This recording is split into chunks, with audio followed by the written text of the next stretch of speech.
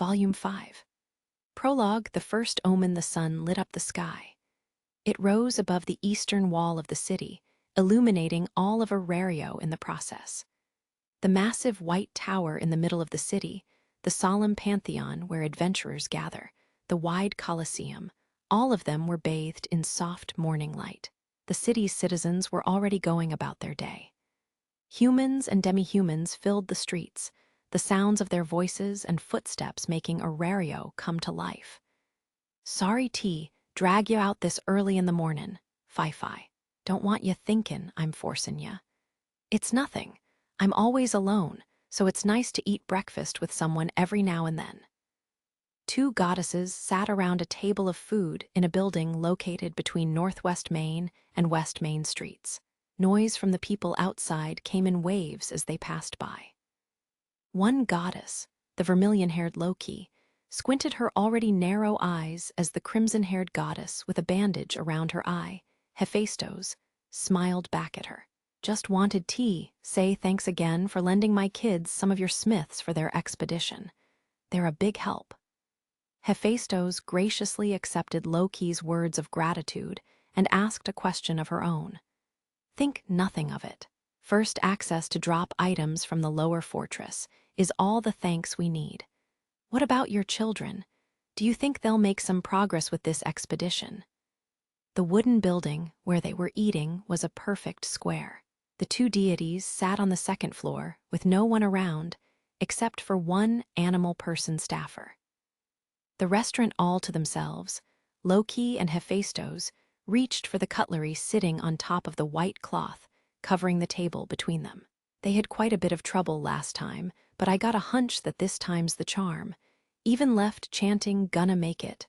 And now eyes is level 6. Everyone's lookin' the part. Chomp. Loki's jaws clamped down hard on a piece of meat at the end of her fork.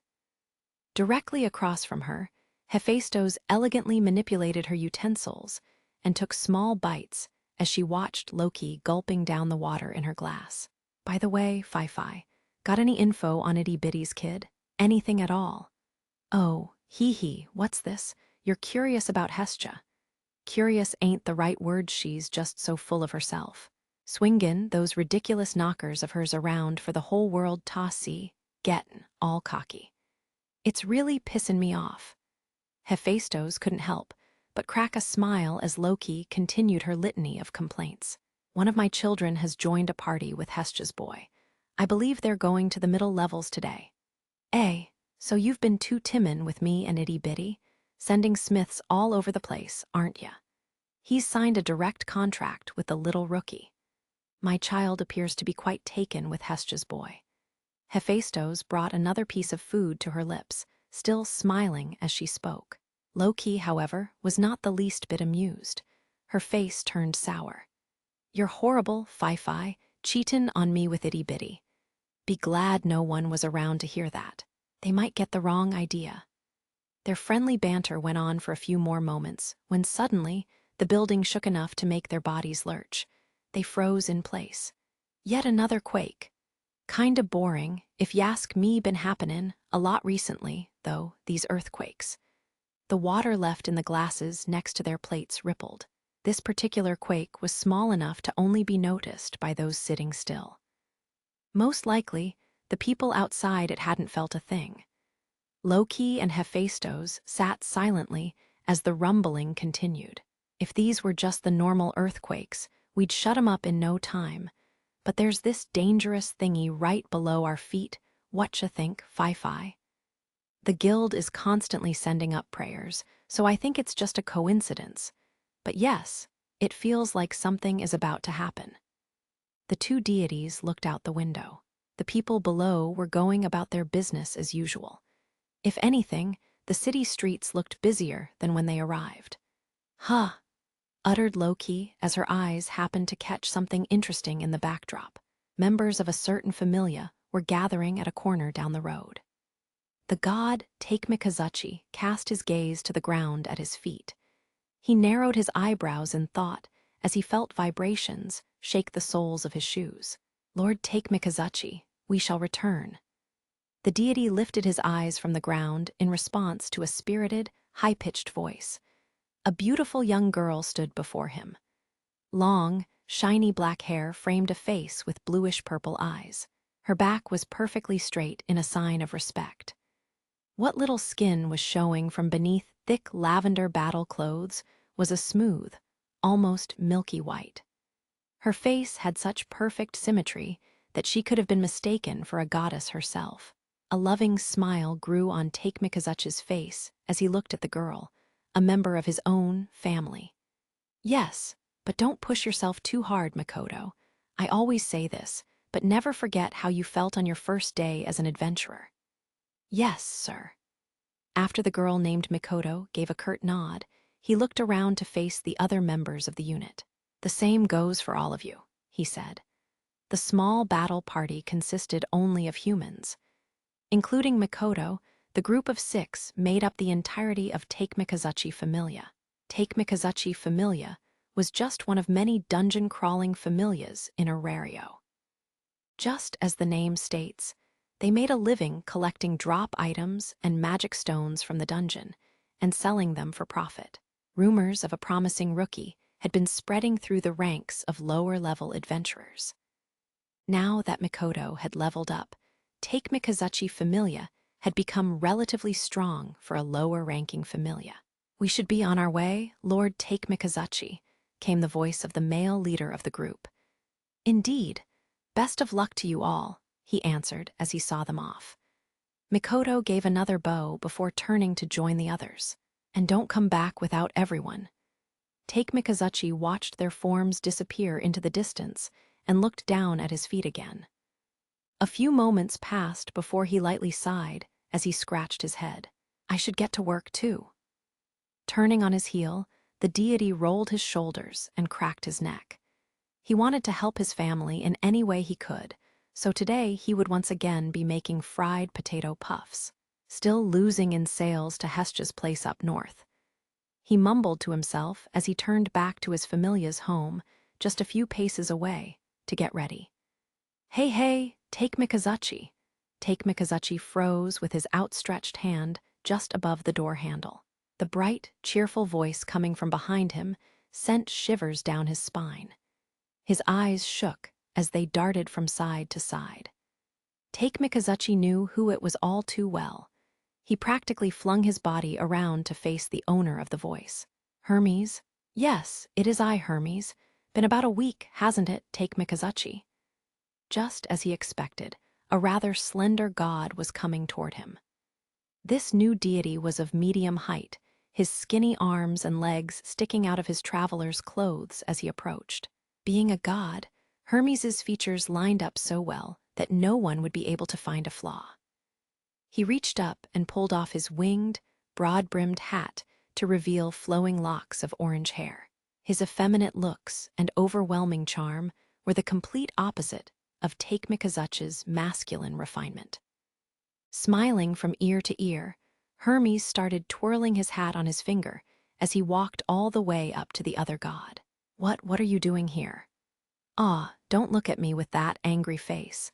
And I came all this way just to talk to you too, Take Mikazuchi. Don't say such things, even as a joke. Aren't you the one who leads all those other idiots in making my life miserable? Ha ha ha, sorry. I just can't help teasing you when I see you, Take Mikazuchi. Hermes's insolent tone did nothing to brighten Take Mikazuchi's mood. The god's face was turning bitterer by the second. Every god has one or two quirks about them, but Hermes took the cake when it came to wild behavior. In fact, Hermes routinely left his familia's home, the one place he had any influence in Arario, to travel around the world. Take Mikazuchi wasn't sure if Hermes was just a born traveler, or if he just couldn't stand being in the same place for a long time. But he did know that the deity had never stayed in the same place for more than half a year. It went without saying that Hermes Familia was an autonomous group run by its members, who were completely left to their own devices. I just came back into town and happened to pass by, so I thought I'd stop in and congratulate you. Congrats on little Mikoto's leveling up, Take Mikazuchi. Your familia has gotten quite a bit stronger. We'll have to do business in the future. Whether in the heavens or on the earth, Hermes had always been extremely good at positioning himself to succeed. Such diligence is the key to not making enemies, Take Mikazuchi thought to himself. Hermes extended his hand, but Take Mikazuchi didn't reciprocate the offer right away. Hermes, why are you back so soon? After participating in the last Denatus, Hermes had packed his bags and headed out for parts unknown. Usually once he left the city, he wouldn't be back for a month at the very least. But this trip lasted only 10 days. It was by far his shortest. Take Mikazuchi didn't try to hide the suspicion on his face. Hermes paused for a moment before smiling once again.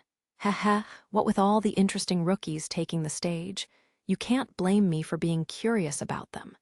So I took care of some things and came back a little early.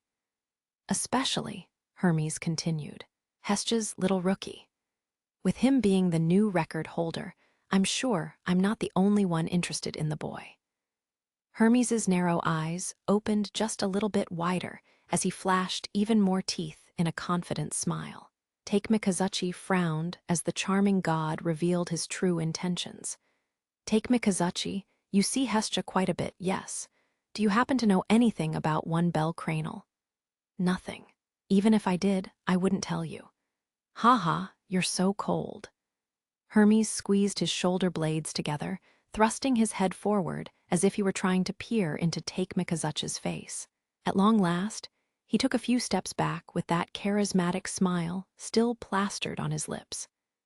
A sudden gust of wind came out of the west, their hair dancing in the sudden breeze. Hermes broke off eye contact from the other god's sidelong glance and looked up toward the sky as if guided by the wind. Ah, I can't wait to meet him. Chapter 1. The middle levels, I can see ash-colored rocks everywhere I look. The walls, floor, and ceiling are all made of solid stone. The air is dank, almost musty. It looks like any cave deep in the heart of the mountain. If I didn't know any better, I'd say that's exactly where we are. Standing here at the top of the 13th floor, the so-called front line of the middle levels of the dungeon, that's the only way to describe this place. So this is the middle levels. Lily's heard about it before, but it's much dimmer in here than farther up. Welf, his hand on the handle of the broadsword strapped to his back, and Lily, her eyes quickly scanning the room, voiced their first impressions. A seemingly endless descending stone tunnel was waiting for us after we left the upper levels. It had to be the pathway that connected to the first room on this level. But still, this is the first time I've ever seen a straight path that doesn't have a visible exit.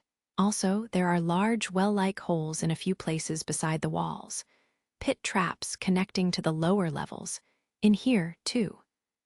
The landscape, the poor visibility, it's nothing like the upper levels. Level 13 is known for its long hallways going from room to room. We can't safely engage monsters in this area, so Lily suggests we find the first room as quickly as possible. Welf and I nod to each other as Lily explains the situation. From what I can see, I'm pretty sure that this hallway is wider than the ones upstairs, but we'd still have a hard time if a monster showed up. It's too cramped in here to fight effectively as a team, especially if we're surrounded by a group of them, trapped among monsters in the middle of the hallway, with no escape route and no backup. Just the thought of it gives me chills. Engaging monsters in a room with plenty of space to systematically take them down one by one. On the other hand, numbers and strategy are very valuable in a fight, and that's exactly what a party gives us. Let's advance while there aren't any monsters around. Mr. Welf, this is a one-way path, so please move ahead as quickly as possible. All right. Lily must have spent a lot of time studying the information available at the guild. It's like she has a map of level 13 in her head or something. She's not just a porter, she's a supporter in every meaning of the word. As I think about how lucky I am to have her in the party, I look ahead at Welf. The three of us advance through the middle levels in a straight line while making sure to keep some space between us. But still, these things are awesome. The salamander wool? Yeah, can't complain about a thing. Welf starts up a conversation just as the eerie silence of the dungeon was starting to get to me. Lily quickly joins in. Conversations like this are rather pointless, but they help ease the tension. I think that's a hidden benefit of working with a battle party. The loneliness and isolation of being solo really adds up after a while. Lily never dreamed of the day that she would be able to wear this fancy fabric. Thank you so much, Mr. Bell. Lily'll take good care of it. Ah ha ha, I did get a discount. I turn my head around to see Lily happily grinning at me.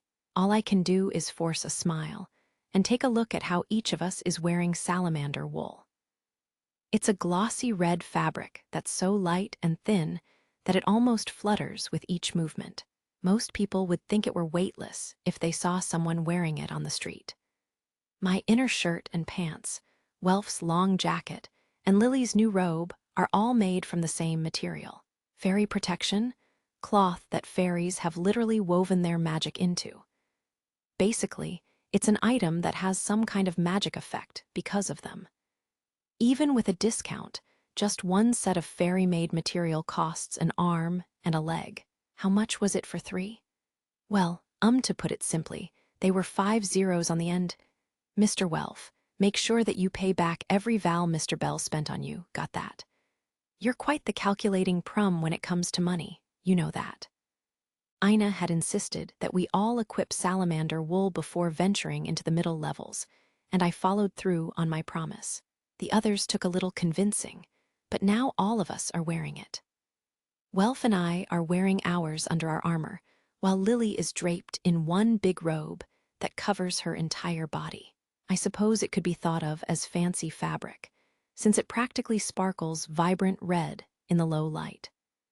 To think that a high smith couldn't make anti-flame equipment on par with this wimpy jacket, I don't got a chance. Those fairies are something else. I can feel a bit of resentment toward fairies in his voice as he straightens the sleeve on his jacket. Just like animal people, fairies, salamanders, sylphs, undines, gnomes, and so on, are classified by their element and place of origin, which also means that fairy protection items also vary depending on what kind of fairy created it. Salamander wool, made by the fire-wielding salamanders, is very good at protecting against fire and heat. I'd call it an anti-flame material. It's said to be very good against cold as well.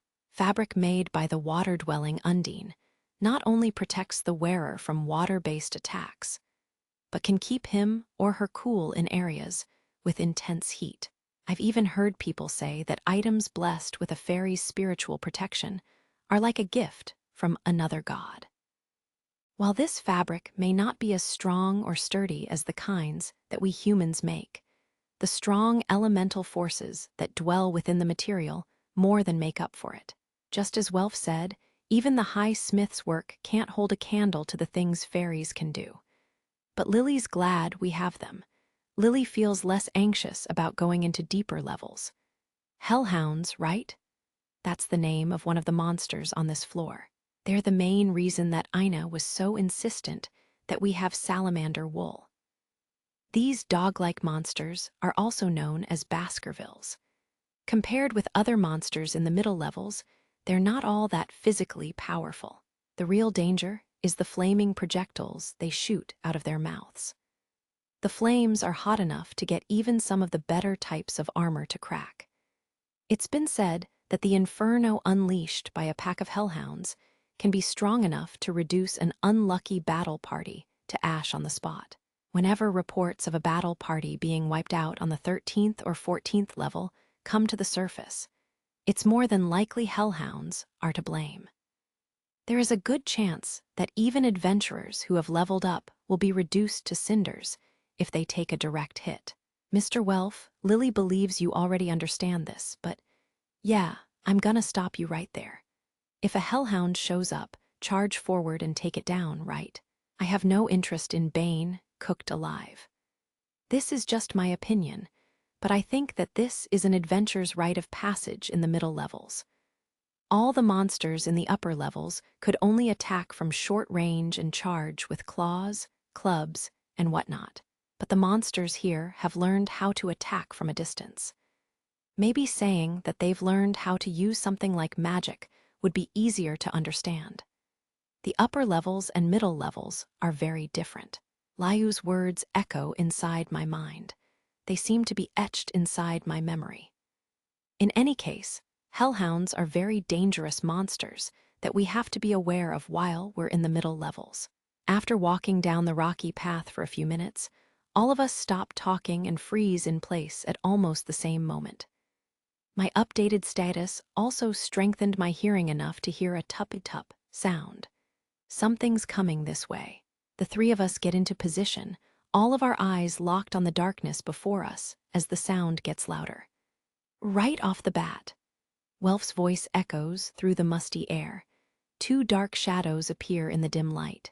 Coming from the other end of the path, the monsters finally come into view. Their muscular bodies are completely black. Eyes glowing a deep red, they practically embody the meaning of the word monster. Four-legged frames far too brawny to be a dog's. Hellhounds, their faces, too vicious to be mistaken for wolves, distort as the two of them howl in our direction. So, how's this distance? Should we get closer? My advisor warned me not to underestimate the hellhound's range. Well then, charge. Welf hoists his broadsword over his shoulder as he gives us the signal to attack. I quickly get into position behind his right shoulder. The two hellhounds roar in unison before charging at us with all speed. A distance of about 50 meters is gone in the blink of an eye. Ooh-oon.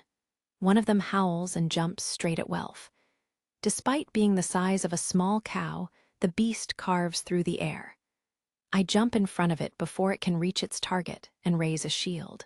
I've got a small, buckler-style shield in my left hand and the 50-selch-long short sword in my right. Welf prepared them for me during the week that we spent practicing our battle formation on the 11th and 12th floors. Since I'm in the middle, I need to be able to both attack and defend. I catch a glimpse of its razor-sharp teeth as it comes at me with its jaws wide open, before I shove the buckler straight into its mouth.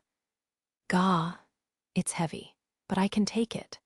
Even with its sharp fangs around my shield and taking the full force of its jumping attack, I manage to keep my feet and stop its momentum.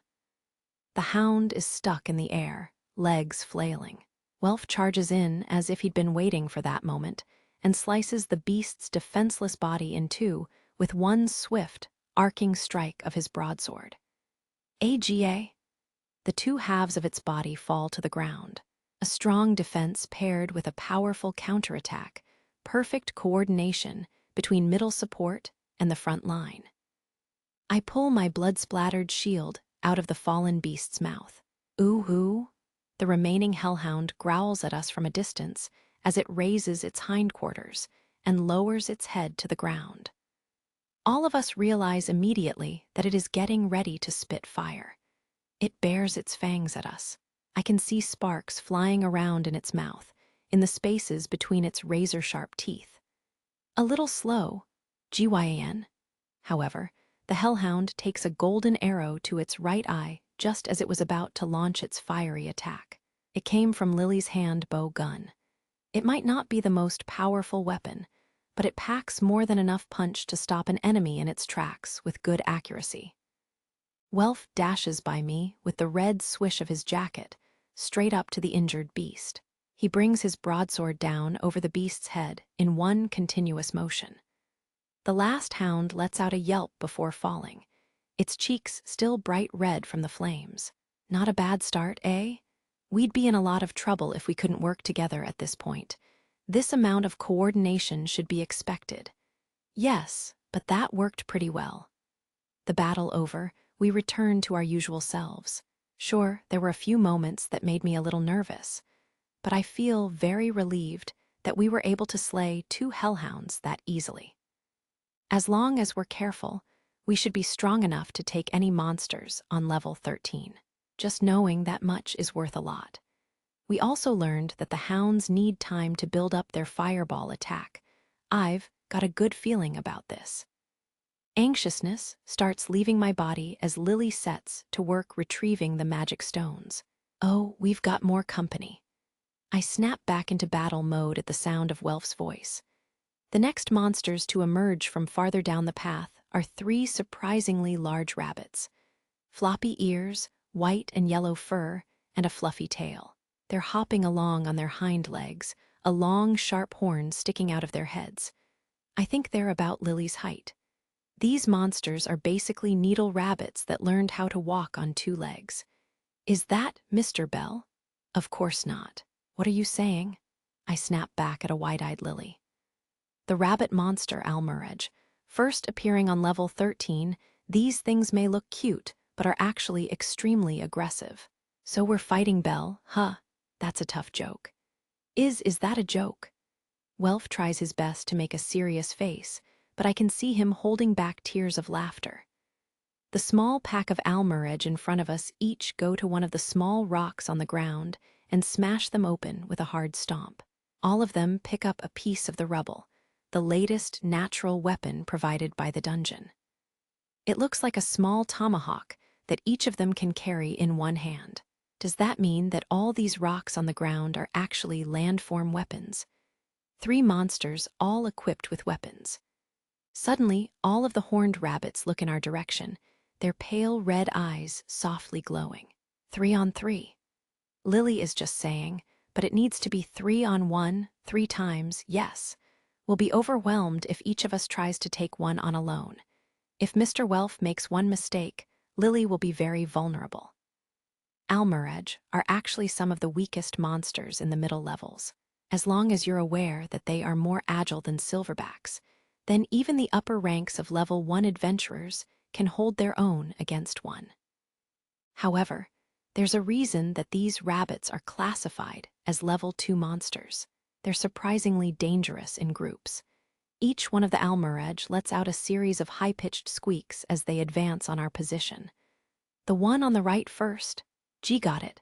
But, this is the first time I've ever felt bad about slayin' a monster. These things are too damn cute. Kai Ki, a 3-man battle party versus a group of 3 monsters. 6 shadows charge forward and clash in the dim light. Hermes is back. Hestia handed a customer a fried potato puff as she turned to face Take Mikazuchi. Isn't it still too early? He was even at the last Denatus. That's what I'd like to find out. He wouldn't come back so soon without a reason. Thank you very much, said Hestia to the customer and gave a short bow. Take Mikazuchi stood next to her, resting his elbows on the counter and wearing a scowl. They were at a food stall on North Main Street. Hestia's friend had shown up unannounced during business hours and said, "We need to talk." Hestia couldn't say no to him, so she listened to what he had to say while working behind the counter. My, aren't you doing good business over here? Heh, of course. I'm here, aren't I? Curses. I had no idea that a mascot had this much impact. There was a constant stream of customers at the food stall, enough to make lines at the cash register. Take Mikazuchi, who was not used to this much activity, looked around with a look of defeat on his face. Hestia put her hands behind her back and puffed out her chest. Since the two of them were wearing aprons, both of them blended in very well despite being deities. So, what did Hermes do? You said he came to your place, Take? He did. Have you seen him since his return, Hestia? Nope, I haven't. I didn't know he was back until you told me. Hestia's body practically moved on its own as she bagged freshly fried potato puffs that a female animal person had just prepared and handed them to a series of customers. Every single one of them smiled as they took their potato puffs, patting Hestia on the head before leaving the stall. He said that he was interested in that boy of yours, Bell Cranel, or something like that. I can't help but feel that he's planning something. Aren't you overthinking this a little bit? I don't think Hermes is the kind of god who would start something. The god Hermes was not one to instigate a fight, whether he was very good at maneuvering through various situations or just very shrewd. Hermes was a well-connected god who often played peacekeeper when other gods or goddesses were fighting among one another. The Hermes that Hestia knew was open-minded and assiduous. He's not the only one to try to make a move on Belle recently. Just this past week, there's been so many that it's getting annoying. You carry his burden well, Hestia. As for Hermes, I can't stand him. There is not a word out of his mouth that I'll actually believe. Ha ha ha. Hermes does give you a hard time, doesn't he, Takei? Hestia's and Hermes's domains in Tenkai were right next to each other. They were neighbors, in a sense. They had been on good terms long enough that they knew a lot about each other. Hestia smiled and laughed with a half-elf girl who was even shorter than she before sending her back to her mother. It's not that I don't understand what you're saying, Hestia. I've just got a feeling that this time is different. Any reason why? Call it divine intuition. Hestia thought for a moment as she stared back into Take Mikazuchi's violet eyes and scratched her chin. If he was depending on his intuition, he had no proof. Take Mikazuchi, are you sure you should be wasting time in a place like this? Ah, my apologies, manager. There was something I had to do, no. I'm sure our sales will increase soon, yes. I'll work very hard. You can say anything you want, but you could learn a thing or two from Hestia. I will, sorry for the inconvenience. I will double my efforts. You'll see what I can really do tomorrow. Hestia was lost in her own thoughts as the food stall manager appeared and Take Mikazuchi bowed in apology over and over. She happened to catch a glimpse of this and wondered what this world was coming to. A god having to bow and scrape to one of the children. She completely ignored the fact that she herself had multiple part-time jobs and had done the very same thing on countless occasions. I'll take my leave, Hestia. It might be meaningless to tell you to be careful, but still, keep an eye on Hermes. Sure, thanks, Takei. Take Mikazuchi made his way past the manager and turned around to wave one last time before returning to his own shop. Thankful for her friend's concern, Hestia smiled and watched him leave. Hermes, huh? She stuck her head out of the side of the food stall and looked toward the blue sky. She thought about her neighbor, especially about that charming smile of his. It happened to remind her of one other deity. There's no way, right? Her soft voice was carried away by a whimsical gust of wind. The sun shone down through a blue sky filled with white puffy clouds. West Main Street was filled with crowds of people, and countless horse-drawn carts bathed in the soft sunlight of early afternoon. A certain deity and one of his followers made their way through the middle of all of it. So then, Isfi, what did you find out? According to the public information available at the Guild, he has completed level 11 and spent the last 10 days on level 12. The deity having a conversation surrounded by the hustle and bustle of the citizens of Arario just happened to be Hermes. Isfi, the human woman he was talking to, followed close behind as he made his way through the crowd. The woman wore a white cloak and rather unusual sandals on her thin feet, each of which had a pair of golden wings curving around the sides. Also, someone at Babel Tower had something interesting to say. He apparently bought enough salamander wool to equip a small battle party earlier this morning. Oh, don't tell me he's gone to the middle levels. Most likely, responded Isfi. Hermes's lips curved up in a smirk. And only 10 days after leveling up, just how a record holder should be, very fast indeed. In addition, I have discovered he possesses extremely powerful magic. He used what must have been a very long spell to cast magic so powerful that it wiped out an infant dragon on level 11. There were many witnesses. The woman giving this information to her god would have looked right at home in the company of other deities as well. She had a perfectly symmetrical face, her eyes brimming with knowledge, and brilliant silver glasses framing her feminine features. Her hair was a stunning aqua blue with a few lighter shades mixed in. It was as if strands of water were flowing from her head. Ignoring the eyes of the animal people and dwarves that passed by, Isfi continued her report. That's not the only reason. Go on. Many adventurers believe that the only reason he defeated a minotaur is that he was lucky enough to land this magic attack. That he is a weakling who only finished off a minotaur that had escaped from Loki Familia. Some go as far as to call him the phony rookie. Ha ha ha ha, phony rookie. Got a nice ring to it. Hermes's mouth opened wide as he laughed. Many people were startled by his roar of laughter and stared as he passed by. But Hermes was enjoying himself too much to care, his shoulders jumping up and down in glee. But he only managed to hit it with his magic. He only delivered the last blow to a monster with its foot in the grave. A god's blessing won't be fooled by cheap descriptions. But yes, I understand what you're trying to say. Hermes narrowed his already thin eyes as soon as his own laughter died down. I believe these opinions can all be explained by one thing: the fact that he leveled up so quickly. Ah, yes, adventurers are always so hard on one another. I have confirmed that Belle Cranel is not very well liked by other adventurers. At that point, the noise on the street became too loud for their conversation to continue. A group of bards composed of many races had set up their instruments in front of a shop nearby, and were giving a live performance for the townspeople under the blue sky. They sang of the many places they had visited, the things they had seen with their own eyes, and expressed everything with upbeat tones and sometimes dark chords as their story unfolded. A large ring of people formed around the bards on the street. Even people on the upper floors of the surrounding shops and houses opened their windows and leaned outside to hear them. Hermes stopped to listen to their songs as well. He clapped just as loud as the rest when they had finished and gave them some gold coins. The traveling bards couldn't believe their luck.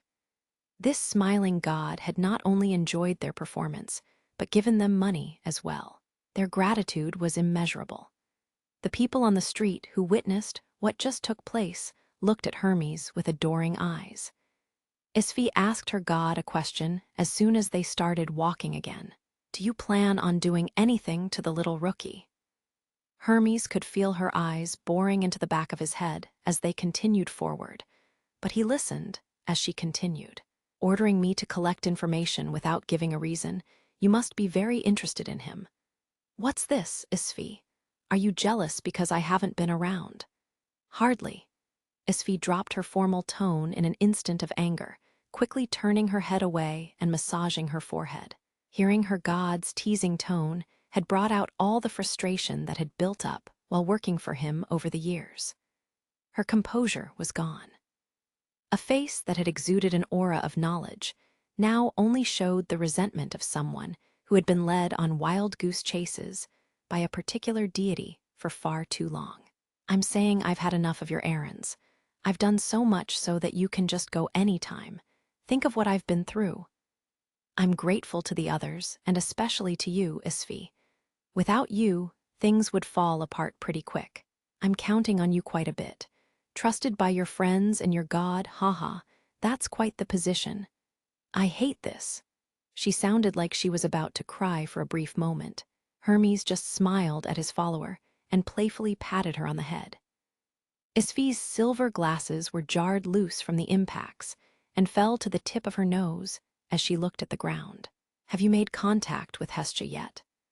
Isfi sighed as she pulled herself together and asked a completely different question.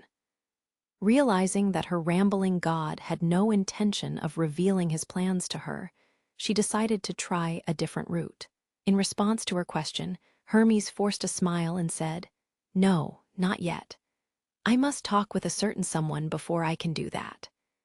Before a stern-looking Isfi could respond with another question, Hermes came to a stop in front of a certain bar. It was a rather large bar and cafe built on West Main Street. A large sign above its front door read "The Benevolent Mistress," written in Koine, the universal language. The cafe terrace was filled with customers at this time of day. Hermes and Isfi walked right by it and through the entrance. "Welcome, Meow, Mew, Lord Hermes. Oh, Chloe, it's been too long. Sorry, but could you call Mia for me?" Hermes smiled brightly at the cat person who greeted him at the door. The cat girl stared at Hermes and Isfi for a long moment before saying, "Sure, Meow. Just a moment, Meow." She wasn't about to refuse the request of a god. Chloe disappeared into the back of the bar, and not 2 seconds later, the floor creaked as the massive body of a dwarf woman appeared behind the bar. The hell's a god want in the middle of the lunch rush? Don't look at me with those sour eyes, Mia. You're ruining your pretty face. Any more jokes and I'll take off your head. I'm busy, you hear. You got something to say? Then out with it. Mia was not the least bit intimidated by the god in front of her. In fact, the owner of the bar was scaring Asfi enough to shake in her sandals behind Hermes. The deity, on the other hand, was not the least bit afraid, and walked right up to the counter, resting his elbows on the edge. Well then, I'll get right to it. Could you make an appointment with Lady Freya for me? Hermes lowered his voice as he leaned over the counter between them, his face right in front of Mia's. The dwarf held her ground, locked eyes with Hermes, and cocked an eyebrow. The deity's orange gaze and her piercing stare bored into each other, until finally, humph. I'm not a messenger for fool gods. You've got feet. If you want to talk to the lady so bad, use 'em. Mia practically spit the words out of her mouth, flatly rejecting Hermes's request. HMPH, she angrily sighed out of her nose and disappeared back into the kitchen. Hermes watched her robust body vanish behind the door before turning to Asfi, forcing a smile as if to say, that didn't work. Not my problem, she seemed to reply with her disinterested look. Lord Hermes. Hermes looked over his shoulder in response to hearing his name, his expression changing in the blink of an eye. Oh, if it isn't, sir. It's been so long. How have you been? Sir, dressed in her waitress uniform, had just come into the main part of the bar after returning from her break. Yes, a very long time indeed, Lord Hermes. I'm glad to see that you are well. Ah, you always were the one with the best manners. What do you say, sir? Want to get out of here and have some fun? A date with you would go a long way to healing the heart that Mia just ripped to shreds. You do that for me, right? Hey, ow ow ow. Let go of my ear, Asfi, you'll tear it off. Sir politely smiled at the god's attempt to use what just happened as a pretext for something completely different. I'm going to have to decline, she responded, as Asfi punished Hermes while silently glaring at him. Sir guided them to a seat at the bar, Hermes grudgingly massaging his ear along the way. Please have a seat here, Sir gestured to a seat at a table, but Hermes walked right past it toward the counter. The chair that Hermes plopped himself down on was normally the seat that Sir reserved for Belle, his usual spot. The girl was speechless as Asfi took her position behind Hermes. The deity looked up at Sir and smiled. Hey, sir, can I ask you something? Yes, what is it? If you happen to know anything about Belle Cranel, would you tell me? The girl's shoulders twitched. All the waitresses within earshot made eye contact, silently communicating with one another in the noisy bar and cafe.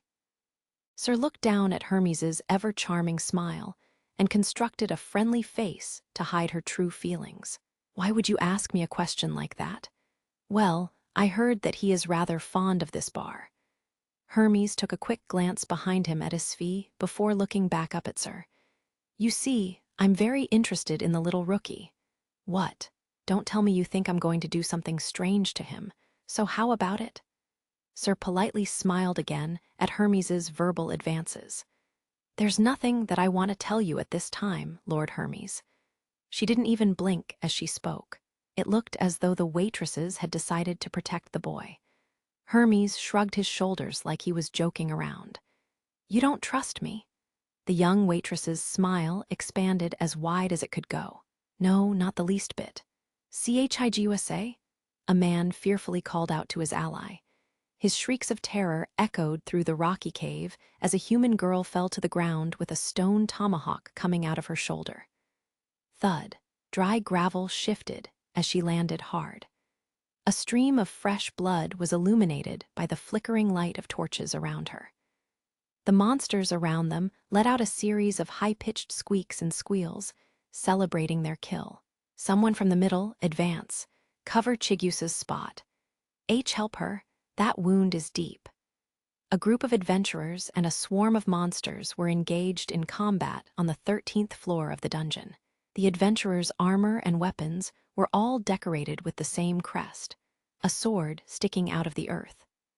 Take Mikazuchi Familia's crest. The party of 6 adventurers, currently 5 standing in a ring, were in a defensive struggle against the onslaught of a group of 7 Almarej. However, there had been a weak spot in their ranks. The rabbit monster's quick movements had momentarily confused the battle party, and one of the beasts seized the opportunity to take down one of their frontline members with a tomahawk throw. The surprise attack had come from an Almarej that stayed behind the other monsters, running circles around the adventurers. It was a potentially lethal blow from a monster that had mastered the use of the landform weapon. Ki-aya, ga! The Almarej suddenly changed their strategy. They could all see the gigantic opening in the trembling Take Mikazuchi Familia's formation and quickly moved to exploit it. The monsters in the upper levels didn't have the ability to read the situation. While there wasn't much change in physical strength, the difference in intelligence between the monsters of the upper and middle levels was worlds apart. Clashes of steel and stone rang out through the cavern and were quickly followed by human screams of pain and agony. The Almarej had surrounded the party in a net-like formation. No matter where the humans looked, they could see the ring of monsters getting closer and closer. Ya, Kyuye! The battle party was losing ground in the face of the monster's onslaught. One girl lashed out against the attack, her shiny black ponytail fluttering behind her. Stepping in front of her fallen comrade to protect her, the girl swung her blade so fast that her allies saw only afterimages as it sliced through the nearest Almarej. Captain Auka, lead the retreat. I'll cover you. Thanks, counting on you. Mikoto's violet and purple armor glinted as she stood tall and urged her allies to make an escape. The man in charge of the group gave the order, and Mikoto took her place in front of the monsters to cover their retreat. Her weapon of choice was a curved katana blade more than 90 selch long. Mikoto faced down the monster's pursuit, with both hands firmly clasped on the hilt of her blade. Hayan, yelling at the top of her lungs, she charged the first Almarej with lightning speed. She easily dodged its attack as her counterattack hit flesh. The rabbit monsters outnumbered her, but none of them could get past her. Her graceful, refined movements were completely different from those of the other adventurers and monsters around her. Mikoto's level 2 skills made her more than a match for anything on the 13th floor of the dungeon. Even the Almarej, known as one of the most agile monsters in the middle levels, couldn't keep up with her movements. Any one of them that was careless enough to attack her head-on was cut to shreds. Uwag! The tables turned yet again when a savage roar strong enough to send vibrations through the cavern came from farther down the tunnel. Mikoto and the remaining Almarej turned to face it.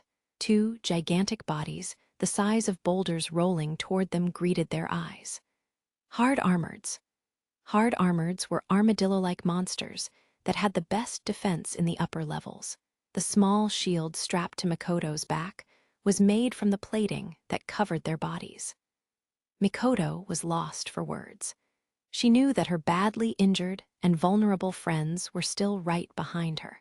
They would not be able to escape without her help. A hard armored in its rolled-up state was practically invulnerable to physical attacks.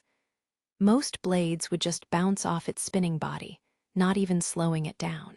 Her allies would have no time to brace for their assault should either one get by her.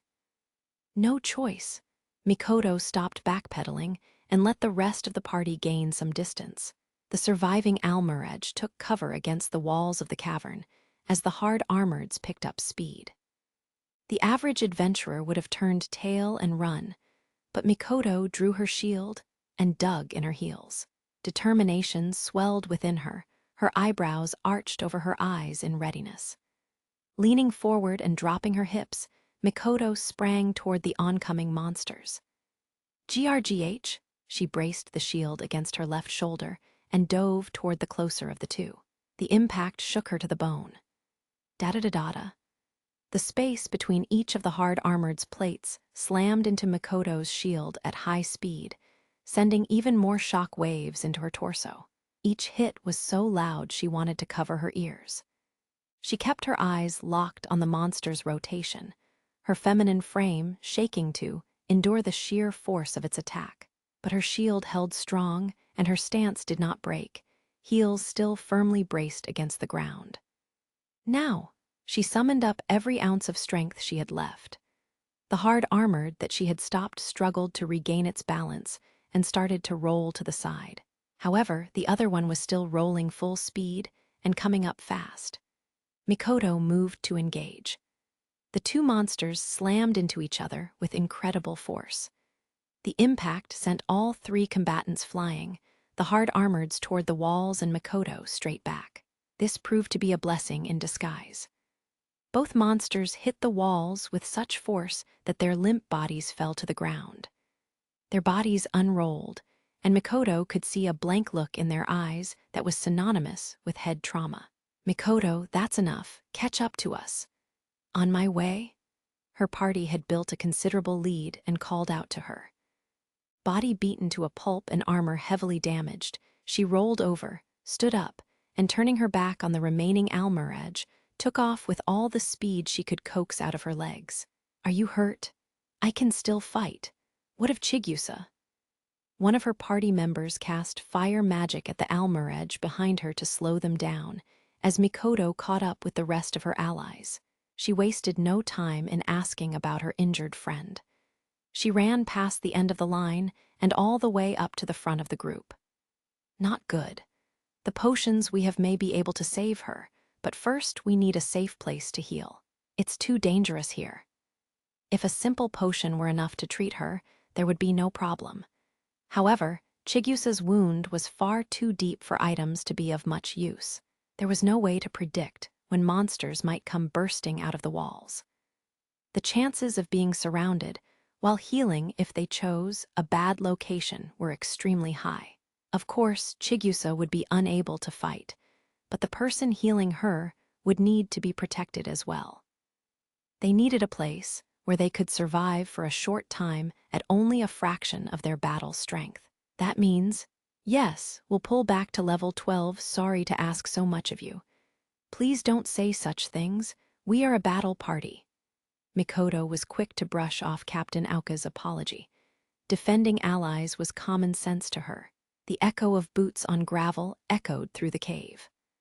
Not far behind the members of Take Mikazuchi Familia were the shrieks and howls of the monsters in hot pursuit. The entire left side of Mikoto's body, the side that had taken the brunt of the hard armored's rolling attack, throbbed in pain. Doing her best to hide this from the others, she looked toward Chigusa. Her arms were draped around the shoulders of two other party members, the tips of her feet dragging on the ground as they ran. The stone tomahawk was still buried in her shoulder blade. Her armor and clothing dyed a deep blood red. The shallow rise and fall of her chest was the only proof that she was still alive. Mikoto grimaced at the state of her poor ally. She could barely breathe when their eyes met. The normally shy girl's cloudy eyes were partially hidden by her bangs, but the expression on her face said only one thing: sorry. Mikoto shook her head. "Not good. What is it?" "More monsters. Now there are hellhounds chasing us." The rear watchman's warning made everyone break out in a cold sweat. Mikoto took a glance behind her only to see the group of Almiraj bounding toward them, accompanied by 4 dark, dog-shaped shadows with glowing red eyes. It was not difficult for the adventurers to visualize their own bodies burned to smoldering cinders, just looking at the monster's hot breath. The true extent of the dungeon's darkness and despair flashed before Mikoto's eyes. "Move!" All of them pushed their bodies even harder at Aoka's command. Everyone knew death had them cornered. Even Mikoto was running with everything she had. At last, the cavern came to an end, and they emerged into a room. This room wasn't square, but a massive dome. The ceiling was unbelievably high. There was a stone hanging precariously from its highest point in the center. It looked as though the slightest vibration could send it crashing to the floor below. The walls were extremely rough and full of holes. All the scraps of rock on the ground could mean only one thing: a swarm of monsters had just been born. The sounds of the fierce battle echoed through this wide space that any party could use to its advantage. Are they a familia new to this area? A small battle party was trying to fend off a group of monsters on one side of the room. A group of three, 2 human men and a prum girl by the looks of them. Mikoto had never seen a battle party like that in all of her trips to the 13th floor. She reasoned that today must be one of their first trips to the middle levels. We're going over there. Mikoto's body lurched as if Aoka's words had been a slap in the face. No one in the group had to ask. They knew what he was planning to do. A pass parade. It was a strategy used inside the dungeon. Simply put, it was a way for one battle party to escape from a monster by passing it off to another battle party that happened to be nearby. There was an unwritten rule that battle parties made as little contact with one another as possible in the dungeon. But everyone accepted that there were times when sacrifices were necessary to protect something important. Accidents happened every day in the dungeon, and using another party was one way to get your own out of a sticky situation. Please reconsider, Captain Aoka. If we do that, then those people executing a pass parade now would mean the small party of adventurers would become that sacrifice. She could tell that that party was struggling as it was. They were trying to fend off a large pack of Almuredge, just as Mikoto had done only moments ago. They would be overwhelmed if any more monsters joined the fray. Should the pack-chasing Take Mikazuchi familia get too close? Your lives are far more important to me than some random people. If it leaves a bad taste in your mouth, you can scold me to your heart's content when we get out of this. Aoka's decision was final. Mikoto's face looked like that of a child who'd realized her parents had disappeared. She looked back at her allies. They were in dire straits. Most were covered in blood, their breathing shallow, and staggered as they sprinted for their lives. Their familia's emblem glinted dark red beneath a splattering of fresh blood. Mikoto was on the verge of tears for the first time since this ordeal started. I'm so sorry. It was too late to change their route now. They were close enough to see the whites of the other adventurers' eyes. She caught the gaze of a white-haired boy as he sliced through one of the rabbits and tried her best to communicate a heartfelt apology. Belle could hear, could feel all of the Almuredge coming at them from all angles. The continuous onslaught of monsters didn't allow for a moment of hesitation. Not even enough time to breathe, eh? Then don't talk. Welf swung his large blade, sweat flying everywhere, as Lily delivered the final blow to a monster with a well-placed arrow. Belle was fighting very well despite being completely surrounded. With the exception of agility, Welf's status was greater than or equal to the Almuredge. He fought on the front lines with Lily's support. It was Belle's job to make sure that they didn't get flanked by taking out as many of the monsters as he could. Most of the rabbits fell to a single slice from Belle's blades. It didn't take the monsters long to figure out that it was useless to take him head-on. His speed and power were just a little bit higher than the average level 2 adventurer. Welf, get down. Gotcha. Seeing that Welf was about to be hit from 2 sides, Belle jumped to his aid. Belle flew over the back of his kneeling friend, slicing one Almuredge in half with the blade in his right hand and slamming the side of his buckler into the head of another. That was too close. The boy might have been holding his own, but his mind was racing. Fatigue was beginning to catch up with him. His limbs had never felt this heavy at any time in the upper levels. Of course, the most powerful member of an unbalanced party had to carry the largest workload in combat. But the increase in number and intelligence of the monsters in the middle levels served to make that burden even harder to bear. Belle was starting to realize just how little endurance he had. Another second, and he would have been too late to save Welf. That thought sent a drip of cold sweat down his face. He was going to need a rest, and soon. Bell saw something strange out of the corner of his eye as he watched Welf deliver the final blow to the dazed Almuredge. It was a party of 5, no, 6 adventurers. The members of a different familia came closer and closer by the second. Bell raised his eyebrows in confusion. Battle parties preferred to avoid as much contact as possible in the dungeon to avoid problems on the surface. He could understand if they were heading directly toward the exit, but their current path would bring them very close, almost as though they were targeting him. The heavily damaged battle party was coming toward them on purpose. They passed within a stone's throw of Bell on their way by. He happened to catch the eyes of the girl with a glossy black ponytail. Blue velvet eyes on the verge of tears locked with ruby-red ones for a brief moment. Oh no, they led more to us. Meanwhile, Lily was the only one able to respond to the other battle party's actions and tried to warn her allies. She had experienced this very same tactic during her time as a thief. She knew this practice all too well. We've been used as a decoy. More monsters are coming. Lily practically screamed at Belle's dumbstruck face. A moment later, just as she predicted, another swarm of monsters appeared in the room. There was almost double the number of Almuredge they had been fighting, as well as a few hellhounds coming at them. The color instantly drained from Belle's and Welf's faces. Bell spun around just in time to see the last member of the other familia disappear through the room's exit. Retreat, Mr. Welf, the tunnel to your right. Move. What the? You've got to be kidding. Bell's battle party scrambled in confusion. Fear was beginning to rear its ugly head.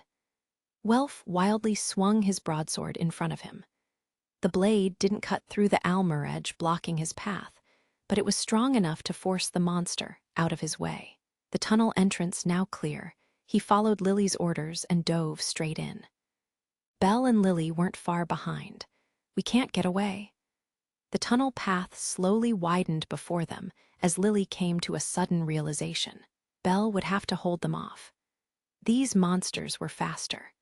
While Bell might be able to get away, it was a given that a supporter with a weak status had no chance in one of the middle levels connecting tunnels. The pack of monsters formed a line, bared fangs flashing in the dark. None of them could tell how many monsters were there. The beasts were kicking up enough dust to hide their numbers. It was a sight that would make any normal person collapse on the spot. Bell chanced another look over his shoulder as he ran next to Lily. It was as though a nightmare had come to life. Mr. Bell? Hey, Bell, I'll catch up. The decision was made in a flash.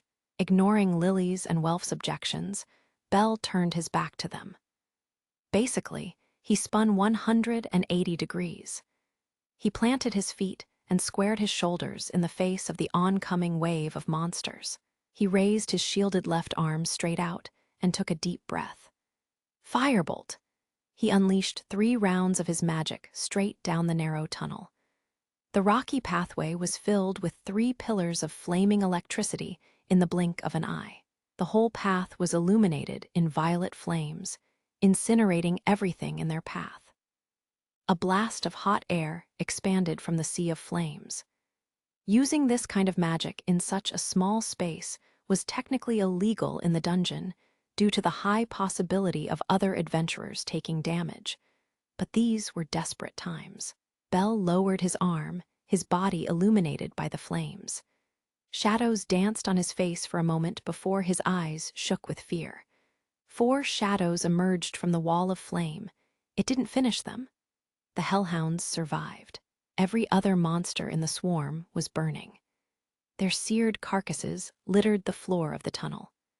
Perhaps because hellhounds had the ability to spit fire themselves, they also had an unusually high resistance to fire magic. Their crimson eyes cloudy, bodies decorated with fresh wounds. The group of demonic dogs hacked the ash out of their lungs and released a ferocious howl in unison.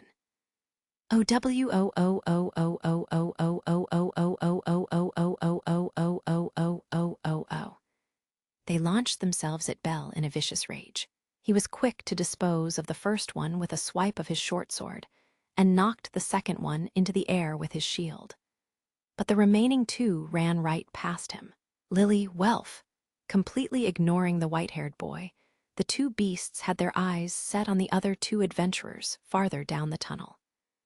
Lily and Welf took emergency action as Bell's warning came echoing off the walls. Lily did a half-turn. Her best chance to survive the initial assault was to use the broadsword attached to her backpack as a shield. Welf took a defensive stance and raised his own sword high above his head. Garurer, Ag, come get some. Impact. The sword on Lily's backpack successfully repelled the hellhound's tackle, but she wasn't strong enough to stay on her feet, so she fell to the floor. Welf's powerful swing missed its intended target. The other hound had Lily pinned down, standing on top of her backpack, and snapping its jaws just above her head. Bell flew in from out of nowhere and kicked the dog to the side after disposing of the one that came after him. The kicked dog hit the ground hard, its body broken at the same moment that the hellhound that dodged Welf's attack collapsed. "Are you guys okay?" "Why, yes. Somehow, damn." Lily dusted herself off as she stood up. Welf smirked a thin, pained smirk as he grabbed his arm. The hound's claws must have hit their mark. Long streaks of fresh blood ran down his forearm. The pain of knowing he hadn't been able to protect his allies pierced Bell from within. However, what he saw behind Lily and Welf made his blood run cold. There's more." The boy could see the shadows of several monsters making their way up the tunnel from the other side. At the same time, Lily saw even more shadows coming from behind Bell and said in a very raspy voice, "Pincer attack. Well, isn't that depressing?" A pack of almaredge had made its way through the burned hallway, all the way up to their current position. The three adventurers were quick to take a triangular formation, their backs turned toward one another. Bell scrunched up his face as he looked past the remains of the hellhounds and to their next opponents. "Why is it that monsters spawn so fast in the middle levels? I need a break." "Because it's the middle levels, right?" "Ha, ha, ha." Lily pulled a few potions from her backpack and passed them around as the boys tried their best to lighten the mood. The liquid could restore their physical strength, but there was nothing they could do about the mental fatigue taking over their minds. It was hard for any of them to concentrate. "Mr. Bell, Mr. Welf, Lily recommends we retreat. We need to rest and regroup. There will be no end to the monsters at this rate." "Sounds great to me, but what are we gonna do about this? Focus on one side and break through?" "Yes, Lily believes that is best." Lily nodded at Bell's idea. All of the monsters had started to surround them. The party knew that there was no more time for talking, and they readied their bodies for what was coming next. "Well then, yeah, let's go." The dungeon slowly but surely took away every bit of mental and physical strength that Bell and his battle party had left. It wouldn't let any adventurer who made even the slightest mistake get away with it. The dungeon was very sly. Like a salivating hunter toying with its prey, the dungeon didn't go in for the kill all at once, but strategically wore its meal down, occasionally having monsters howl at them from afar, sometimes shaking the ground beneath their feet with strong quakes, and, of course, consistently birthing monsters at just the right time to cut off their escape. These little incidents weren't much on their own. However, not knowing what was coming next weighed heavily on the group. None of them could hide their exhaustion. It was much easier to bring down a castle with a broken foundation. Lost physical strength was not easy to recover, and once they noticed something was wrong, it was already too late. The prey let out groans of agony, weak bodies hunched over as they fought to catch their breath. Only then did the dungeon bare its fangs. Crack! A very unwelcome sound reached Bell's ears, his body already on the verge of collapse. He had lost track of how long he had been half fighting, half running away from monsters. His gaze raced around the tunnel, trying to find the source of the noise. The walls looked as solid as ever, but the noise was getting louder. The mother dungeon wasn't about to pull any punches now. Crack, crack. The foreboding sound surrounded them, echoing from all sides. Huh. Belle was the first to figure it out. The sound was coming from above. Welf and Lily followed his line of sight and gasped. A web-like network of cracks and fissures sprawled out over the ceiling above them. The parties stood and watched as the web expanded farther down the tunnel in both directions. It was too wide to believe. Another crack, and more echoes. It got harder to tell the difference between new crevices opening and the echoes with each passing moment. A piece of rock fell from the ceiling as the entire tunnel groaned, unable to bear the weight any longer. Belle's body was frozen in place. The boy could feel the blood draining from his head. Monsters. The second that thought crossed his mind, the ceiling shattered in a thunderous roar as a swarm of bad bats was born from the tunnel ceiling. Kya. A chorus of high-pitched squeals rang out as the bad bats took wing for the first time. The dim lights from above were suddenly blacked out by countless shadows in the air. Shrouded in darkness, Belle and the others could only catch a glimpse of the heavily damaged ceiling, until finally it caved in. Belle's, Lily's, and Welf's eyes practically jumped from their sockets. All of them sprang into action a moment later. It was a rock slide intended to kill. The three of them made a mad dash forward, trying to escape the onslaught. One hit after another, new pain erupting with every blow. Their eardrums were assaulted by the thunderous barrage of stones and boulders falling like water. Rocks and boulders just kept coming from above. There wasn't even a sliver of time to look out for one another. The three ran as fast as they could to escape the howl of the dungeon itself. Gah-ha! At last the rock slide subsided. Welf gasped for breath, the air filled with thick dust and debris. Belle's hands broke out in a cold sweat, but he didn't look in Welf's direction. He could tell by his voice that he was hurt. There was a small cough in the distance. Lily. Wiping away the blood that seeped from the many small cuts on his face, Belle tried to call out to his friends to make sure they were okay. However, his throat was too dry and full of dust to produce the sound. Shapes were coming into focus now that the dust started to settle. There were several dark shadows climbing over the rubble that sat on top of where he had been standing just a few moments ago. A pack of hellhounds. In that moment, Belle's voice was truly gone. Garer, all of the hellhounds' heads were low to the ground. Sparks flew as smoke rose from their mouths. They started baring fangs. The rubble underneath their feet was illuminated in red, glowing light. Oh no, Lily turned pale. She was gripped by the despair of what was about to happen. Can't make it. Welf gritted his teeth, as if he were cursing his lack of luck. Belle's eyes were opened. Opened to the strength and number of the monsters. Opened to the mercilessness of the dungeon. Opened to the constant flow of absurdity. The hellhounds rose and flung their heads forward. The battle party was lit up by the volley of flames that exploded from their mouths. The orbs of flame tore through the air, waves of intense heat bursting through the tunnel. The middle levels, there was a massive explosion. Chapter 2, How Many MEDERS to a Safe Return? A small figure ran into the Pantheon, the guild headquarters. With twin black ponytails dancing behind her, the figure made her way into the white marble lobby and through a crowd of adventurers almost twice her size. Hestia didn't care that her skin was covered in sweat or that her breathing was ragged as she darted for the counter in the corner of the lobby. Miss Advisor, G-Goddess Hestia. Ina's eyes widened as the small goddess practically tackled the reception desk. Hestia didn't wait for the half-elf to respond and got straight to the point in a desperate voice.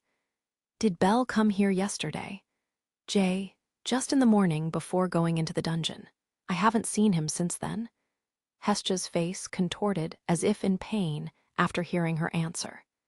Seeing a look of confusion on Ina's face, the young goddess immediately started explaining.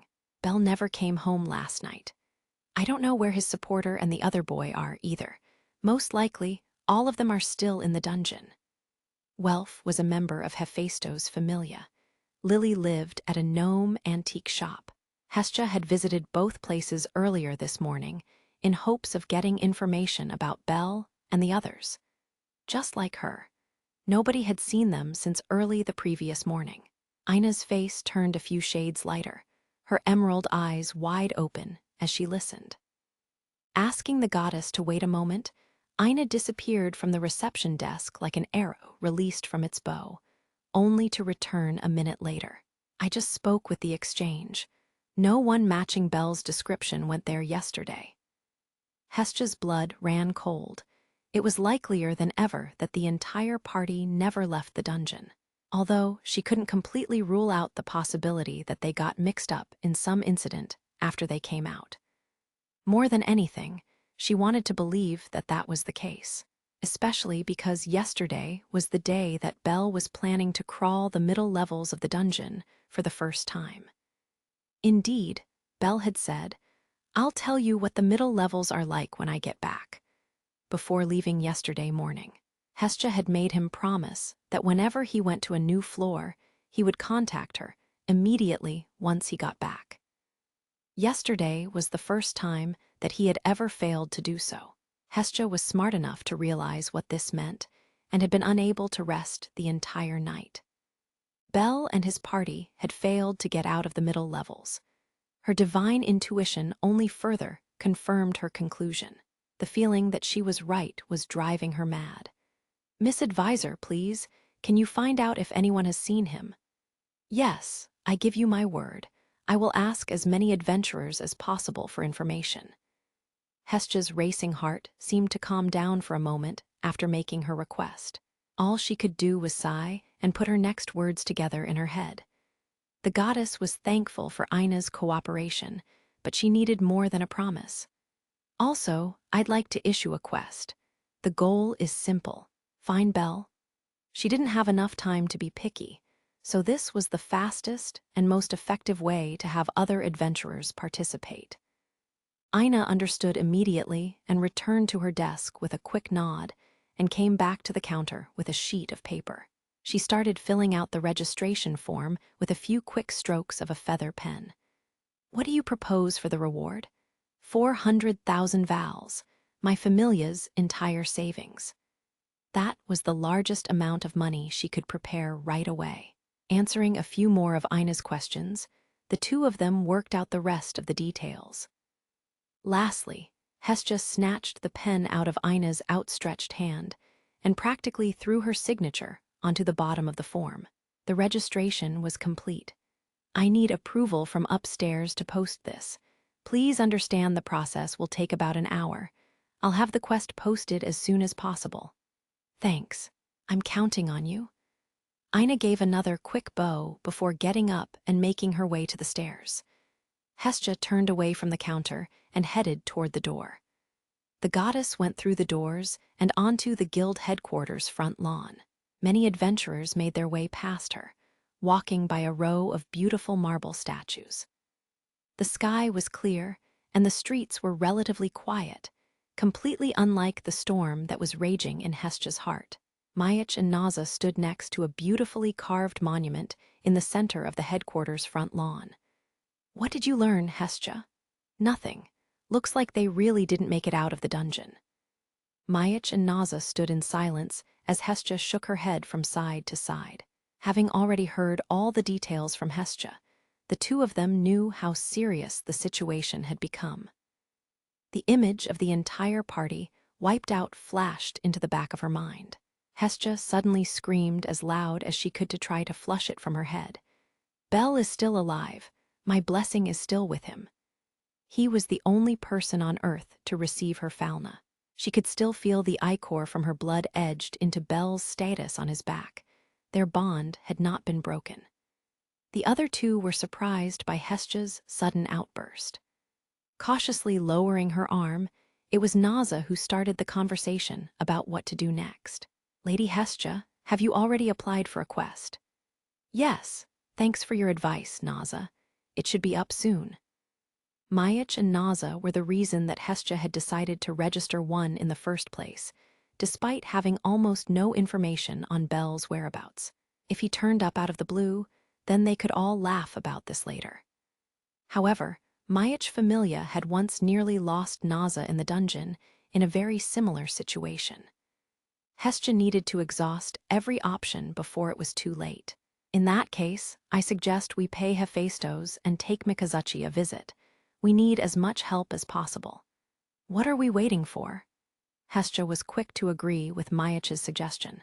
They left the guild headquarters behind and headed out onto the street. 1 hour later. Just as Ina had promised, Hestia's quest was posted on the bulletin board at guild headquarters. Amid all of the adventurers looking for a quest to undertake, one in particular found the newly posted quest and leaned in for a closer look. Without warning, rip, she tore the post from the bulletin board. Something very bad has happened, Lord Hermes. 12 hours earlier. The dungeon was silent. With no monsters around, only the moldy smell of the damp air and ash-colored rocks was there to provide atmosphere. The tunnel was very dim. The only light came down from far above, spots on the ceiling flickering like distant campfires. Only the sounds of heavy footsteps on gravel reverberated through the darkness. Bel silently made his way one step at a time through the tunnel, his face softly illuminated by the lights above. A bead of sweat worked its way down his brown, dust-covered face and fell off his narrow chin. It landed quietly at his feet. The cuts covering his head had finally closed, and rivers of dried blood covered his cheeks. Hun, Hun! His deep breaths pierced the silence as he adjusted the arm draped over his shoulder. Sorry, man. Don't worry. Bel managed to get the words out between breaths, in response to the weak voice in his ear. Welf wore a very pained expression, his face coated with sweat as Bel helped him to move forward. Bel looked out of the corner of his eye behind Welf and saw Lily, looking just as ragged as they did, not too far behind. She noticed his gaze and flashed a shaky smile as if to say, Lily's okay. The three of them had managed to survive the Hellhound's volley of fire, although it had been a near thing. The attack had come from a rather large pack of the monsters. They made their move to escape before the smoke cleared, and their mad dash to safety had been successful. But they had paid a high price to win their improbable survival. One of Welf's legs had been crushed in the rock slide on level 13. It was impossible for him to walk on his own. While Lily didn't have many visible injuries, Bel could tell by the look on her face that the weakest member of their party had had the most difficult time during their escape. Also, her backpack was in tatters. There was no doubt they had lost a large number of potions and other items. Bel looked down to assess his own condition after checking up on his allies. We'd have been wiped out without the salamander wool. The red fabric still sparkled under what was left of his armor. A fresh bead of cold sweat ran down the back of his neck as Bel thought about what would have happened without it. All of them would be a smoldering pile of ash at this point. The magical protection that resided within the fairy-made cloth was the only reason that they'd survived at all. The salamander wool had protected their bodies from the intense heat.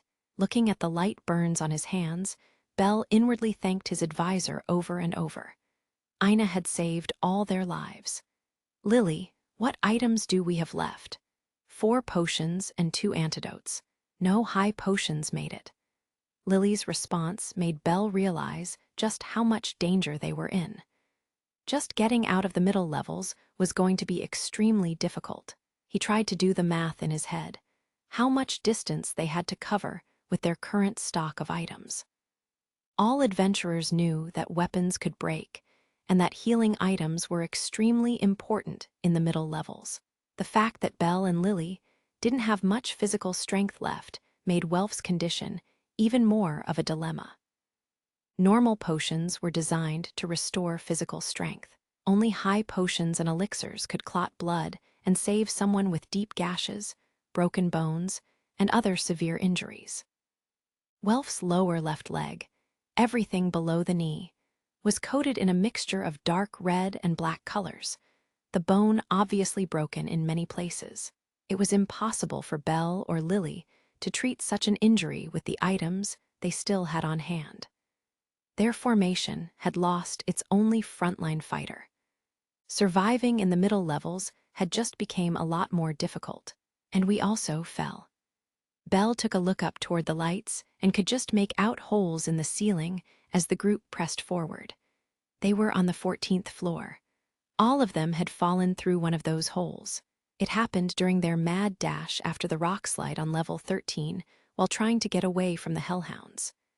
No one saw the hole in time, and they'd fallen to the floor below. They were indeed trapdoors.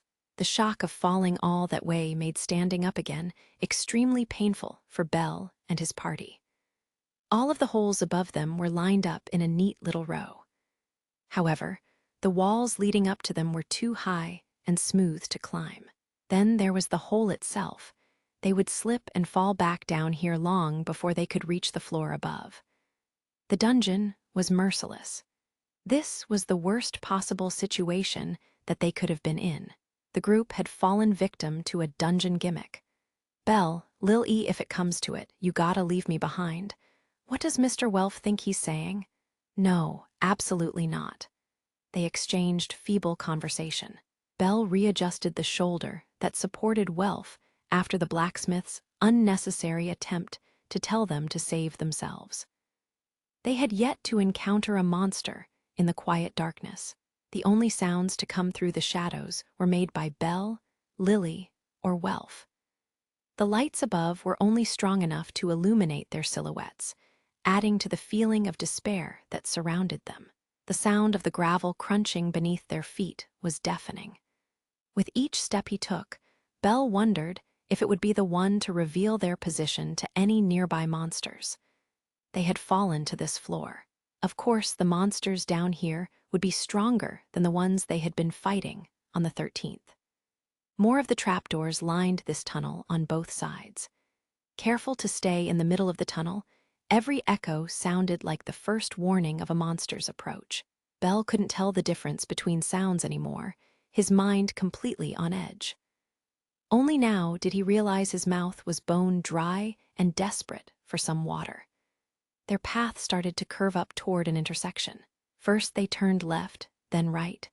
Plop, plop. All three adventurers' eyes shot toward the source of the sound in unison. It was only a few small pebbles falling from the ceiling. It took all the willpower they had left to slow their racing hearts. The sound of their own breathing filled their ears. They were tired, but that wasn't the only reason for their shallow, ragged gasps. It was fear, plain and simple. Fear of the darkness, fear of what the dungeon had in store. Belle thought about how proud he'd felt when he leveled up and became an upper-class adventurer, his name spreading around Aurario. He scornfully laughed at himself. Wasn't it Ina who told him adventurers were in the most danger when they thought things were going smoothly? They were in the deepest pits of hell, all because of one little hole. Each of them was on the verge of being overwhelmed in a place so deep it had never seen sunlight. A dead end. Belle managed to stop himself from saying another. They were completely lost. Of all the dangers that lurked in the dungeon, getting lost was the one thing that you needed to avoid at all costs. The only road markers available to adventurers in the dungeon were the staircases that linked each level together. However, Belle and the others had fallen through a hole. There were no landmarks or staircases to help them get their bearings. In addition, compasses and other magnetic field-based navigation equipment were completely useless in the dungeon due to the presence of metals like adamantite in the dungeon walls. Without even a map to go by, Belle had no idea which direction would lead them out. Belle's and Welf's eyes narrowed in frustration as they encountered yet another roadblock. Let's take a rest for a moment. Lily took a deep breath and made a proposal as the two young men stood, staring at the solid wall in front of them. They turned to face her and saw that she was soaked with sweat, but was somehow forcing herself to remain calm. By the same token, Lily's composed brown eyes had a calming effect on Belle and Welf. They were beginning to become desperate, and yet here was this small prum, barely half their size, who could keep a cool head. They both nodded and lowered their bodies to the ground. Just as Lily had proposed, the three of them stopped to catch their breath and started trying to figure out what to do from here. First, how many healing items do we have? Lily has 4 potions and 2 antidotes. What about Mr. Bell, Mr. Welf? I got nothing. I still have a few potions in my leg holster. Lily took the potions out of her backpack and passed them to the others. She kept only one for herself. Thinking of the road ahead, Welf was in the greatest need of the healing liquid. What about weapons?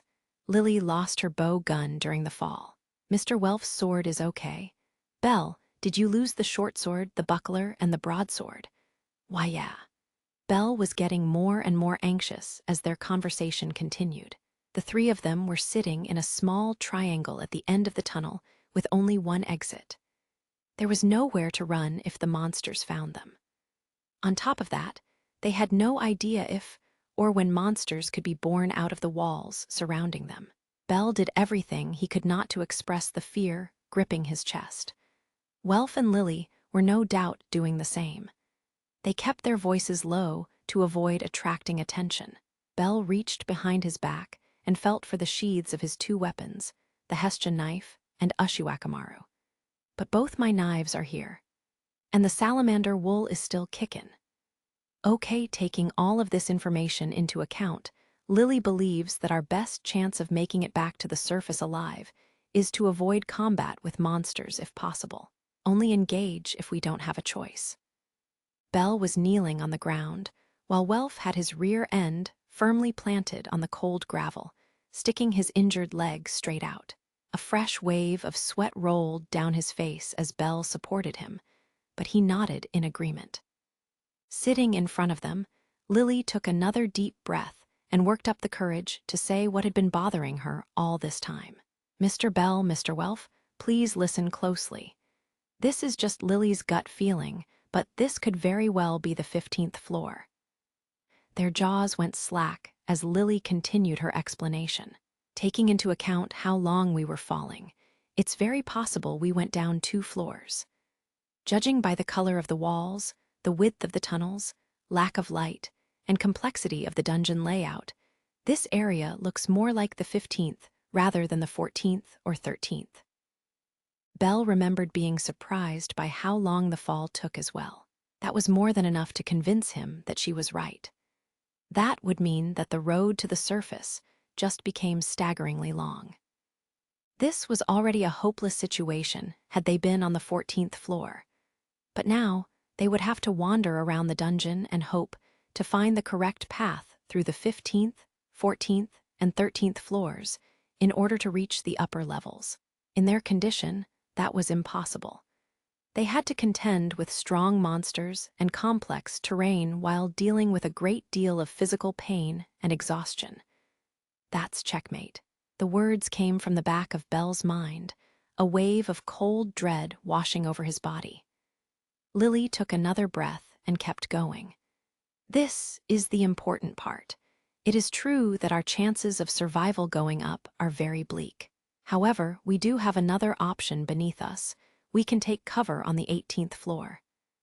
Belle didn't quite understand what she said at first. Lily continued her explanation. Level 18 is one of the few floors in the dungeon where monsters cannot be born, a safe point.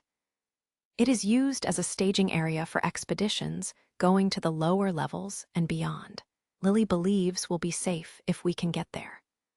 In a dungeon infested with monsters, there were very few areas that could be considered safe. Adventurers had learned over the years that no monsters came out of the walls on the 18th floor, and so they used it as a rest area.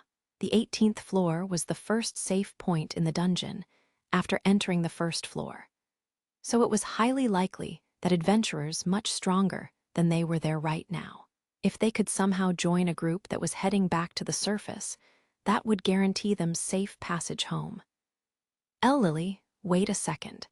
We have no idea if we can make it out of this floor. If we went farther down, we'll use the holes. There are hundreds of them, and they all lead down. With good luck, we can reach our destination quickly. We're lost. Lily thinks we have a much better chance to find one of the holes than a staircase leading up. Lily's logic made sense.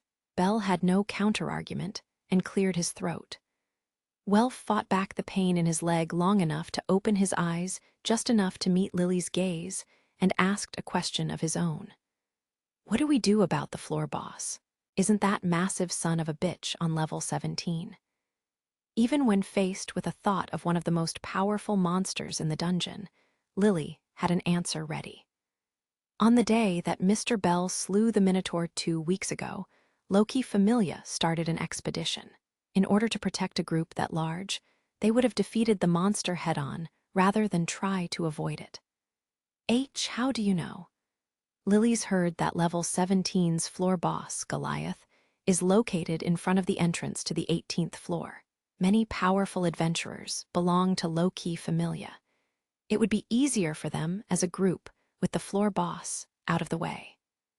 Lily went on to explain that leaving the monster Rex untouched actually put the lower-level adventurers in their group in danger. Goliath respawns about every 2 weeks. There is a chance that we can make it to the 18th floor just before it emerges. There still might be time to pass through a bossless level 17 if they moved quickly. That's what Lily was implying. You're serious? Not up, but down. That would mean putting themselves in more danger in order to get home safely. Welf was at a loss for words at the serious look on Lily's face. He looked at her with a mixture of shock and awe that she was able to come up with such a daring strategy under the circumstances. Belle, too, looked at her and wondered how so much courage and spirit could fit in such a small frame. This is only an option. As Mr. Bell and Mr. Welf have said, trying to find a way up is the safer route. There is a chance that we could find another battle party just by walking around.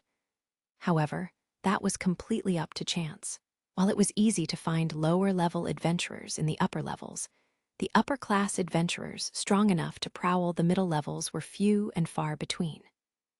To make matters worse, the layout of the middle levels included intertwining upper and lower tunnels, while the higher floors were just one flat, circular maze. It would take a considerable amount of luck to find anyone. That was why Lily had mentioned that high-level adventurers gather on the 18th floor. Lily fell silent for a moment before looking up at Belle with unwavering resolve. Mr. Bell is the leader of this party. Lily leaves the final decision up to you. All of the air suddenly left Belle's lungs. Her words ignited a fire within his belly that was hotter than anything he'd felt that day. Every pore in his skin opened. Cold sweat poured down his face. Belle looked over at Welf. The young man was grimacing in pain, but met his gaze and flashed a smile. It's up to you. Whatever you choose, I won't hold it against you. Those words showed just how deep their bond of trust ran, and at the same time, they closed off any means of escape Belle had from making this decision. His heart rate quickened. Party leader, he was the only one who could fill that role. Lily, the supporter, and Welf, the smith, were lending their talents and abilities to Belle, the adventurer. He was the leader, without a doubt. He had no choice but to rise to this challenge. His heart kept speeding up. It felt as though it would tear itself apart at this rate. This decision would determine his party's fate. He'd never felt such pressure before. His next words would determine whether his friends lived or died. Fear of losing them made his knees shake. He wanted to cry, to run away, to beg for forgiveness, and to hide from the responsibility. However, behind all this fear and anxiety, he understood that it was the party leader's job to make decisions like this. A solo adventurer never felt this much pressure. Every member of a battle party had to trust the leader with their lives. The opposite was also true. Bell had to trust Lily and Welf with his life. They were the ones who protected his blind side, the ones who covered his back. He had to have the utmost faith in them. They chose him and believed in him. It would be sacrilege to abandon allies who held him in such high esteem. If there was a time to prove to them that he was worthy of their trust, this was it. Bel clamped his jaws together and clenched his fists. He breathed in as deep as he could to steady himself. He built up the courage. Now all that was left was to make the decision. Go back or press forward. Depend on luck or blaze their own path. To go on an adventure or not. Bel closed his eyes for a moment, opened them. He looked at each of his party members in turn with confidence and said, "Let's push on." The clock on the wall showed that it was early evening. Hestia was standing inside the Azure Pharmacy, Mayach Familia's home. They sold potions and other healing items in this wooden building. Since many adventurers came here anyway, it worked well for a gathering spot to begin the quest. The preparations for rescuing Bel's battle party had begun. Along with Hestia, Mayach, and Naza, the crimson-haired goddess Hephaestos was also present. Across from them stood Take Mikazuchi, his long hair tied regally up in 3 places, on the sides of his head and at the back. The rest of his familia was standing behind him, including Mikoto. "My apologies, Hestia. It is very possible that my children are part of the reason that yours has not come back." Hestia crossed her arms, shut her eyes, and looked away. Mikoto and the others stood behind him, silently staring at the floor as if repenting. Take Mikazuchi Familia's pass-parade maneuver on the 13th floor. Mikoto and the other adventurers had safely returned to their home by the time Hestia came looking for information about Bel.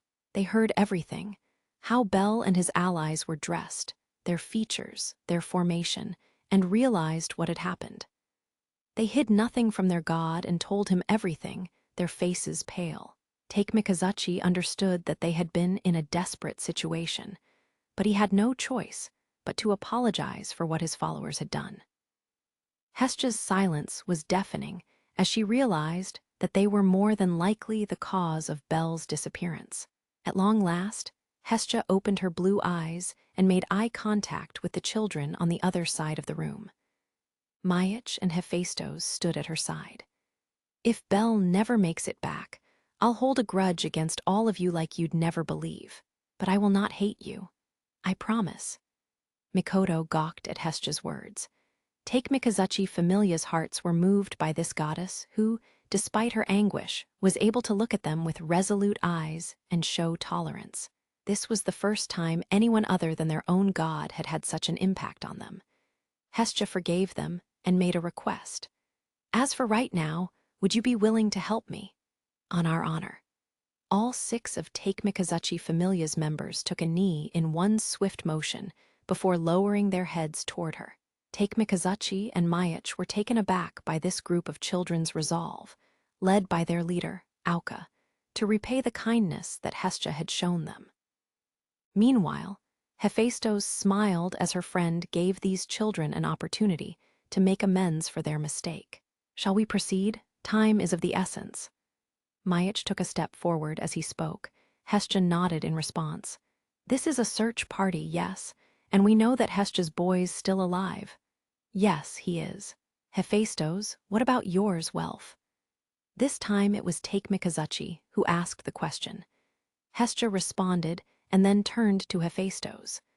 The goddess closed her non-bandaged eye and scratched her chin for a moment before answering. Since using her divine power, Arcanum, wasn't an option, she chose to look at the total number of contracts that were active rather than find a specific one to save time. "Wait just a moment. Many children have my blessing, so sensing a single one is rather difficult. Yes, he's probably alive. The number of bonds I have with my children hasn't decreased." Now Mayach had a question for her. "Can any of your children help us, Hephaestos?"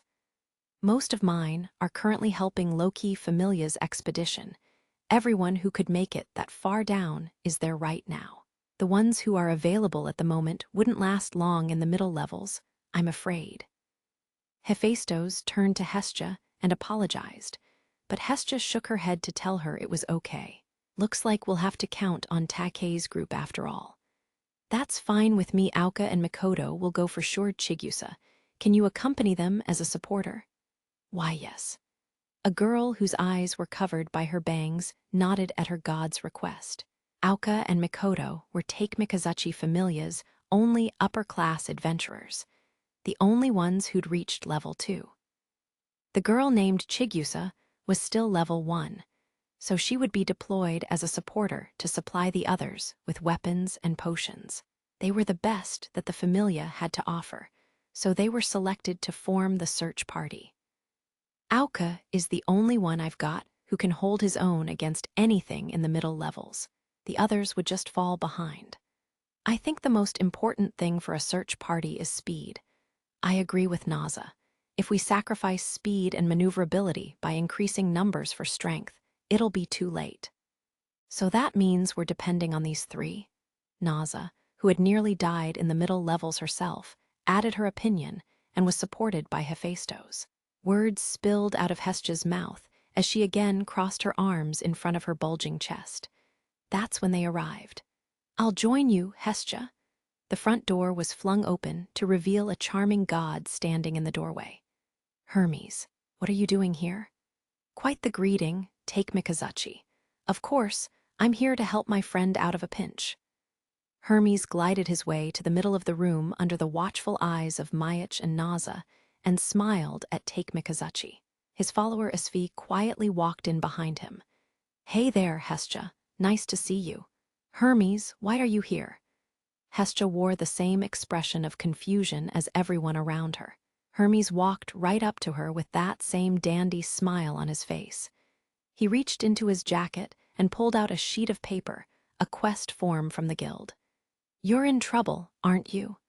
Hermes softly waved the sheet in front of her. The words "Find Belle" flashed before her eyes. Hestia tried to respond, but no words would come out. Why would you want to help Belle Cranel, Hermes? Out with it. Hey, Take Mikazuchi. I'm the one and only Hermes, you know. When one of my buddies is in need, I'll pull out all the stops to help them out. Hermes, this is the first time you've seen Hestia since she came to this world, is it not? Some friend you've been. Haha, Hephaestos, Mayach, aren't you two being a little harsh? In addition to Take Mikazuchi's watchful eyes, Hermes was now acknowledged by the other 2 deities in the room. They weren't fooled by his charm. Naza, Mikoto, and the other humans were completely ignored as the drama unfolded in front of them. Hermes dropped his jolly bluster for a moment and spoke in a serious voice for the first time since he arrived. But my desire to help Hestia is real. I want to save Belle. He opened his arms and smiled earnestly at each of them in turn. How about it, Hestia? Hermes turned to face Hestia last. Smiling with his narrow eyes, the charming deity met her gaze straight on. She stared at his orange eyes for a few moments before letting a small HMPH out of her nose. Fine, I'll accept your help, Hermes. Great. You can count on me? Hermes's charming smile returned after Hestia accepted his offer. Back to his usual self, he walked over to Mayach, who was glaring at him out of one eye, and patted him a few times on the shoulder. Are you sure, Hestia? Rescuing Belle and his party is our first priority. The fact is, we need more people. Okay, if you say so. Take Mikazuchi, keeping his eyes locked on Hermes, leaned close to Hestia and whispered into her ear. She responded as quietly as possible. He decided to keep his mouth shut for the time being and to do his best to work with Hermes. This means that Hermes's followers can join us. Will that be enough? Aren't most of the children in your familia at level 2, Hermes? Yeah, what about it, Hermes? It's just like you said, Hephaestos. Unfortunately, most of them are out of town on business. That's why I'm bringing Asfi with me. She's my ace. There's nothing to fear. Hermes' familia was registered as a dungeon-type familia. At the same time, many of its members were involved in other types of business as well. They were famous as a jack-of-all-trades familia. The guild assigned them an F ranking. Choosing to believe Hermes's assertion that Asfi's dungeon range included the 19th floor, Mayach and the other gods decided to let her join the search party. The girl breathed a heavy sigh, realizing that her god had just signed her up for the group. We'll leave as soon as preparations are complete. Sometime later tonight? Indeed, that will be best. Auka, Mikoto, Chigusa, make sure you're ready. Yes, my lord. Something occurred to Asfi while Hephaestus and the other gods were speaking.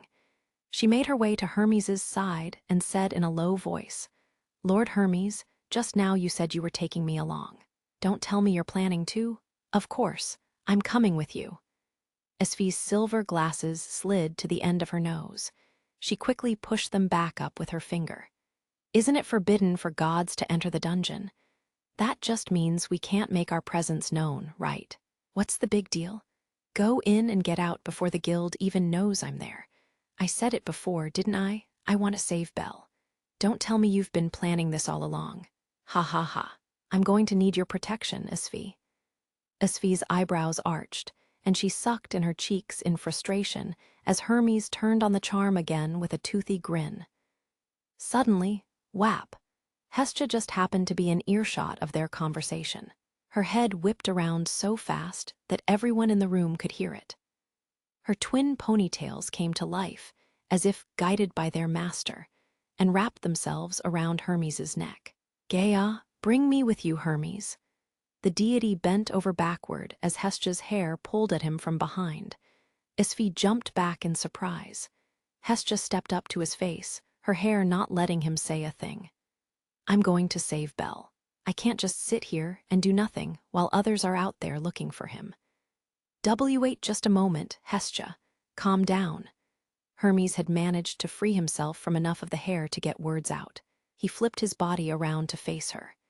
He made eye contact with her once again and tried to convince her to stay behind. The dungeon is very dangerous. Without our power, one hit from the monster and we're done. But most of all, what would happen if you're found out? You think I don't know that? Responded Hestia curtly. You're going in after saying all that, aren't you? Another god or two isn't going to make that much difference. I'm going, got that. Hestia's strong tone left Hermes speechless. A defeated look emerged on Hermes's face as he came to grips with the fact she wouldn't be swayed. Somehow I'm not surprised. Don't do anything reckless, okay? Just like Hermes, Hephaestus and Take Mikazuchi were shocked by Hestia's declaration and could only grimace. I'm fine, she said, completely ignoring her friend's concern. The goddess was on fire from within. She was going to save Belle herself. Mayach was about to voice his opinion as well, but it was Naza who stepped forward. What is it, Naza? Lady Hestia, here. She handed her a pouch full of vials, a large amount of potions. Hestia's expression softened as she looked at the tubes of the red, blue, and green liquids. This is all I can do, sorry I can't join you. This is more than enough. Thank you, Naza. Acknowledging the trauma that the Chinthrope girl had regarding monsters, Hestia accepted the pouch. Naza's gaze fell as she apologized, but Hestia just smiled back at her. I, too, have something for you. Oh. Hephaestus held out a long, thin package wrapped in white cloth. It had a surprising amount of heft to it, so much so that Hestia almost lost her balance when she held out her hands to take it. Part of the cloth fell away as Hestia shuffled her feet to stay upright. A piece of a dark red blade came into view. Although the blade itself was thick, it didn't look sharp enough to cut anything. Hephaestus, what is this? That boy, Welf, made it. I've been holding on to it for him. The crimson-haired goddess of the forge watched as Hestia took a closer look at the weapon.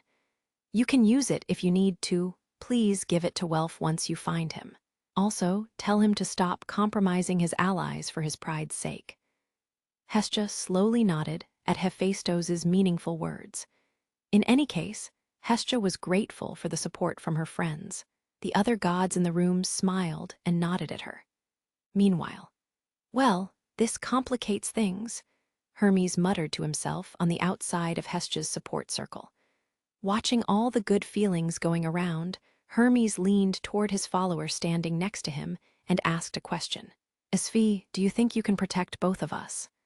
Take Mikazuchi's battle party will be there as well, but I can't make any guarantees if they can't keep up. Esfi told him with the utmost sincerity that she would be able to protect him, but couldn't be held responsible for Hestja's well-being. The search party wasn't strong enough. Hermes mulled over her words for a moment before exhaling out of his nose for much longer than necessary. Maybe I should find some more help. The sun was setting in the west, tinting the sky with red light. It was around this hour that adventurers called it a day and came out of the dungeon. Like many of the other bars in the area, the staff of the benevolent mistress was hard at work preparing for that evening's customers. Cat people and humans were dashing all around the establishment, cleaning and organizing everything behind a wooden door with the closed sign hanging out front. Some of them were carrying round tables and chairs. Others were out buying ingredients to stock the kitchen. It was a battlefield in its own right. A certain elf's long, pointy ears were illuminated by red light coming in from the window as she ran a cloth across the surface of the bar counter. Layu's ears jumped when she heard a light jingle behind her. Someone had just opened the front door. "Sorry, I'm coming in." A lean deity entered the bar. The reddish light from outside mixed with his orange hair and created a rusty glow around him in the early evening hours. Hermes grinned from ear to ear as he walked into the building, Isfi in tow. "I'm so sorry, Lord Hermes. We're not open yet. Can you come back in a little while?" "Sorry for getting in the way, Ranoa. I'll make this quick." Hermes walked right past the human girl Ranoa's objections and right to his intended target. The other waitresses stopped what they were doing and followed him. Hermes finally came to a stop in the middle of the bar, directly in front of Layu. "You want to talk to me?" "Very much so. I need a favor, Layu." Isfi came to a halt at his side as Hermes opened his eyes wider than usual. "There's a quest I'd like you to accept. I need Lion of the Gale Wind." That had been Layu's alias during her time as an adventurer. It had a savage reputation. The tension in the bar instantly rose. The deity and his follower were instantly surrounded by an ominous hiss. The catgirls Anya and Chloe, as well as Ranoa and the other waitresses, were glaring daggers at them. There was no escape. Isfi's palms were instantly sweaty from the terrible pressure of all the eyes pointed in their direction. The entire staff of the benevolent mistress now saw them as enemies who needed to be eliminated. The red glow from the windows intensified their perilous atmosphere. "Are you threatening me?" Layu's thin eyebrows curved downward as her eyes bored into the god standing in front of her. Very few people knew her history, and threatening to make it public served as very good blackmail. She had to know. Hermes raised both of his hands, saying, "No, no, that was not my intention," at the elf as she came right up to his face. "There's a boy, Bellcranel, who needs saving." "What do you mean by that?" Hermes explained Belle's situation and that he wanted her to join the search party. Layu's light blue eyes softened for a moment as she listened, but then suddenly sharpened again. "Why did you come to me? We're taking some baggage that needs to be protected, and we can't count on other gods to provide it. So I need someone strong but not bound by the rules of a familia. You were the only one I could think of." And then Hermes broke off eye contact with her and looked toward the corner of the room. "You're a friend of Sir's, right?" A silver-haired girl stood, dumbstruck, in the doorway leading to the kitchen behind the bar. She'd arrived just in time to hear what was going on with Belle. Layu's expression contorted when she saw the look on her friend's face. The ends of Hermes's lips curved upward. He knew that that last line was far more convincing than anything else thus far. He'd won. "We leave at 8. Join us. We're waiting for you." Hermes leaned down to her ear and whispered those words just before leaving. The god turned around and walked toward the door, escorted by a series of murderous glares as he made his way out of the bar with Isfi close behind. "Layu, sir?" Layu watched Hermes go, an expression of pure loathing on her face. She only looked away when her friend came up to her side. Sir looked physically ill as she made eye contact with the elf. A moment of silence passed. "I'm sorry, Layu," Save him. Save Belle. Layu gazed deep into the silver pools of Sir's eyes. Layu could clearly see the fear of losing someone special, as well as a great deal of helplessness. She was particularly sensitive to human emotions. Sir was shivering, practically begging her to go. Layu forced a smile.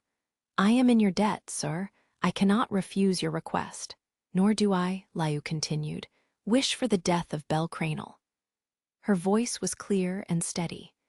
Sir bowed over and over, apologizing many times, and at last offered her heartfelt thanks. The other waitresses who had watched everything unfold gathered around Layu. Anya and the others gave their own words of support. Leave the bar to us, Meow. We'll tell Mama that Layu had a tummy ache and can't work, Meow.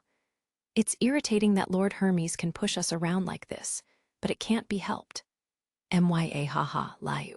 Save him tonight and he'll owe you forever, Meow. The airheaded catgirl Anya, the smiling Ranoa, the scheming Chloe, and all of the other staff members said their piece in turn. Even the cooks poked their heads out of the kitchen to offer words of encouragement. Layu looked at each of them, overwhelmed by their support. Lastly, she smiled and weakly nodded at Sir. Her voice quivered as she said, My apologies. Please cover for me. Layu sped toward the door, untying the ribbon on her uniform along the way. Sweat keeps rolling down my face and off my chin. I think part of it has to do with the stuffy air down here in the middle levels. Of course, I have no idea if I'll get out of this alive, but this humidity is killing me. Unfortunately, I don't have any choice but to fight my way through it as we press forward. I'm still lending my shoulder to Welf. Physically, my eyes and ears are on high alert. But mentally, I'm praying my heart out, almost pitifully so, that no monsters show up. Lily's walking just a few steps back, making sure nothing comes up from behind. We've covered a lot of distance since deciding to go to level 18. Unfortunately, we haven't found a single one of the holes leading down. I do my best to keep calm and stave off the rumblings of my hungry stomach. We're alone in this dark tunnel. The one thing that we can't do is start panicking. All of us are on edge, but the moment we give in to the fear will be the beginning of the end for us. We come to a fork in the tunnel, one path leading left and one path right. At the end of our meeting, I told everyone that we should go right whenever we have to make a decision. Just as we agreed, we all go right. Ha ha, Lily's small breaths sound painful behind me. I bet she's really tired. Welf's body is pressed right up against mine. It's really hot, but we can't slow down no matter how much pain we're in. Lil E, can't you do something about that smell? Welf tilts his head and looks at Lily out of the corner of his eye. I take a look over my opposite shoulder. Lily's eyes glaze over at Welf's question. Maybe she's lost the will to argue. Please put up with it, Lily's just saying, but the smell is much worse back here. The smell they're talking about is coming from a pouch hanging from Lily's neck. It's so putrid that I want to rip my nose off my face.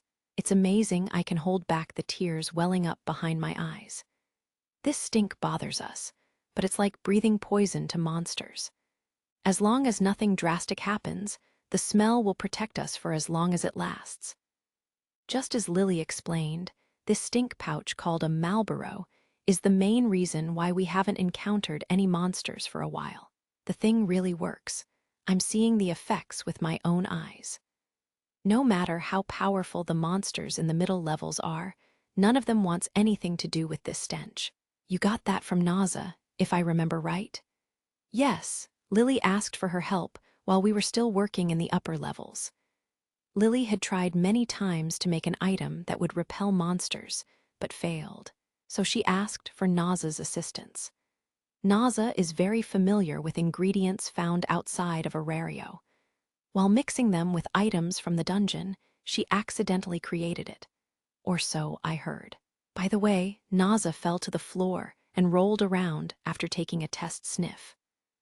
Apparently the smell was so bad that poor Naza was rubbing her nose against everything, desperately trying to get the smell out. I feel sorry for her, just thinking about it. Actually seeing it would have been excruciating. At any rate, the pouch on Lily's neck has allowed us to avoid any monster encounters. Considering our limited supplies and physical condition, I'm happy to put up with the stench. Sure, we heard a few howls coming from farther down the tunnel a few times, but they got out of the way as soon as they were close enough to smell us. Ahead of us, the lights of several glowing red eyes pierce the darkness directly in our path. The monsters, hellhounds, have us in their sights. I can see 3 of them, their eyes pulsing with anticipation. They come to a stop just out of range of the smell, about 30 meters away. I can see them thrashing their heads about, slamming their feet into the ground. They're getting ready to launch their fire attack. Shit, I brace myself. If we take the full brunt of their fireballs like this, we're done for. I hear Lily's body stiffen behind me. Risk further injury with a head-on attack, or hit them with the firebolt first? 30 meters, can I make it up there in time? Can the hellhounds hit us at full power at this range? I don't know what to do. Suddenly, looks like I gotta try, I got this. Welf's voice came into my ears. Huh. His right arm shoots forward the moment I look at him, in confusion. The red fabric on the sleeve of his jacket makes a loud snap as he extends the palm of his hand toward the hellhounds crouching in the distance. He utters a short incantation. Blasphemous burn. The air in front of Welf's hand instantly ripples, shock waves visible as they boom forward.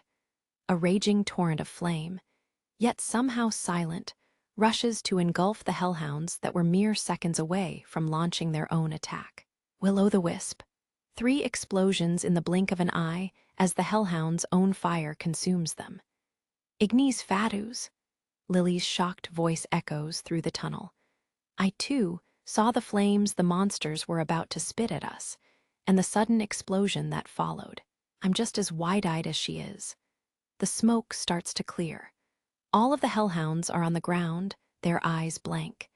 Ignis fatuus, a name for an explosion that results from the inability to control your own magic. In the old age before the gods came to Earth, elves and other magic users created their own spells and tried their own hands at casting magic. However, their bodies were at risk until their magic took physical form. It could literally blow up in their faces if they tried to force it out, something very similar to what just happened to those hellhounds. Thanks to the gods and their fauna, people have a better chance of finding magic that suits their ability, as well as control it, today than they did in those days. Ignis fatuus almost never happens anymore. The possibility of that happening to a monster is next to nothing. How about that it worked? Elf, what just happened? My magic is kind of specialized. From what I've seen, it reacts to magic power and makes it explode. Will-o'-the-wisp anti-magic magic. When timed correctly, it can be used against magic or elemental attacks that use magical power as a counterattack by triggering an ignis fatuus. The stronger the magic attack or higher the user's magic power, the larger the explosion. It could, in a sense, seal magic power. As a smith who fights with weapons in close-quarters combat, this type of magic is a perfect fit for Welf. I can see why he would want it. Hadn't tried it on a monster before, but worked by the skin of my teeth. He looks at the surprise on my face and flashes a pained smile. Apparently, he wasn't kidding when he said this was his first time using it on a monster. There aren't any monsters on the upper levels that can breathe fire like the hellhounds. Heck, there aren't any monsters up there that can do anything close to magic. Then, on the 13th floor, when we were about to get roasted, he wouldn't have known the timing for his own magic. Better late than never. The spell is very short, but he needs some time to prepare. I guess Welf's magic isn't perfect.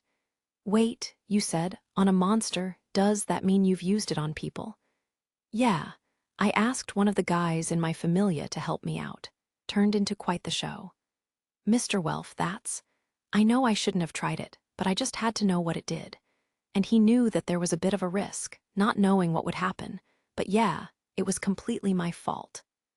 Lily's face became scarier and scarier during Welf's explanation until he finally grimaced and admitted his wrongdoing. Just maybe, there is a reason that his fellow members of Hephaestos Familia don't like him other than his craws o' blood. But our path is clear thanks to him. We have another way to keep hellhounds at bay. That's big. We make our way past their bodies, the monsters dying in front of us. I can hear their faint breathing, but they make no move to pursue us. We do the same thing to the next monsters we come across. We avoid all attacks while doing our best to endure with the smell of the pouch around Lily's neck. I use Firebolt on anything that gets too close for comfort. Welf takes care of the hellhounds. Now that he knows the timing and distance, any of the monsters that try to use their flaming attack become victims of his anti-magic magic. Welf, here. What's this? A potion. I pull a vial filled with a thick red liquid out of my leg holster and hand it to him. He drinks about half before his eyes open in surprise. This is no magic potion. I feel lighter. I gave him a double potion. It's another of Naz's creations. After walking all this way on basically one leg and casting that many spells, he had to have been hurting, but it looks like the potion does the trick. I breathe a sigh of relief and explain it to him. A genuine smile grows on his lips for the first time in a long time. This is good stuff. You have to tell me where I can get more. Once we get back, I'll take you there as often as you like. I smile back at him as he gives me the rest of the potion. I down it in 2 gulps. A new wave of energy passes through my body. My mind and physical strength aren't back up to full, but they're much better than before. Mr. Bell, how about sharing some with Lily? We just finished it, didn't we? Don't want to waste any. No fair, no fair. It's no fair that only Mr. Welf got some. What are you talking about? Finally, a relaxed conversation among party members. A little bit of the tension is gone. Being careful not to let our guard down, we let ourselves relax a bit. Our dungeon journey continues, me lending a shoulder to Welf and Lily watching our backs. We have hope as we put one foot in front of the other, until, there's one. I see a hole in the dungeon floor as I turn a corner. It's right in the middle of the path in this tunnel. It's almost like it was set apart from the other paths we could have taken. It's a weird-looking, uneven hole, too. I help Welf over to the hole, and we both look down. Lily isn't far behind and confirms what both of us were thinking. It's connected to a lower floor. Judging from its depth, probably the 16th floor. We look away from the dark void and exchange glances before nodding to one another. I put my right arm firmly around Welf's waist and my left around Lily's backpack. All of us take a deep breath and jump in. A golden moon hung in the sky. The sun completely set, a beautiful night sky spread out over Arario. Magic stone lamps dotted the city like precious jewels glinting in the night. The streets were filled with people enjoying one another's company, thousands of dots of light around them. And in the center of the city, a building loomed over Central Park. A tower stood over the entrance to the dungeon. Babel.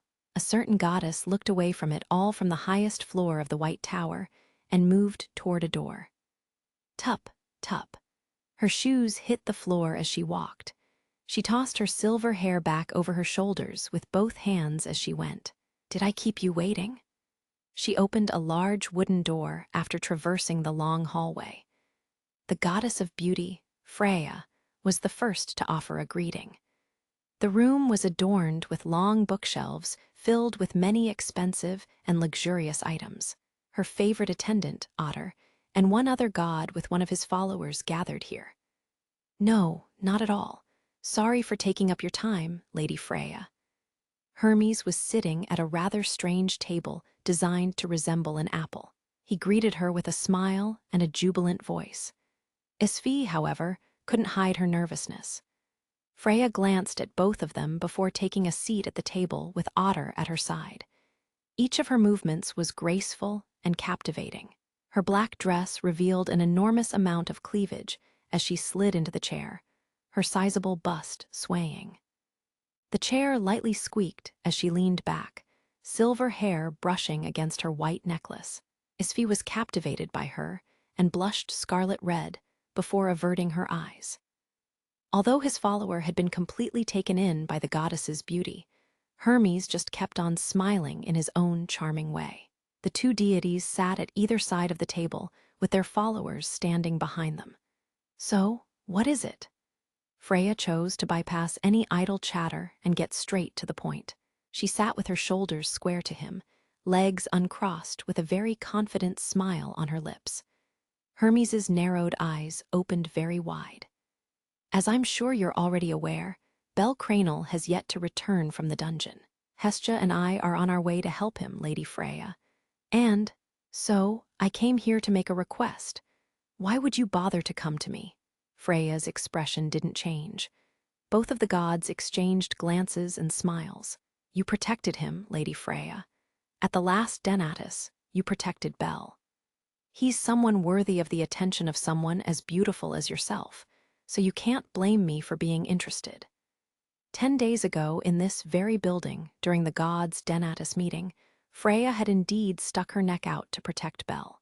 More specifically, she stopped Loki from trying to figure out why he'd grown so fast, by pointing out to the others that it was forbidden for them to investigate personal affairs.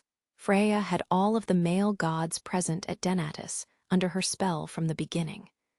Her beauty was powerful enough to keep them in a trance and doing her bidding without thinking about her motivations. Hermes should have been one of them. Lady Freya, I'm crazy about you. However, I'm not so far gone that I don't notice something right under my nose. In other words, he had been acting. The other male deities around him were practically falling over themselves with one look at her. All he had to do was blend in. Well played, she whispered as she remembered the charming god's performance. You're going about this much differently than usual, but I doubt anyone else has noticed. Freya's recruiting style was very well known. Once she'd scouted someone she wanted, she'd make her move immediately. Despite her usual straightforward hands-on approach, she had yet to do the same thing with Bel. The Freya that Hermes knew wouldn't have wasted time jumping through hoops. Most likely, the other gods who had been taken in by Freya's beauty wouldn't have noticed that the boy was at the center of her sudden change in strategy. Fine, then, said Freya. It was pointless to try and keep up appearances given how much Hermes already knew. She stopped trying to hide the fact that she was interested in the boy and cast her silver gaze on the deity across from her. It was her way of saying, get to the point. I have no interest in playing with your toy. I just want to see with my own eyes what he can do. Hermes assumed a serious expression as he spelled it out. In the blink of an eye, his face changed to that of a beggar on the street. So please leave my familia alone, Lady Freya. Genuinely surprised by Hermes's request, Freya sat quietly for a moment before looking down on him like a pathetic worm unworthy of the dirt it was living in. She kept that expression for a long time, and it had Hermes on the verge of tears. The two strongest familias in Aurario belonged to Loki and Freya. If Freya seriously decided to come after them, Hermes' familia would be wiped out in no time flat. That was why Hermes was here, for insurance.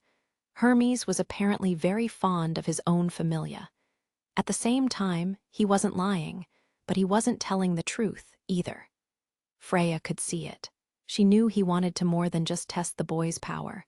Her eyes narrowed, her glare getting sharper and sharper, but she stopped. This is foolish, she sighed to herself. She realized that trying to shut Hermes down would be a waste of time. All right, as you wish. Freya decided to acquiesce to his request, but keep an even closer eye on him. It was clear to her that Hermes meant no harm toward Bel. Relief coursed through Hermes's suddenly round eyes as he sank back into his chair. You have my thanks, Lady Freya. I owe you. If you ever need something, don't hesitate to ask. I'll stop at nothing too, however. Freya stood up, interrupting Hermes mid-sentence. Stopping his charm in its tracks, she put her hand on his shoulder and leaned in close. It would be wise to remember this. The only one allowed to play with him is me. Her enchanting voice filled his ears. Time stood still. A wave of goosebumps overtook Hermes's skin as every hair stood on end. He pulled his mouth into another smile as soon as his senses came back to him. OFOF course. I swear to you. That's good. Be sure you do. Hermes's face glistened with sweat as Freya stood back up with her own charming smile on her lips. She gestured toward the door with one hand and gave a short nod, as if to say, "You may leave." Hermes cut the goodbyes short and took her up on the offer. Freya watched him and his follower go out the door. Isfi had been so intimidated by Otter's presence that she didn't speak a word as they left. Hermes, however, was laughing at himself, muttering, "Thought I was dead for a moment there." Clunk. The doors shut behind them. "Is this acceptable to you?"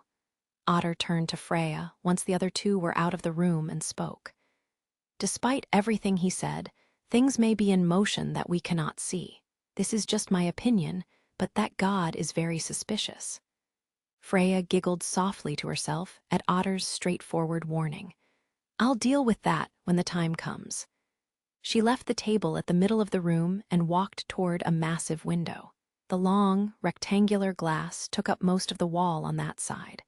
She could see the entire nightscape of the city, her feet bathed in moonlight. "Ishtar has been keeping a close eye on me recently. I'd like to avoid any petty inquiries. If Hermes wants to do something, that's fine." Ishtar was another goddess of beauty who had attended the last Denatus. Freya remembered their little argument as she spoke to Otter. As long as she knew that Hermes wasn't going to hurt Belle, that was enough for now. Freya took another step toward the window and looked down. Every detail of the magnificent city sprawled out beneath her. She could see all the citizens going about their business, nothing more than grains of sand at this height. The many lights that lined the streets intermingled together like brilliant stars in the night sky. She pulled her head back as something caught her eye. People were gathering in Central Park. Freya laughed to herself as she recognized the group right outside Babel's front gate. "You're late, Hermes." Hestia scolded him angrily as he emerged from Babel Tower. They had gathered in front of the tower's west gate. The curtain of night had fallen over Central Park. The place was very lively during the day, but there was almost no one here now. The pure openness of the park was terribly quiet, and what trees were there were motionless in the night air. The search party's preparations were complete. Hestia concealed the fact that she was a deity by using a long traveler's robe and a small supporter's backpack strapped over her shoulders. In fact, she looked remarkably like the supporter Lily. Mikoto and the rest of Take Mikazuchi Familia were assembled and ready to leave at a moment's notice. Hestia was tired of waiting. Hermes walked down the front steps with Isfi at his side and a grimace on his face. "You see, I had a rather loose end that needed tying up," was easier said than done. His expression went blank for a moment as he looked at the tallest point of Babel Tower. Coming back to himself, he turned to Hestia and earnestly apologized for being late. Hestia knew time was of the essence and was just about to give the order to go in. "Lady Hestia," Mikoto stepped up to her side. Now Hestia noticed, too. A mysterious person had emerged from the darkness and was walking toward the girls. The figure was wearing a hooded cape that extended to her lower back. The front of the hood concealed a great deal of the wearer's face. Only the lips were visible. Judging by the shorts, knee-high boots, and delicately feminine legs, this person was female. A long, wooden sword was attached to a belt just under her fluttering cape. Two smaller blades ran down the sides of her thighs. The female, equipped with adventurer's battle clothes, didn't say a word before coming to a stop in front of the group. Mikoto moved to protect Hestia, one hand on her katana. Hermes just laughed. "She's on our side. Strong, too. No need to worry." Hestia sent a piercing glare in Hermes's direction before taking a look at their new supposed ally. A pair of sky-blue eyes emerged from beneath the hood. With the hooded adventurer joining their search party, the group made their way into the tower. To save Belle, Hestia and her party entered the dungeon. Chapter 3, Dungeon Death March. Ferocious roars suddenly turned to painful squeals. The air screamed as it was torn in half by something long and sharp, followed closely by the sound of dying breaths. The wooden sword left afterimages in its wake, looking like little more than a serious practice session. The movements were unnaturally fast, and she had moved on to the next target before the sound of the crashing impact of the first rang out. Every so often sky-blue eyes flashed from beneath the hood. Despite being surrounded by more than 10 monsters at once, she tore into them with the strength of a hurricane. Kyii, Gah! An almirage was struck across the chest when it was too slow to respond to her advance. She sliced another in half with one of her blades, her momentum taking her through a third rabbit monster. All 3 of the beasts fell in less than a second.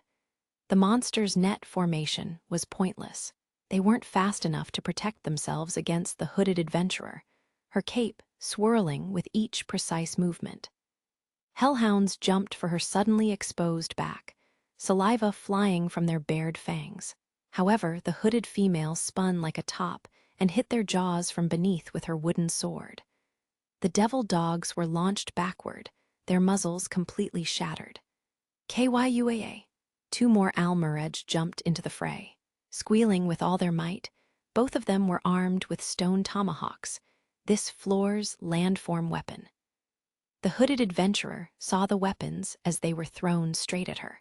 She deflected one with a quick whirl of her wooden sword and caught the second with her bare hand. She spun again and released it without any hesitation. The monstrous rabbit's red eyes went wide just before it took the tomahawk to the face. The sheer force of the blow launched it straight backward.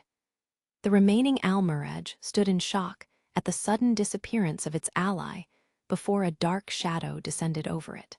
The creature looked up just in time to see a wooden sword coming right for its face. Kyu! Came its last squeak as its eyes nearly popped out of their sockets. The almirage fell silent. So strong, to take on so many of them alone like that. W.O. Take Mikazuchi Familia's Mikoto, Aoka, and Chigusa watched the battle unfold before them with bewildered eyes. They might have had different ways of expressing it, but all of them were shocked by the dominant display of strength and skill. The search party had reached the 13th floor. They had made it all the way through the upper levels in a few short hours in their quest to save Belle, and had now reached the middle levels. Their pace was much faster than anyone had anticipated. This was all thanks to the mysterious hooded adventurer. She was eliminating monsters on her own before anyone else had a chance to act. Once known by the title Gale Wind, the female adventurer was on a level far beyond that of Mikoto and the others, level 4, to be exact. Even Hermes's ace Asfi watched in awe as the hooded adventurer blazed a trail with unparalleled speed and strength through the upper levels, slaying more monsters in the process than she cared to count. Oh, you! The sound of something rolling at high speed, accompanied by a low roar, reached them. Sure enough, one armadillo monster, a hard-armored, appeared farther down the tunnel. Completely unfazed by the wrecking ball rolling her way, the hooded adventurer withdrew one of her small blades. She charged it head-on, blade sticking from the bottom of her hand. Edging out of its path at the last moment, she brought the blade straight through its body on her way by. The monster's body kept spinning as it fell apart. The massive rotating flesh hit a rock in the floor, sending 4 distinct chunks into the air to land at a stunned Mikoto's feet. Well, I won't complain about this being too easy. There shouldn't be a problem even in the middle levels as long as she's taking the point position. Would you look at that? Asfi had been enjoying the show at the front of their ranks, when suddenly, a few monsters emerging from the wall behind them caught her attention. Take Mikazuchi Familia also sensed the danger and immediately moved to protect Hestia and Hermes. Excuse me, step this way. Ignoring the 2 hellhounds for the moment, Asfi grabbed Chigusa's shoulder and pulled her back. Suddenly the ground beneath, where Chigusa had been standing, swelled and shifted, as if a mole were tunneling underneath. Isfi swirled her white cloak to the side and withdrew a dagger from within. She didn't even have time to breathe before a dungeon worm came bursting out of the wall. The beast didn't have a head, just a mouth lined with serrated teeth at the end of the worm-like body. It rocketed toward them with its limbless frame writhing in midair. Isfi lined up the cutting edge of her weapon with the oncoming hidden terror of the dungeon walls and made her move. Meeting the beast head-on, her dagger cut the dungeon worm from mouth to tail in one swift motion. It split clean in half in an explosion of blood. Chigusa's body froze as the pieces of the worm flew past her left and right shoulders. "Let me handle this." Isfi turned back toward the hellhounds, both hands now beneath her white cloak. She had a leather belt wrapped around her thin waist. In addition to her dagger's sheath, several more holsters dangled from the belt.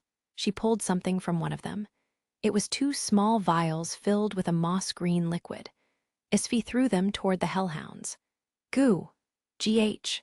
Both vials hit their marks and exploded on contact, covering the monsters' faces with the green slime. It was sticky and strong, binding the hellhounds' mouths closed before they could unleash their fiery attack. The monsters immediately started clawing at their mouths, trying to get the green liquid off their faces. Isfi used the opening to withdraw 2 spiral-shaped darts from a different holster and let them fly. Both darts pierced the heads of their intended targets. The monsters died instantly. "I should be more than enough to cover our back." Mikoto and the others once again stood in disbelief as the item's wielder easily dispatched the monsters around her. Isfi Al Andromeda. She was a top-class adventurer belonging to Hermes' Familia. The title she had received from the gods was Jack of all trades, Perseus. Known as one of the best item makers of this generation, she was one of only 5 people in Arario who possessed the advanced ability Enigma. "Hermes, aren't your children an average of level 2? Ha ha ha, now that you mention it, I forgot to report her leveling up to the guild." Hermes brushed off Hestia's questioning eyes, smiling and answering like it was no big deal. It was obvious to everyone that the girl who just took down 3 middle-level monsters that easily was much stronger than level 2. Hermes knew there was no point in denying it. While they didn't dislike the spotlight, members of Hermes' Familia preferred to work behind the scenes, unnoticed. It was very similar to how Hermes himself conducted business. Hestia knew this from their days living in Tenkai, but she kept it to herself. "It's really dark down here. All monsters taken care of." Hestia's words bounced off the dank walls of the 13th floor. The upper levels hadn't been much of a problem for her, but the distant lights well overhead didn't provide anywhere near enough light for her to see clearly. "Do the children really come down here all the time?" she thought. Since their basic 5 senses also became stronger with their status, this small amount of light was all the adventurers needed. But to Hestia, stripped of her divine power, these dungeon tunnels were pitch black because her eyes were less sensitive than even the weakest adventurers. It kept her on edge. It took all the courage she had to put one foot in front of the other. The darkness was beginning to overwhelm her. Deities were not immune from its effects. Her shallow breaths were getting more and more staggered as she moved the lamp in her right hand left and right as if frantically searching for a way out. First, the light hit the ash-colored stone walls. Then it illuminated landforms, decent-sized rocks that could be broken to make tomahawks, before it flashed on a piece of broken sword. She focused the light in that direction, only to find the bloody carcass of a hellhound staring back at her. "Eek!" she screamed as she jumped back in fright. "Easy, easy," said Hermes as he caught her shoulders in his hands. The body sprawled out on the ground was most definitely dead. However, with its magic stones still intact, the beast's body had been left to rot on the ground. The smell indicated it had been dead for nearly a day. Hestia took a deep breath and tried her best to get her racing heart under control. She looked back over her shoulder and could see Hermes forcing a grin in the dim light. She was slightly jealous of him. He was used to these long journeys and could probably see what was going on. She puckered her cheeks in frustration before looking down at her feet and regaining her balance. A broken sword and the bloody corpse of the monster. That meant that a clash between at least one adventurer and the monster had happened on this spot not too long ago. At the very least, they knew that the adventurer hadn't had time to remove the magic stone after the battle. The more Hestia looked at the scene, the easier it was to picture Belle right in the thick of it. A fresh wave of anxiety overtook her. Andromeda, where should we search? We could spend days going in circles down here and never find Belle's battle party. Auka asked in a low voice as Hestia tried to clear her throat. He was quite an intimidating man, standing more than 190 celch tall, with wide, muscular shoulders. He looked at Asfi for a moment before returning his gaze to the end of the tunnel. Their party was only equipped to spend one day in the dungeon. Finding a relatively safe spot and staying there indefinitely is not an option for them. I believe something else happened to them, something that made it impossible to retreat. Something else? Yes. Otherwise, their actions wouldn't make sense. With only enough supplies to last a day, they would be overwhelmed in no time down here. Perhaps they fell into one of the holes. Mikoto's and Chigusa's eyes went wide as Asfi adjusted her glasses.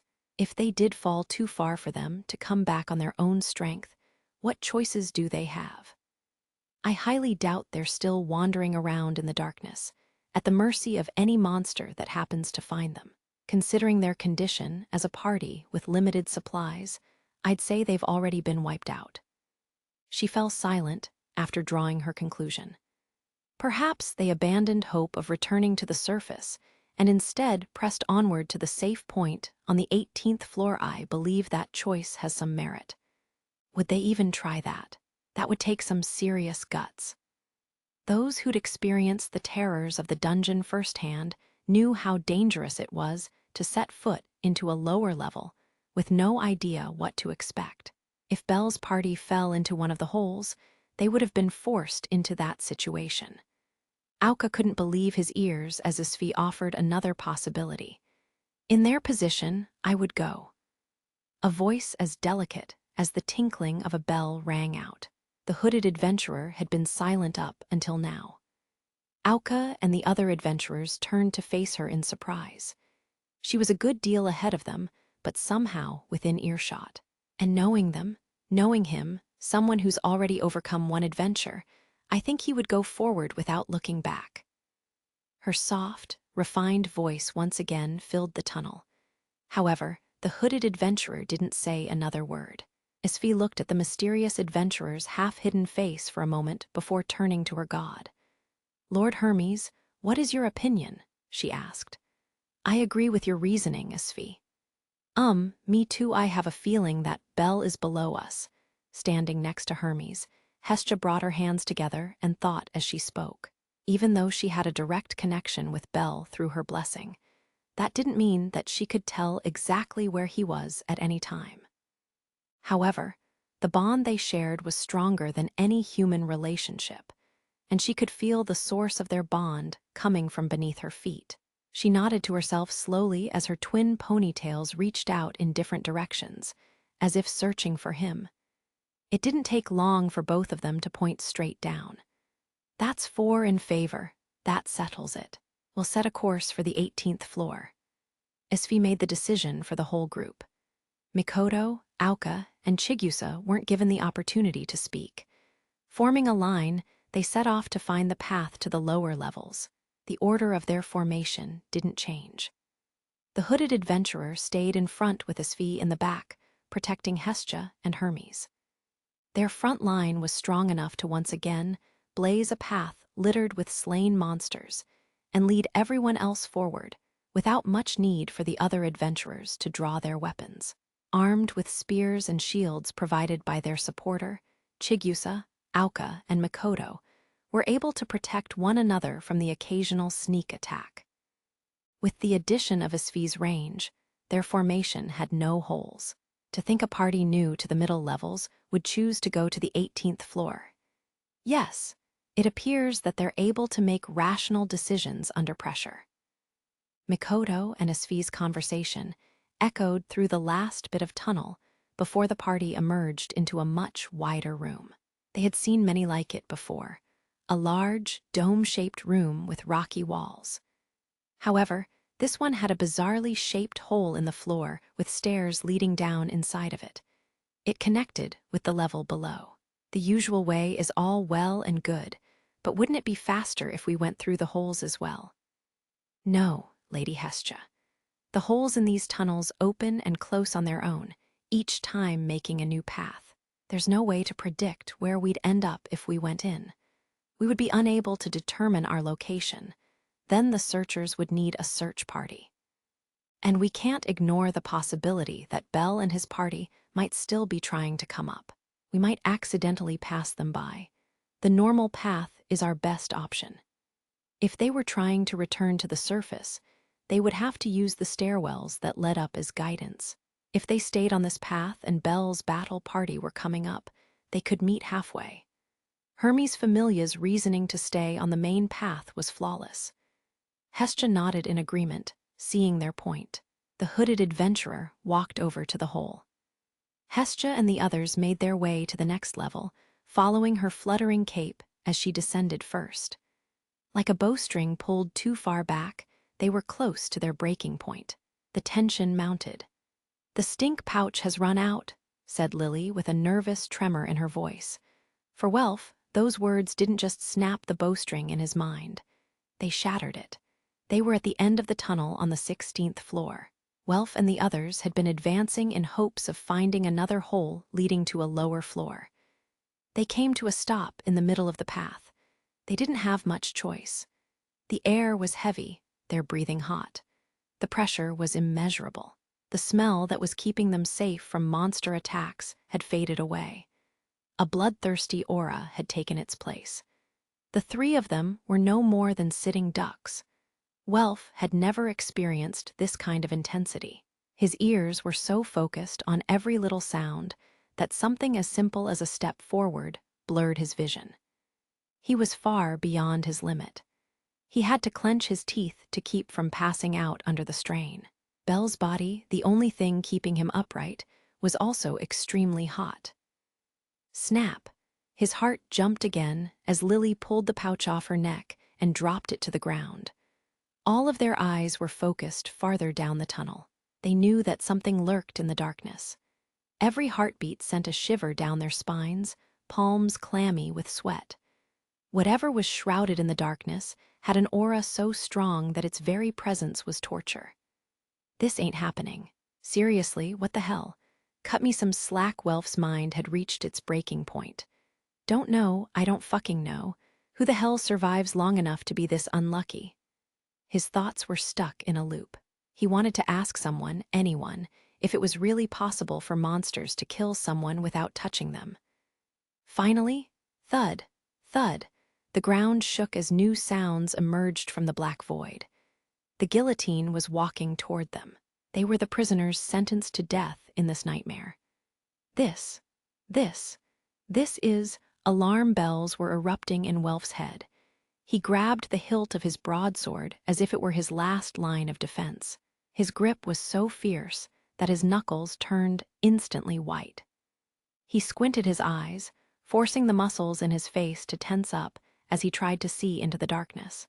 At last, the bright spots in the ceiling burning like torches finally revealed a rusty red body, clear as day. Its short, violent breaths were accented by each step of its powerful hooves. The lights above accented its burgeoning muscles in stark shadows. The monster that appeared before Welf had magnificent horns on its head, sticking out like beacons of death. The head of a bull on the body of a man, standing 2 meters tall and built like a stone wall. It held a stone battle axe, yet another natural weapon, with both hands in front of its face. Its eyes were looking down either side of the blade at its prey. Welf was so overwhelmed by his first encounter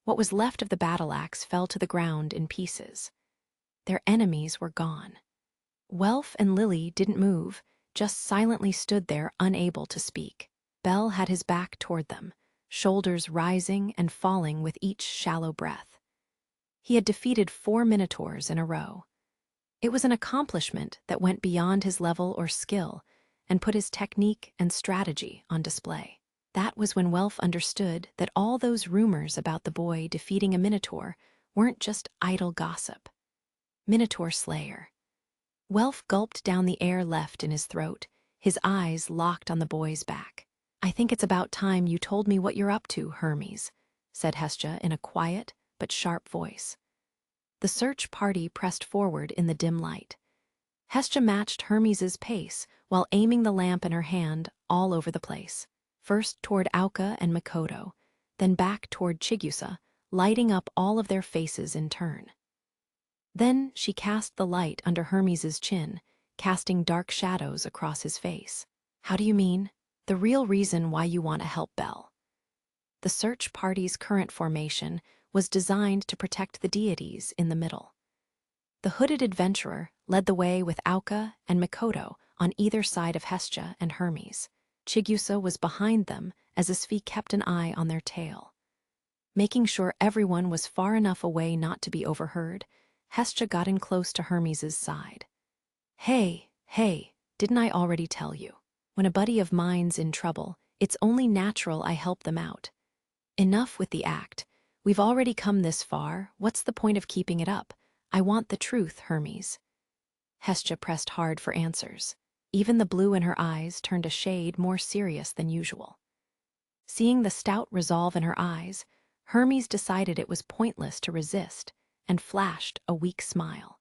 "All right then, Hestia." His already narrow eyes squinted even more narrowly. The corners of his mouth quirked up as he started to speak. "The reason that I cut my trip so short this time was to do someone a favor." "A favor?" "Yes. That certain someone wanted me to check up on Bell." This favor was the reason that Take Mikazuchi had been so suspicious of Hermes in the first place. Careful to keep her voice low, Hestia pried even further. "And who is this mysterious someone?" "The man who raised Bell. His words, not mine." This was someone she'd heard about many times, this faceless person who often came up in conversations with Bell. His grandfather. But according to Bell, his grandfather had already. Bell's grandfather passed away, did he not? Hermes leaned down so that he could speak softly into Hestia's ear. Something unavoidable came up, something that he had to keep secret from his precious little grandson.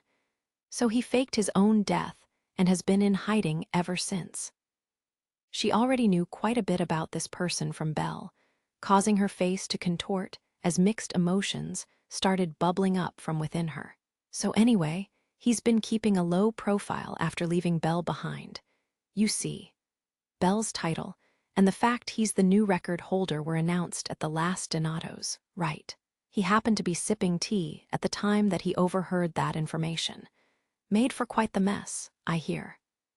Hermes looked like he was thoroughly enjoying himself as he continued his story. As you would expect, being a father figure, he wanted to know what his boy was up to. But he couldn't go himself. I just happened to be there and made myself available. I go in and out of Aurario all the time, so I was perfect. Isn't that simple? Said Hermes as he extended his finger into the air. A group of monsters had suddenly appeared in front of their party, and the hooded adventurer moved to engage. The other adventurers quickly snapped to attention to protect from sneak attacks, while a one-sided slaughter took place in front of them. The search party came to a stop. Hestia had been quiet up to this point.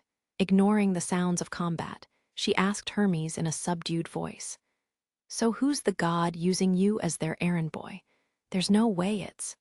"Oh, did I ever say that this person was a god? This was just between you and me, and I'd be grateful if you keep it that way." Hermes forced a very unnatural smirk. Although Hestia wasn't thrilled that Hermes dodged the question, she could sense no deceit in his voice. She came to the same conclusion as a certain goddess of beauty had. that he had no intention of harming Belle. And if his favor story was true, he'd be in a rough spot if Belle didn't make it out of this alive. I understand your situation. However, that doesn't tell me why you're down here. There's no need for you to come this far to check on him. You'd have an unlimited number of chances on the surface, wouldn't you? I have no idea why you're in the dungeon, Hermes. Maybe it was because Hermes wasn't at all intimidated by Hestia, or maybe because he wanted to see her reaction, but he told her the truth. However, there is a difference between telling the truth and revealing how deep the truth goes. Just how far are you willing to go? She thought to herself as she looked into Hermes's unnaturally perfect eyes. It's true that I was asked, but I too am interested in Belle. Hermes smiled, but it wasn't his usual charming smile. It was a softer expression, one that a deity normally wouldn't show. I want to see with my own two eyes what he's capable of, Hestia. The god's orange pupils seemed to sparkle in the darkness as he once again leaned down to Hestia's height. Then he whispered in her ear, I need to know if he possesses what this era requires of him. Another round of fierce explosions. A whole pack of hellhounds falls to the ground in a shower of sparks and plumes of smoke. I don't know how many times I've seen it by now, Welf's anti-magic magic. He still has his hand out, kind of floating in the air in front of us. His rasping, exhausted breaths are right next to my ear. Welf! Plop. His neck goes limp, head hitting my shoulder. His body goes slack in an instant. All of his weight suddenly comes down on my shoulder. Bending my knees, I fix my grip and prevent him from falling over. His face falls in front of mine as I fight to regain balance. Welf's eyes are closed, his face absolutely drenched in sweat. Mind down, we've depended on him too much. Mental power, or mind, is required to use magic. Welf has used so much of it that his body can't take the mental strain anymore. Tears well up in my eyes as I look at his listless body hanging over my shoulder. All the magic potions and double potions we had are long gone. We can't help Welf. Ah! I hear a long, weak breath behind me just before the sound of something falling over. I turn my head around just in time to see Lily's eyes roll into the back of her head as she falls headfirst onto the gravel path. Lily, I take a step in her direction. Just like Welf, she's out cold. The combination of anxiety and fatigue, a new kind of stress we never experienced in the upper levels, must have worn her down. She's been passing her healing items to us, never taking any for herself. Her status is the lowest of anyone in our party. She probably ran out of strength a long time ago and has been willing her body forward until now. The only sound left in the tunnel is my own breathing. Suddenly, everything looks darker and more terrifying than before. But it's just my imagination. The dungeon hasn't changed at all. This is just, for sure, some kind of symbolism, seeing my fear come to life. There's no one left to help me. I have to face the terrors of the dungeon alone. All of this darkness and despair surrounding me is all in my head. I can hear my heart pounding in my chest. Suddenly, the air feels cold. My eyes fly open, scanning the tunnel. I clench my jaw so hard that my teeth feel like they're going to shatter. I grab a hold of Lily's outstretched hand and pull Welf closer. I have to overcome this fear. I have to confront it head-on before it crushes what little courage I have left. I don't have enough time to be scared. Move forward. Stand. All of us are getting out of this alive. Forgive me. Welf's broadsword, Lily's backpack. They'll just slow me down. I throw away anything heavy, leaving them with only the most basic equipment, and pick them both up. I get Welf situated over my right shoulder and hold Lily's small body under my left arm. Leaving most of our party's equipment behind, I move forward again. Ga Yua. Welf's arms dangle in front of me, swinging back and forth like a pendulum. It goes without saying that unconscious people are heavy, but I can carry them, keep moving. It's all thanks to my status, but I can move forward with the weight of 2 people in my arms. Breathe in and out, lift 1 foot, push off the ground. I can hear Welf's metal greaves, the armor on his lower legs, clack together with every step I take. I have to find a hole before any more monsters show up. If the monster attacks now, it's over.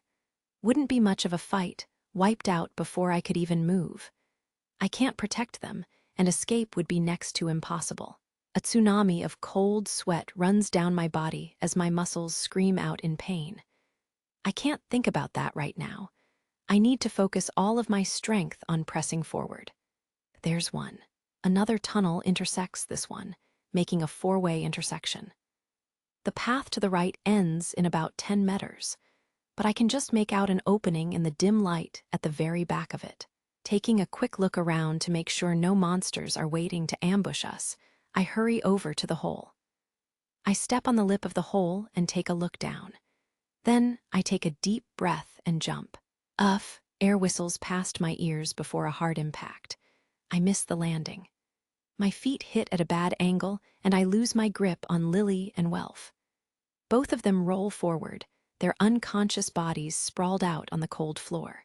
Throbbing pain floods my body. I force my shoulders up and crawl over to them. The cool pieces of gravel that were stuck to my face fall off as I go. I can hear them hitting the floor around me.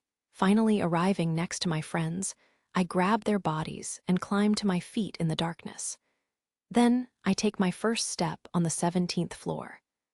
My body, it's too heavy. My arms and legs feel like they're made of lead. There's something really strange going on. I've been at my physical limits for a long time now, but this is far beyond anything I've felt before. There's only one reason I can think of. Heroic desire, Argonaut.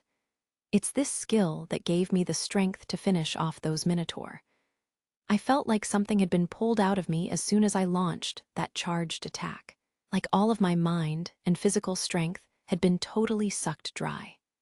Of course, an attack that powerful wouldn't come without some kind of price. Doing my best to ignore the side effects of Argonaut, my brain desperately urges my body forward. How long have I been down here? I lost track of time a long time ago. A full day? It could be longer for all I know. I've never wanted to see the sun so badly in my life. I'm pretty sure the 17th floor is a shade darker than the higher floors. Haven't seen any monsters yet, so I concentrate on my breathing, my chin tight. Come on knees, bend. They're screaming out in pain. My ears are ringing, practically begging to be released from this grueling trek. I'm trapped, alone in the darkness, searching for an exit I can't see. And even if I find it, is there a light at the end of this tunnel? Is there any hope left?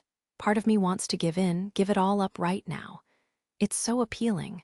Just give up and embrace the end. Give me a break. I adjust my grip on my friends. Even though the words came out of my mouth, it feels like Welf said them. I'm the only one left. If I give up now, they die too. My friendship with them is the only thing keeping me going down here at the edge of hell. Slowly, I make my way through the stagnant air. Every sound, every echo seems to summon the scythe-wielding spirit of death himself. I can feel him reaching for the back of my neck, fingers brushing against me many times. I realize something while being pushed this far to the brink. I'll die the moment those fingers overtake me.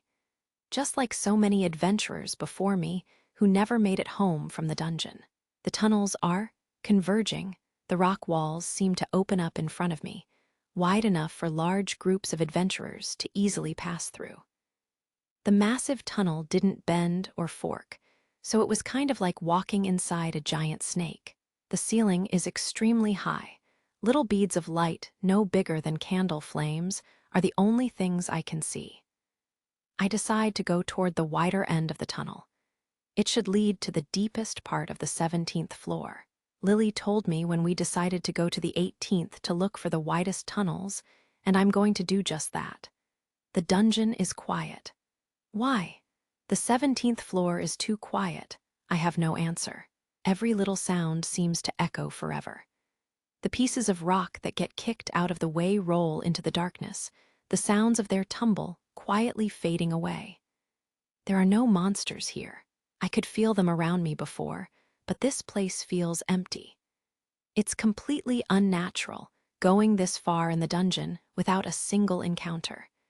It's like they're waiting for something. No, they're afraid of something that's about to be born. The monsters are hiding, staying as quiet as possible. A cold shiver runs up my spine. I've got a bad feeling about this, but I can't stop now. Reasoning manages to overpower my instincts and drive my feet faster toward the end of the tunnel. The jockey is whipping his horse, pushing onward. The silence is my window of safety. I can still make it through. I enter a wide-open tunnel area that seems to be designed for an absolute behemoth kind of monster. I rush toward the other side, nearly losing my balance more than a few times as I try to look around. Then, I made it across, and into a very wide, very tall room. The shape of this room is completely different from all the other random and haphazard designs I've seen so far in the middle levels. The large, circular entrance leads to a rectangular room that has to be at least 200 meters long. This place is even bigger than the dungeon pantry. I think it's about 100 meters wide, the ceiling a good 20 meters over my head. The walls and ceiling are made of many different size rocks piled on top of one another, with the exception of the one to my left. Completely smooth, it looks like someone or something built it with their own hands. I can't believe my eyes. Whoever this massive artisan was, their flat wall ran from one corner of the room all the way to the back. It's overwhelming. There's a strange kind of beauty to it, but it feels so unnatural. It doesn't belong here. The Great Wall of Sorrows, this place, it floods you with a feeling of bewilderment before suddenly vanishing. It has left so many adventurers with such an empty feeling of despair that the ones who made it back alive from the 17th floor, seeing it gave the wall that name. It's a dungeon wall that only bears a certain type of monster, the Wall of the King. I gulp down the air stuck in my throat and tear my eyes away from the wall. I have to make my way through. There aren't any monsters in here. The wall is looming over my left side as I travel deeper into the room, struggling to regain control of my beating heart. I take another look at Welf and Lily, tightening my grip. Their eyes are closed, bodies limp and helpless. We can still make it. We can still make it through here without any problems. I can see the exit, the entrance to a small cave at the end of the room. If I can just get there, I brokenly laugh at myself, such a one-track mind, as I set a course for the exit. Crack, I heard it, that sound. My head whips to the left. There it is, right in front of me. My eyes shoot open. A massive crack runs down the wall from top to bottom like a massive lightning bolt. My mind goes blank, but my feet speed up. Holding Welf and Lily even tighter, I lift my heavy legs as fast as I can. I'm not even halfway through. The exit is far, too far away. I'm moving as fast as I can, but I'm covering no distance. What is going on? Crack, crack. Even more lightning bolts run down the dungeon wall, deafening echoes filling the room. Pain and fear wash over me as each one hits my ears. The entire room is shaking. A sudden avalanche of wall fragments slams into the dungeon floor, splitting my eardrums. This is all building up to one critical point. That's when I feel it, the loudest impact yet, a deafening explosion. I can't breathe.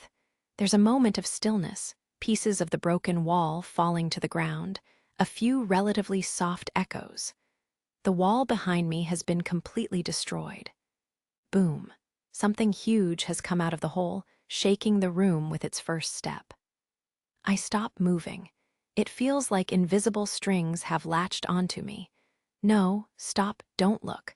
But my body doesn't listen to reason. My neck seems to twist on its own as it guides my eyes over my left shoulder. Before I know it, I'm facing the beast, my ears ringing in pain. I can see it emerging from a large cloud of dust. It's too big to be real. Thick neck, shoulders, arms, legs. It looks almost human. It's hard to tell in the darkness, but its skin looks grayish-brown. It has greasy black hair coming from the back of its head that's long enough to reach its shoulder blades. There's one thing I can say with absolute certainty. Of all the living things I have ever seen, this creature is by far the largest. This thing, my entire body shudders. This isn't the same traumatizing fear that overtook me that day against the Minotaur. This is awe, the human reaction to realizing the existence of a different scale of power, the disparity between its existence and mine. This is a floor boss. It's a giant standing more than 7 meters tall. Monster Rex, Goliath. Ooh, the dust is clearing more and more every second. Then one of its red eyes, the size of a human head, moves. My tiny body is reflected in its huge eye. Its whole body turns to face me as the room shakes beneath its feet. A new flame ignites within me. My body suddenly free from paralysis. Time moves once again.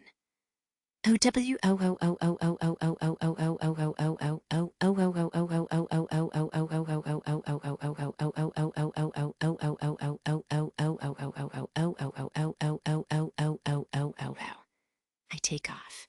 Every fiber of my being wants to be anywhere but here. The Goliath's piercing roar chases me down the room. The floor jumps beneath me every time the beast takes a step.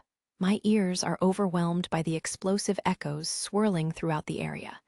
Just run, just run, just run. I can feel its murderous eyes lock onto me. Once again, I'm being chased by death himself. Terror drives out any feelings of fatigue or exhaustion. The only two things on my mind are keeping a hold of my friends and getting to that exit tunnel. The walls of the room rush past me as I make a mad dash forward. The entrance to the 18th floor seems to bounce in front of my eyes. But above all else, unfortunately, the giant steps are getting closer. Run, run, run, run, run, run, run, run, run. I let out a scream at the same time. The Goliath fills the space with another howl. A great gust of wind comes from behind me. I get the feeling something is raised far above me, like two hands making one giant fist. An attack powerful enough to pulverize everything is coming in fast. Even faster, even bigger, 1 second faster, 1 step more. I put every last ounce of strength I have into one kick off the ground. A desperate dive, an attempt to escape. I pass through the entrance to the tunnel.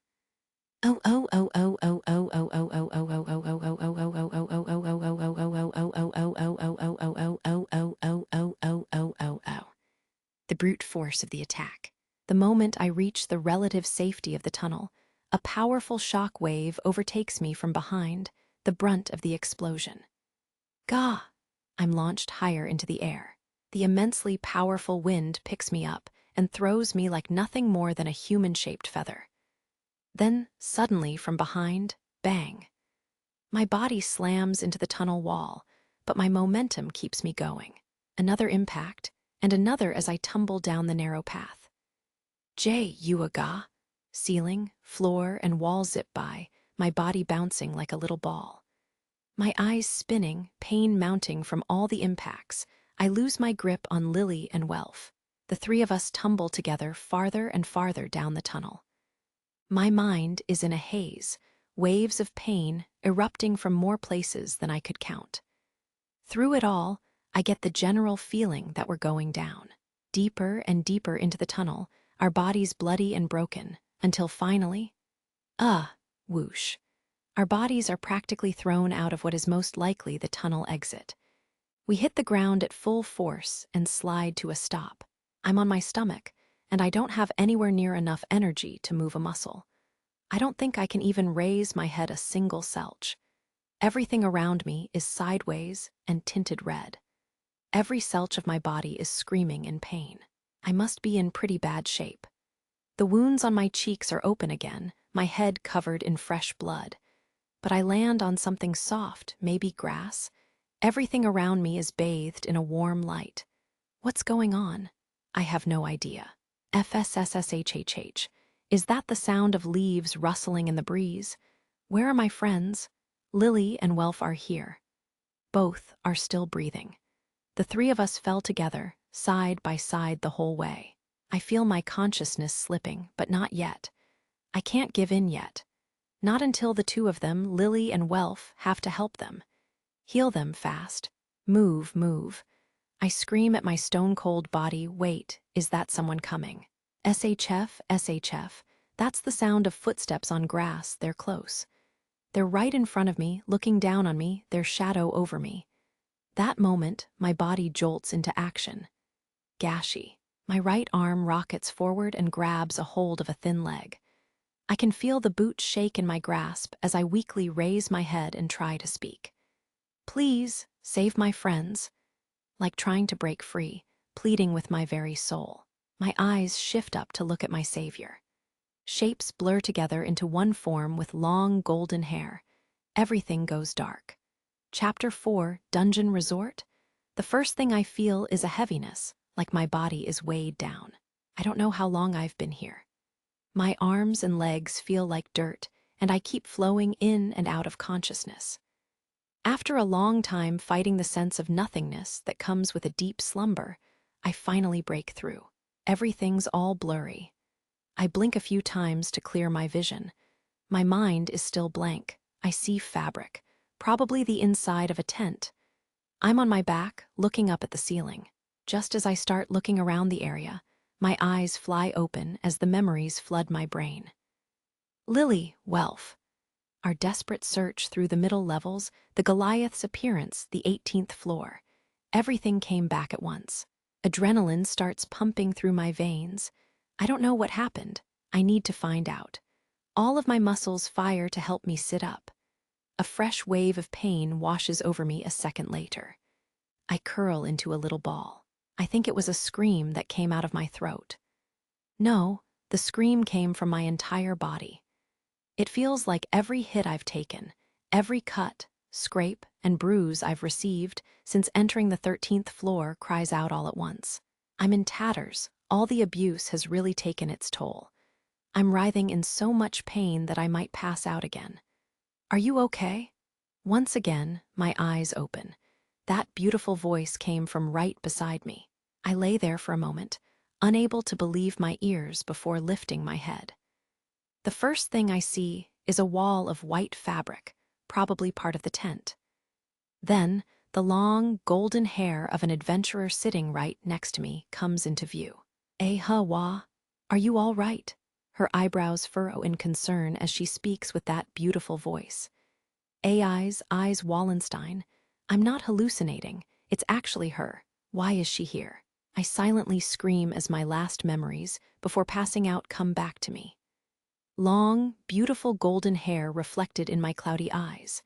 I gulp down the air in my throat. The person I begged for help was Eyes. I grabbed her leg.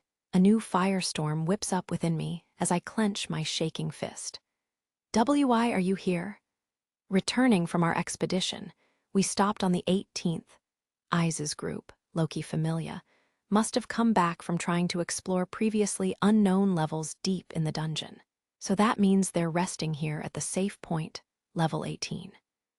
They left on their expedition almost 2 weeks ago. Considering what Lily said earlier, we must have just crossed paths. That was my train of thought as I lay there, marveling at her beauty. My friends, are they? Lily, my shoulders shake once my brain connects the dots. Are they okay? I'm about to ask as my body flings forward on its own. My elbows leave the ground, my body straight up. It feels like something's pushing me from behind. I can't even blink. Suddenly, all the pain I was in doesn't matter. My sense of urgency cancels it all out. That doesn't mean my muscles can take it. I can't balance. The floor is rushing up to my face. Eyes rises to her knees beside me and holds out both of her arms. PWFF. She catches both of my shoulders in her hands. My face, however, is buried deep in her chest. I can feel her golden hair on my nose. Her metallic breastplate feels cool on my cheeks. It caught my fall. I am so glad it was a breastplate, and not there's no time for that kind of thinking. Sorry. My body launches itself away from her faster than the Goliath blasted me down the tunnel. My face burning red, I get away from her chest as fast as possible. Ignoring the excruciating pain, I bend away to put some distance between us. My body moves almost like it's a reflex.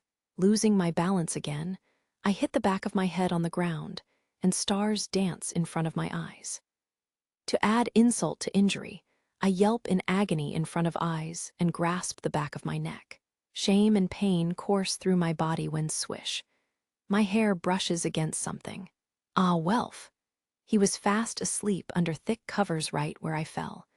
Putting up with the pain, I force my body up again and take a good look around. Lily is next to him on the other side. I can feel the tension leave my shoulders as I look at their sleeping faces. Finally, relief. They are both okay, Reveria, and the others healed them. Upon closer inspection, Welf's right leg and Lily's numerous injuries have been treated. I don't think our rescuers did anything fancy, but both Welf's and Lily's wounds have been carefully wrapped in bandages. They had taken a lot of damage, but you were in very bad shape. Only after she says that do I notice that my head is also wrapped in bandages. She parts my bangs with her fingers and slowly strokes my head. My cheeks flush pink as I feel her fingertips run through my hair. And then, any pain? She tilts her head to the side as she asks. That is the final blow.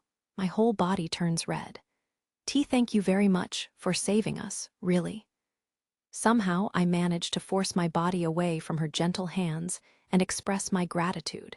Eyes sets her hands in her lap and shakes her head from side to side. It's nothing, she says with a small smile. I don't know why, but I feel really happy right now. Then she looks at me with her golden eyes and asks what our plans are from here on out. She slowly moves her head to look toward the exit of the tent. Can you move? Why yes. Finn told me our commander told me to contact him. Come with me, would you? Eyes stands up as I give her a sharp nod.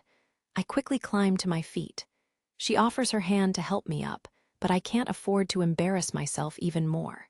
Trying to display some amount of manliness, I respectfully decline. There's a new shot of Pain Owawa, focusing completely on my teetering legs. I finally stand straight up. Every muscle in my body is complaining, but I can handle it. I follow Eyes through the exit as she lifts the fabric door out of the way. Whoa! A huge campsite comes into view. We're surrounded by trees, but the forest isn't that dense here. Tents have been pitched all around us. All of them are facing in toward a central area. Large cargo boxes are sitting on top of tree roots throughout the camp. Dwarves, animal people, elves, a surprising amount of them are women. Another group of adventurers, a mix of demi-humans, has a very serious air about them. But some are just talking, almost relaxing with one another. Two animal people are sitting beside each other in the grass. A dwarf and an elf, one leaning against a tree with his arms crossed, while the other uses her hands to make gestures as she talks. Their armor and weapons show signs of fierce battles, and yet still sparkle. Whoever made their equipment was extremely good at what they do. A party of adventurers from what could be called the strongest familia in Arario. I can feel the aura of strength radiating from all of them. My body is instinctively trying to pull away. The members of low-key familia start to notice us, but they look right past Eyes and straight to me. They don't seem all that happy to see me. Then again, it's only natural, looking at it from their point of view. But what is it? They are looking at me like some kind of enemy. Eyes tilts her head. A bead of cold sweat rolls down my neck as something occurs to me. Is it because Eyes has been taking care of me? I'm mulling that spot over as Eyes starts walking. I almost trip trying to keep up. A barrage of inquisitive looks keeps coming as I move forward. Yet this is a forest. I say to myself as I look at the dim canopy above, trying not to catch the eyes of anyone else. The leaves and branches create a kind of dome canopy over our heads. However, sunlight flashes through the openings. It feels warm on my face. To top it all off, I think I can see blue through the leaves. This is the dungeon. No sunlight ever makes it down here, so why is there shade and a blue sky? I'm so confused. Is there really a blue sky and warm sun on the other side of those leaves? What's wrong? Ah, well. Eyes must have sensed my bewilderment because she turned to face me. My confused brain tries to think of how to respond. In the end, I can't control my curiosity, so I ask her a question. This is the 18th floor of the dungeon, right? Why is it so bright? I look at the sky as I speak. Ina never mentioned anything about this. I bet she'd never thought I'd come this far on my first day in the middle levels, so I'm completely clueless.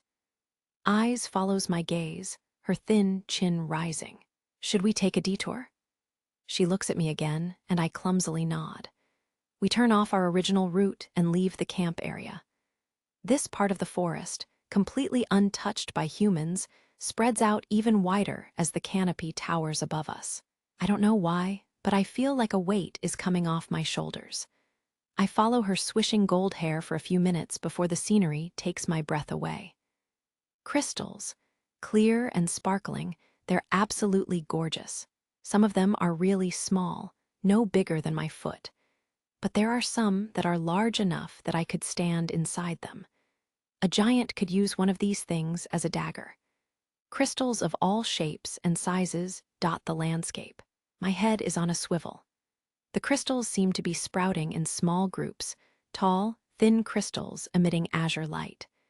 The entire forest is silently illuminated by their glow. The forest floor is covered in little blue fragments, along with a good amount of moss and tree roots. It's a mystifying, wondrous sight. It's impossible not to stand and stare. The sound of flowing water fills my ears. A small river runs through this forest. Members of low-key familia are drawing water from it. An elf notices eyes and waves. It's said that the elves' homeland is somewhere deep in a forest. Even though I've never seen it myself, I had a feeling it would look a lot like this. Ah, the forest opens up. Eyes keeps walking forward, toward a semicircular arch-like exit to the forest bathed in white light. I cover my eyes as they adjust to this new, brighter path. I blink a few times as everything comes into focus. Amazing! A wild frontier opens up in front of me. The first thing my eyes take in is the expansive Great Plain. My vision is filled with a rich green that I've never seen on the surface.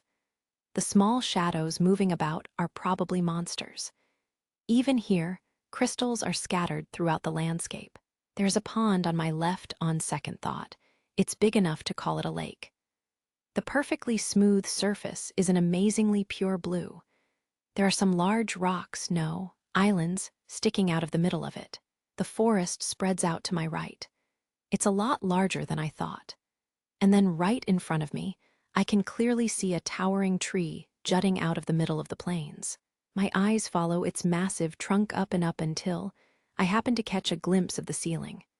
Ah, aren't those? Yes, all crystals. Eyes was nice enough to answer my unfinished question. Just as she said, the entire ceiling of this level is covered in a sheet of crystals. They go from corner to corner and all the way around, like a field of blooming flowers looking down from above. They are divided into two colors. The big ones in the center are white and remind me of the sun. The ones surrounding them are blue like the sky. There is no blue sky in the dungeon. All the crystals above us make it look like there is. The light from the crystals disappears after a while. That's when night comes. My eyes peel back in surprise. According to eyes, the amount of light changes the same way all the time. Right now, it's the afternoon. Apparently, it's not matched up with the real sky, though it's almost like the dungeon prepared this by looking outside. I think to myself as I look at the blue crystals. The safe point, level 18. A world full of nature and crystals far below the surface. It has another name, Under Resort. Plains and a lake, complete with a blue sky. I stand next to eyes and take it all in. Back at the campsite in the middle of the forest, there's a tent a bit bigger than the others. A flag bearing low-key Familia's emblem hangs inside. And now, I'm standing in front of some of the most famous adventurers in Arario. Eyes told me about your situation. but I didn't think you had already been carried into our camp. The person speaking to me has blonde hair, very similar to Iza's golden locks. His eyes are a deep blue, the same color as a lake. Right now, he's doing his best to force a smile. Just standing in front of this grimacing prum boy is making every hair on my body stand on end. No, it's not just him. There are two incredibly strong demi-humans behind each of his shoulders. I steal a few glances in their direction, but I avoid eye contact at all costs. Oh ho, that adventurer you were talking about, Reveria? Indeed, Gallus, this is Bel Cranel, a dwarf built like a stone fortress and a very refined elf. I can feel their gazes. Just by listening to their conversation, I know they're appraising me, judging me. It's making me even more nervous. The Prum Fin Damni is Loki Familia's highest-ranking adventurer and field general. The strong, wise dwarf elder is Gallus Landrock, and Aurario's most powerful magic user is the Elfess Reveria Eljas Alf. The three of them are all top class and are practically the face of Aurario's adventurers. Thank you for everything you have done. I can't thank you enough. I just became an upper-class adventurer myself. But looking at these three, and eyes as well, there's no doubt they are in a league of their own, far above me. I'm doing my best to express my gratitude, body low and head down. But for whatever reason, I get the feeling that my pathetic stuttering and weakness are only annoying them. Even Eyes, standing right next to me, is looking at me funny. The skin on my body is red enough to rival the salamander wool covering it. Don't be so tense. Take it easy. We're all adventurers, aren't we? It's at times like these that we have to help each other out, says Fin Damni as he stretches his shoulders. And considering that you're a friend of Iza's, we can't exactly turn you away. She'd hold a grudge worse than you can imagine. If we didn't do everything in our power to help, none of us would be able to sleep at night. There's a tinge of humor in his voice. I'm so nervous that I almost miss it. A smile grows on my lips before I know it. Every fiber of my being is telling me to keep my distance from them, but the air feels lighter somehow. Eyes flashes him a look. I think it meant something like, "Don't say anything weird." All the tension in the room suddenly leaves. The atmosphere in here is almost comical. Mr. Finn smiles at me like a boy his age actually would. All my nerves have settled down. I believe I understand exactly what happened, but could I hear it in your own words? I'll tell you about our situation, too. Think of it as an exchange of information. Ah, sure. This boy has very good people skills. I feel very comfortable telling him everything. It must come from experience. I nod and start talking. From the 13th through the 18th, I spare no detail in my explanation. Gahaha. All the way ta the 18th on your first day. Finn, Reveria, you were right. This youngster's quite interesting. Gallus, this is not a private conversation. Please hold your tongue. The elf Reveria shoots a one-eyed glare as a warning to the laughing dwarf Gallus. Actually, I told them that coming down to the 18th floor was Lily's idea, but the dwarf warrior didn't pay attention. Instead, he kept praising me, saying things like, "Got some shifty feet there, laddie. Escapin' from the floor boss like that." I can't help but smile back at him. As for us, we're taking a rest here. Usually we pass right through the 18th floor and straight up to the surface when returning from an expedition. But this time, we encountered some monsters with particularly potent venom. Mr. Finn goes on to say that a good deal of low-key Familia's adventurers, excluding the higher-level ones like Eyes, are infected. Many of them can't move on their own. Since they were returning from an expedition, meaning that their stock of healing items was very low, they had no way to heal everyone. It was impossible for them to keep moving as a group.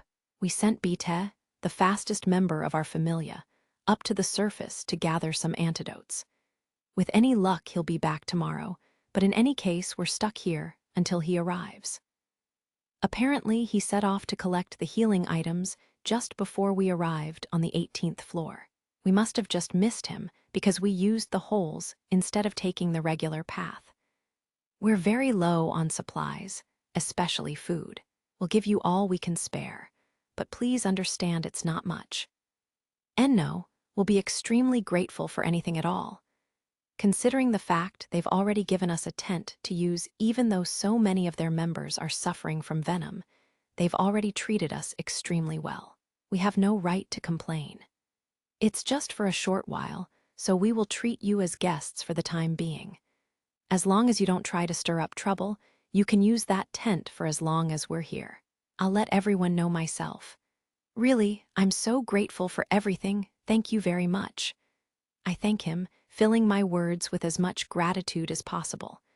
You owe us one, Mr. Finn says with a light smile. I say a few more thank yous as eyes, and I leave the tent. Are you sure, Finn? Reveria asked Finn a question after Belle left the tent. Her emerald green hair swished around her shoulders as she looked down toward the short general. It is true that Eyes has taken a liking to him, plus, there is a member of Hephaestus' familia in Belle's party. You are certain of this? Yes, one of the smiths told me. High smiths belonging to Hephaestus' familia had joined this expedition alongside Loki familia. One of the smiths had informed Finn that he recognized Welf when the young man was carried into the camp. Goddess Hephaestus doesn't consider any of her followers to be more important than another. Yes, I'd hate to get on her bad side just because we refuse to help one of them. Logical, nodded Reveria, with a satisfied look on her face. Finn swiveled his eyes up to meet her gaze. The icing on the cake is that you are interested in Belle Cranel as well, aren't you, Reveria? Eyes has taken an interest in him, so how could you not? I will not deny that. Gahaha, look at you, Reveria, Bane all-motherly. No teasing, Gallus, she replied, looking somewhat annoyed. The large dwarf's hearty laughter continued all the same. It's good for her to show interest and initiative. Personally, I think this is an opportunity for her. But what about your perspective as the leader of our familia? It's highly likely that the reason that Eyes left home early before this expedition was to meet with Belle Cranel. Finn, like Reveria, had noticed strange changes in her behavior before the expedition, such as asking how to issue commands to adventurers. They could see the effect that Belle's early morning training sessions had on the girl. I think that it would be good for Eyes to change as well, but for now, let's keep Loki in the dark about this. Oi, Finn, you should challenge Belle Cranel to a wrestling match.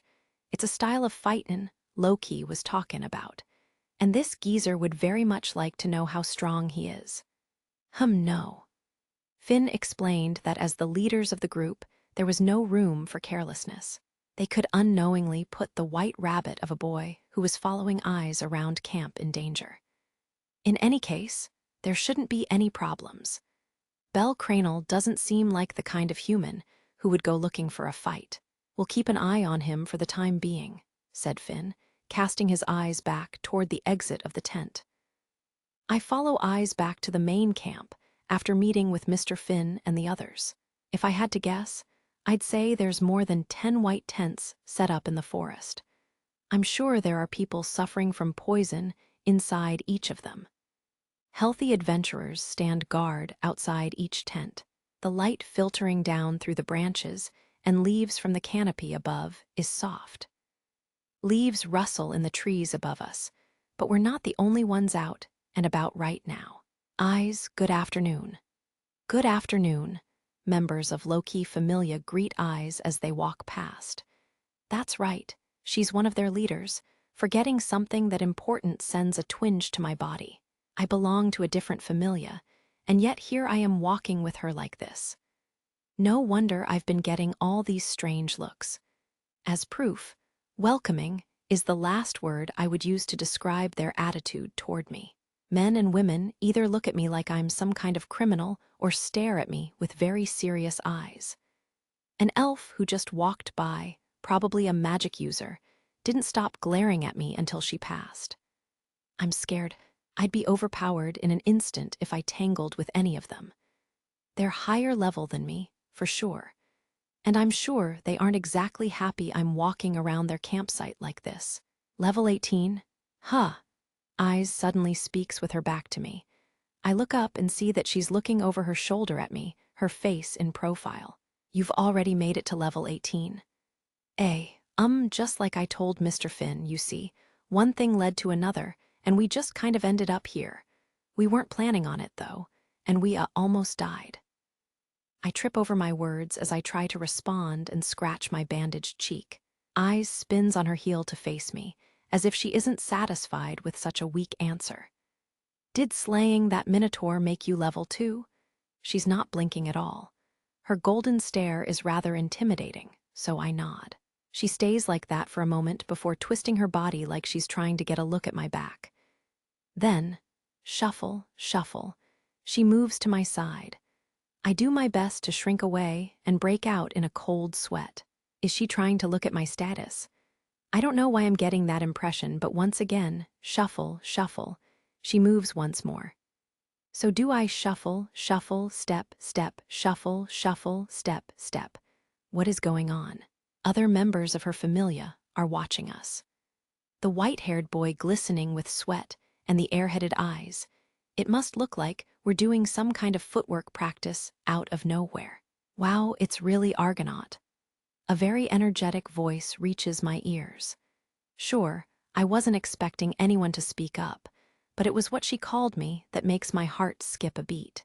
I quickly spin around to face the owner of the voice and see two girls with wheat-colored skin coming up to me. Tiona, Tyone, you've been busy, Eyes. I hear you've already talked to Finn. I heard you'd been carried in, but you're awake, too. You're one lucky guy, Argonaut. Eyes called these two Tiona and Tyone twins, maybe. One has shorter black hair just long enough to cover her ears.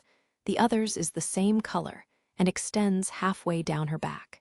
Their clothes are different, but their faces are almost identical. Their height, too. Based on how much tan skin is showing, it'd be a safe bet to say they're Amazons.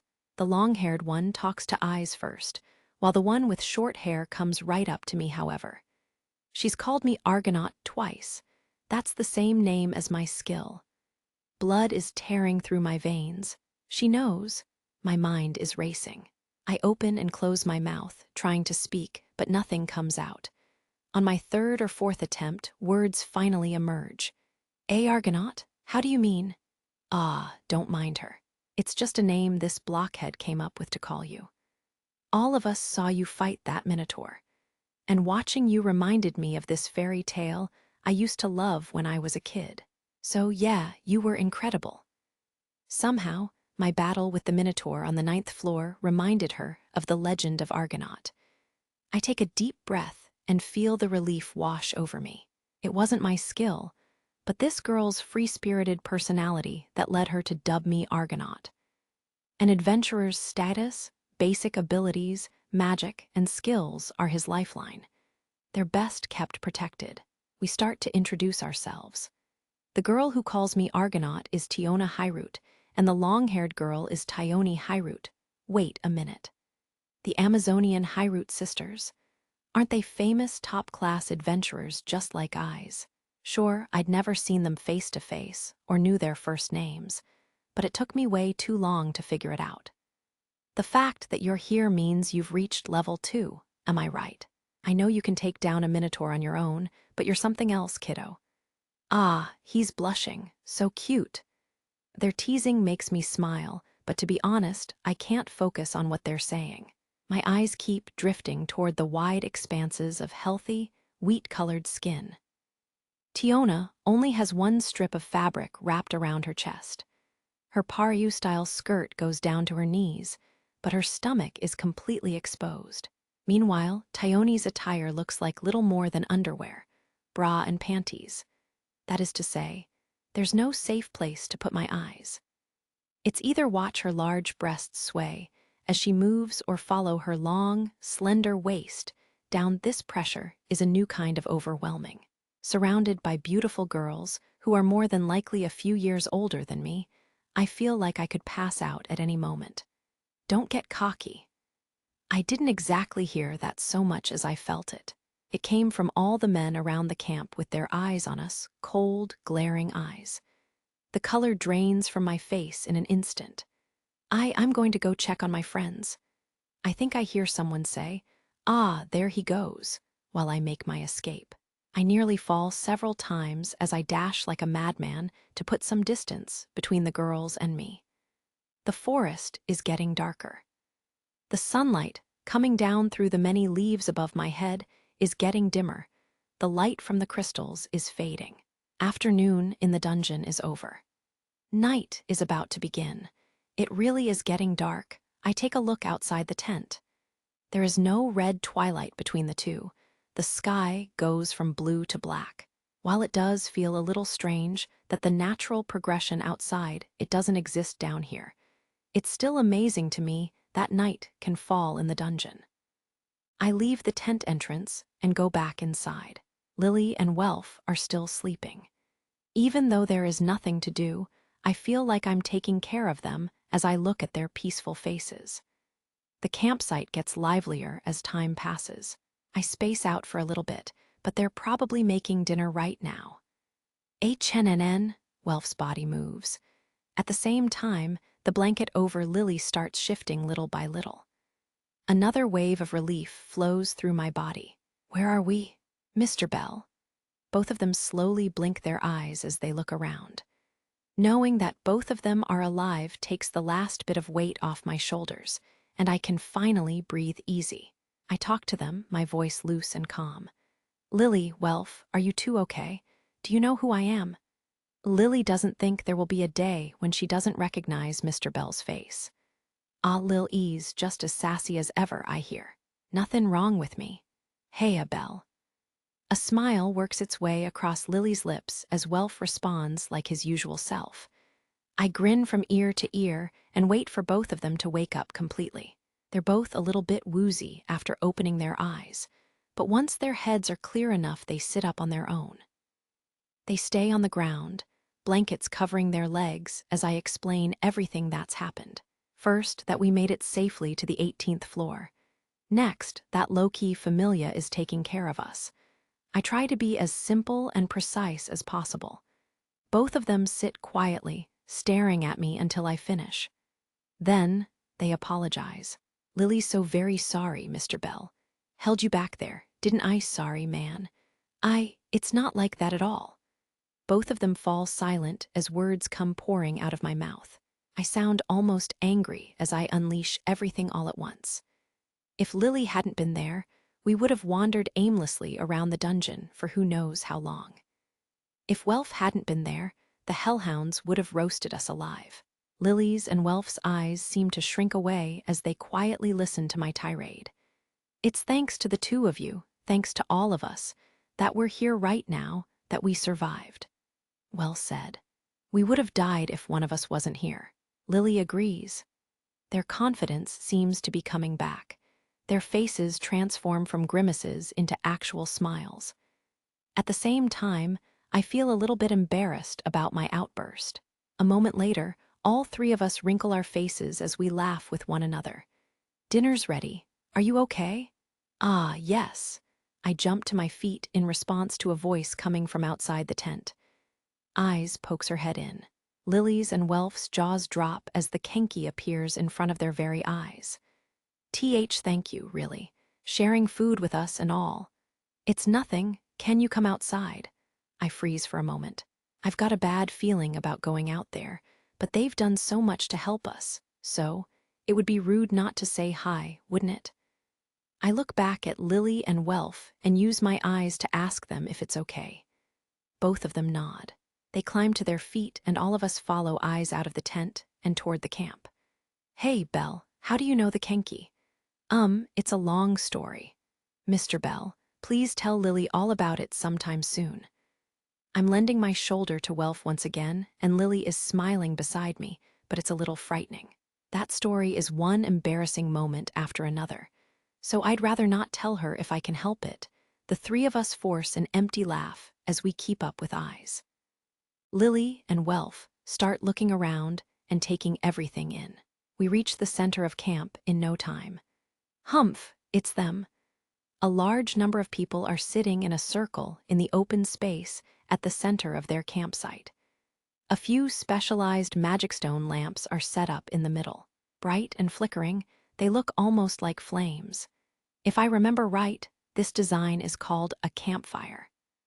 This big circle isn't just made up of low-key familia members. Hephaestos Familia's High Smiths are here, too. Eyes explains what is going on as Welf recognizes someone in the circle and groans. Hello there. All eyes are on us. We make our way to an empty spot and take a seat.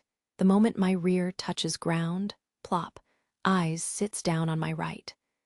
Lily takes a seat on my left and Welf on the other side of her. We've naturally sat down according to rank, which is kind of scary. I've sat next to Eyes before, during our morning training sessions, but it still feels like there's a lot of distance between my idol and me. I don't know if it'll ever go away. I sneak a peek in her direction. However, she notices right away and makes eye contact. Her golden hair is silky and shiny, like she's just taken a bath. Come to think of it, the air around her smells like a pure hot spring. Something wrong? And no, everything's fine. I can feel my face heating up, so I break off eye contact before my face starts burning red. Everyone, please listen. As I've told many of you, we are hosting some guests tonight. All of them courageously risked their lives to save one another and managed to safely arrive on the 18th floor. I won't ask you to be friendly with them. However, I would like you to respect them as fellow adventurers while they're with us now. Then, let's have a fresh start. Wow, he's really good at this. Mr. Finn walks to the center of the circle and addresses everyone. He appeals to everyone's pride as adventurers to help avoid arguments and fights. Sounds like Lily is really impressed by his approach. At long last, the food arrives. 2 or 3 fruits to a person. They're red fruits, shaped like gourds. The amber-colored flesh inside looks sweet. I've never seen anything like this on the surface. They must grow here on the 18th floor. I carefully take a bite out of the fruit that looks like cotton dipped in honey. No wonder it's been named the honey cloud. My mouth is instantly filled with a thick, sweet juice, and I almost spit it out. It's sweet, much too sweet. I'm not all that good with sweet stuff to begin with, but this is making me tear up. I feel like I'm gonna die. Doing my best to swallow, I take a look around. The female members of Loki Familia seem to be enjoying it. Just one bite and their faces melt, their hands on their cheeks. I can tell that shivers are running down their spines. Mr. Bell, Lily would be happy to finish that for you if you don't like it. Sure, here. Oh, okay, All right, Belle. Leave it to me. I'll finish it for you, Hugh. You were right. Way too sweet. Lily shifts in front of me and perches like a bird with her mouth open, like she wants me to feed her. But before I can put the rest of the fruit in her mouth, Welf snatches it out of my hand and wolfs the whole thing down in one bite. Lily's fuming mad, her face beet red and a little vein popping out of her forehead as she kicks Welf over and over in the shin. He doesn't seem to notice, though, because he's pounding his chest as if the fruit is stuck in his throat. Eyes watches the events unfold, completely speechless. But yeah, I've heard stories about this place. Not the usual dungeon floor, is it? The fruit must have passed through, since Welf is taking in the scenery. All of the white crystals on the ceiling have gone dark, meaning only the larger blue ones are producing any light. The entire forest is covered in a dark blue shadow. A night sky, not much different from the one outside the dungeon, is on the other side of the leaves above us. Everyone in the circle around us is illuminated by the orange and bronze light emitted by the campfire-style magic stone lamps. They're all eating, drinking, and chatting with one another. They look like they're having a great time, their shadows dancing on the trees behind them as several throw their heads back in laughter at the same time. This whole scene looks like a picture out of the tales I used to read. A group of adventurers having a meal together, deep in a forest under a full moon. Mr. Finn, Miss Reveria, and Mr. Gallus are being served by other party members, More of those red-gourd sugar bombs, by the looks of it. I don't know if it's because they're almost finished with their expedition, but the members of Loki Familia don't look anxious at all. I can see that they do have a few people surrounding the camp as lookouts, but everyone else looks like they're on vacation. Exotic fruit, a sky, there's supposed to be a town here too, right? EHAT town. That's a word I wasn't expecting to hear. A sky being this far underground was hard enough to swallow, but an actual town in the dungeon, I turned to eyes without thinking. She looks up from her plate of nutrition cubes and quickly nods. Tomorrow, shall we go? Yes, please. I don't think I've nodded my head up and down faster in my life. This is so exciting. I try to picture this dungeon town in my head. What would the buildings look like? What would people do there? So many questions race through my head. This must be one of the charms of being an adventurer, I say to myself as my enthusiasm reaches yet another level. My face must be beaming right now. Eyes looks at me from the side. I think she's smiling. Hiya, Mr. Argonaut. I know exactly who it is even before I look up to see Miss Tiona walking this way. Her older sister, Miss Tione, is just a few steps behind. The Amazonian twins came right up to me earlier. Swoop, they sit down on either side of me. What? You must tell us your story. Think of it as paying us back for the food and lodging. You wouldn't mind, would you? Please, please. Lily gawked at Miss Tione as she forced her way between us. Eyes just tilted her head to the side as Miss Tiona wiggled her way in. All the breath leaves my body as their skin brushes against me, my body sandwiched between them. My face must be the color of raw meat by now. Lily looks pissed, her eyebrows standing on end. Miss Tiona's face appears on my right. She looks really happy and excited for some reason. Then she asks me a question. How did you get all of your basic abilities to S? My face tries to hide behind my skull. Muscles kind of twitch their way into a smile as I look to my left. Miss Tione is giggling, her eyes narrowed. The message I get from that look is, you're not getting away until you talk. A new round of questions erupts in my mind. How long ago was my status exposed? How does she know what my basic abilities were? More and more pop up every second. My heart shakes inside my chest, and it won't settle down. And if I answer her honestly, would she be satisfied if I bluntly say effort? All I did was try to pursue my goal, my idol. As for said idol, she's sitting with her arms wrapped around her knees and not doing much. However, I can tell that her ears are on high alert. My idol can be cruel sometimes. Mr. Finn and Miss Riveria are enjoying the forest view a little ways away, but they do nothing to intervene. Mr. Gallus is staring right at me, stroking his beard and taking in every word. Welf is my last hope. What, Welfie boy? You miss us so much that you follow us down here like a lost puppy. How sweet of you. He's surrounded by Hephaestus Familia's smiths. Hey, enough, get lost. He sounds really angry. Lily's still fuming, glaring at the Amazon twins and even me. I'm completely isolated. Rivers of cold sweat flow out of my skin. I would give anything to pass out right now. Ji-Yunu-ah, it comes out of the blue. I know that voice better than anyone, but this is the last place I should hear it. Lily and I immediately look at each other. She knows, too. We both firmly nod. Excuse me, please, let me through. I don't wait for any of them to answer and jump to my feet. I take off with Lily right behind me and Welf not too far behind her. I run headlong in the direction of the sound. The forest quickly opens up. I can see a massive cliff in front of me and the entrance to a circular cave at its base. That's the tunnel that connects the 17th and 18th floors, for sure. Loki Familia's lookouts are already gathering at the scene. I squeeze my way past their shoulders and see, oh, no one ever told me the monsters got that big. Ah-ha-ha-ha-ha, I thought I was a goner. The goddess is on all fours, gasping for breath. I feel my eyelids pull open. There's also a male deity sitting on the ground next to my goddess, as well as a number of adventurers trying to catch their breath. A girl wearing glasses looks absolutely exhausted.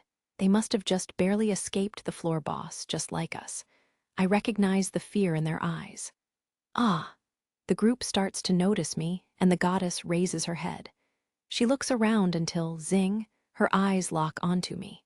Her soft blue eyes grow rounder and rounder by the moment. Without warning, she lunges forward, tripping as she tries to run toward me. Belle! Oof! The lookouts step aside as she rushes forward. The goddess leaves her feet and comes crashing headfirst into my stomach. Unfortunately, I was flat-footed and not prepared for the impact. I fall and land hard on my back. Belle, Belle, are you the real one? Gee, Goj. She's straddling my stomach, patting my arms and legs vigorously until she reaches my face. Grabbing my cheeks, she pulls my face into many different shapes. I reach up and somehow manage to get her to let go. I'm about to ask why she's here as I prop myself up on my elbows, but she wraps both of her arms around my neck so tight that I can't get the words out, and presses her body against mine. My eyes are opened wide, skin bright red. I feel like I'm being squeezed by many soft pillows. I can almost hear the air being pushed out from between our bodies. The goddess completely embraces me, nestling her head underneath my chin. Hot breath on my neck, all of her weight on my shoulders, and I have no idea what to do. I try to say something, but what? I open my mouth and close it again more than a few times, when suddenly I hear, "Thank heavens." I can feel her soft voice on my skin. My nerves calm down, tension draining from my shoulders. The goddess's body is shaking like a small child's. Her thin arms pull me up and closer to her. I hear something wet coming from around my neck. There's no need to ask why she's here anymore. She was worried and put herself at risk to come and find me. I take a look at one of her black ponytails that's brushing against the side of my face. Our bodies and minds feel very close, and even our breathing has aligned. The warmth of her body makes me feel like something irreplaceable is being replenished. Should I hold her? I sit there thinking about it for a moment and start to raise my hands. That's when I notice we have an audience. They've been here the whole time, quietly watching. My body goes stiff as a board again as embarrassment floods my system. My hands are off the ground, but not yet around the goddess. With nowhere to go, they just kind of float there. Please get a hold of yourself, Lady Hestia. Hey, don't go ruining our beautiful reunion. Gah, let me go. Lily has a hold of the collar of the goddess's robe. She does her best to resist, but the prum has a status. Lily's stronger. A little girl is pulling another little girl as the latter's arms and legs flail around trying to escape. Free of the goddess's embrace, I watch the two of them with a bead of sweat rolling down my cheek. Mr. Cranel, are you injured? El Liu. An adventurer wearing a hooded cape comes over and kneels next to where I'm sitting on the ground. Not only do I recognize that voice, but I can make out two sky-blue eyes partially hidden beneath the hood. There's no mistake. It's the beautiful elf waitress who works at the benevolent mistress. Liu, too? Why? A certain deity was rather insistent I accept a quest. He wanted me to join the search party to find you. She shifts her light blue gaze. I follow her line of sight to the god who was next to the goddess a moment ago. He's just sitting there, orange hair shifting as he looks around. Slapping the floor a few times with his hands, the deity stands up. Okay, I've got a good idea what's going on. He looks at Eyes and other members of Loki Familia in turn, giving each a hearty smile. Then he notices me looking at him. He comes over, face still locked in that charming smile. So you're Belle Cranel, eh? Why, yes. I can feel his narrow orange eyes sweeping over me. My body won't move, mouth won't open. His eyes meet mine and narrow. Ah, I've been looking for you. His eyes seemed to smile after he said that. The name's Hermes. Nice to make your acquaintance. Lord Hermes? That's me, Belle. He sticks out his hand without breaking eye contact as I do my best to respond. It's quite the first impression, this charming smile and handshake. He seems like a friendly deity. Lord Hermes, if you don't mind my asking, The reason I would come this far to help someone I'd never met. Why, yes. You see, Hestia is an old friend of mine, so of course I'm going to help her out.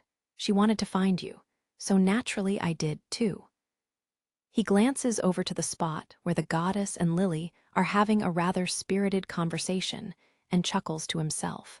Once he looks back at me, I bow my head and say, Thank you very much, sir.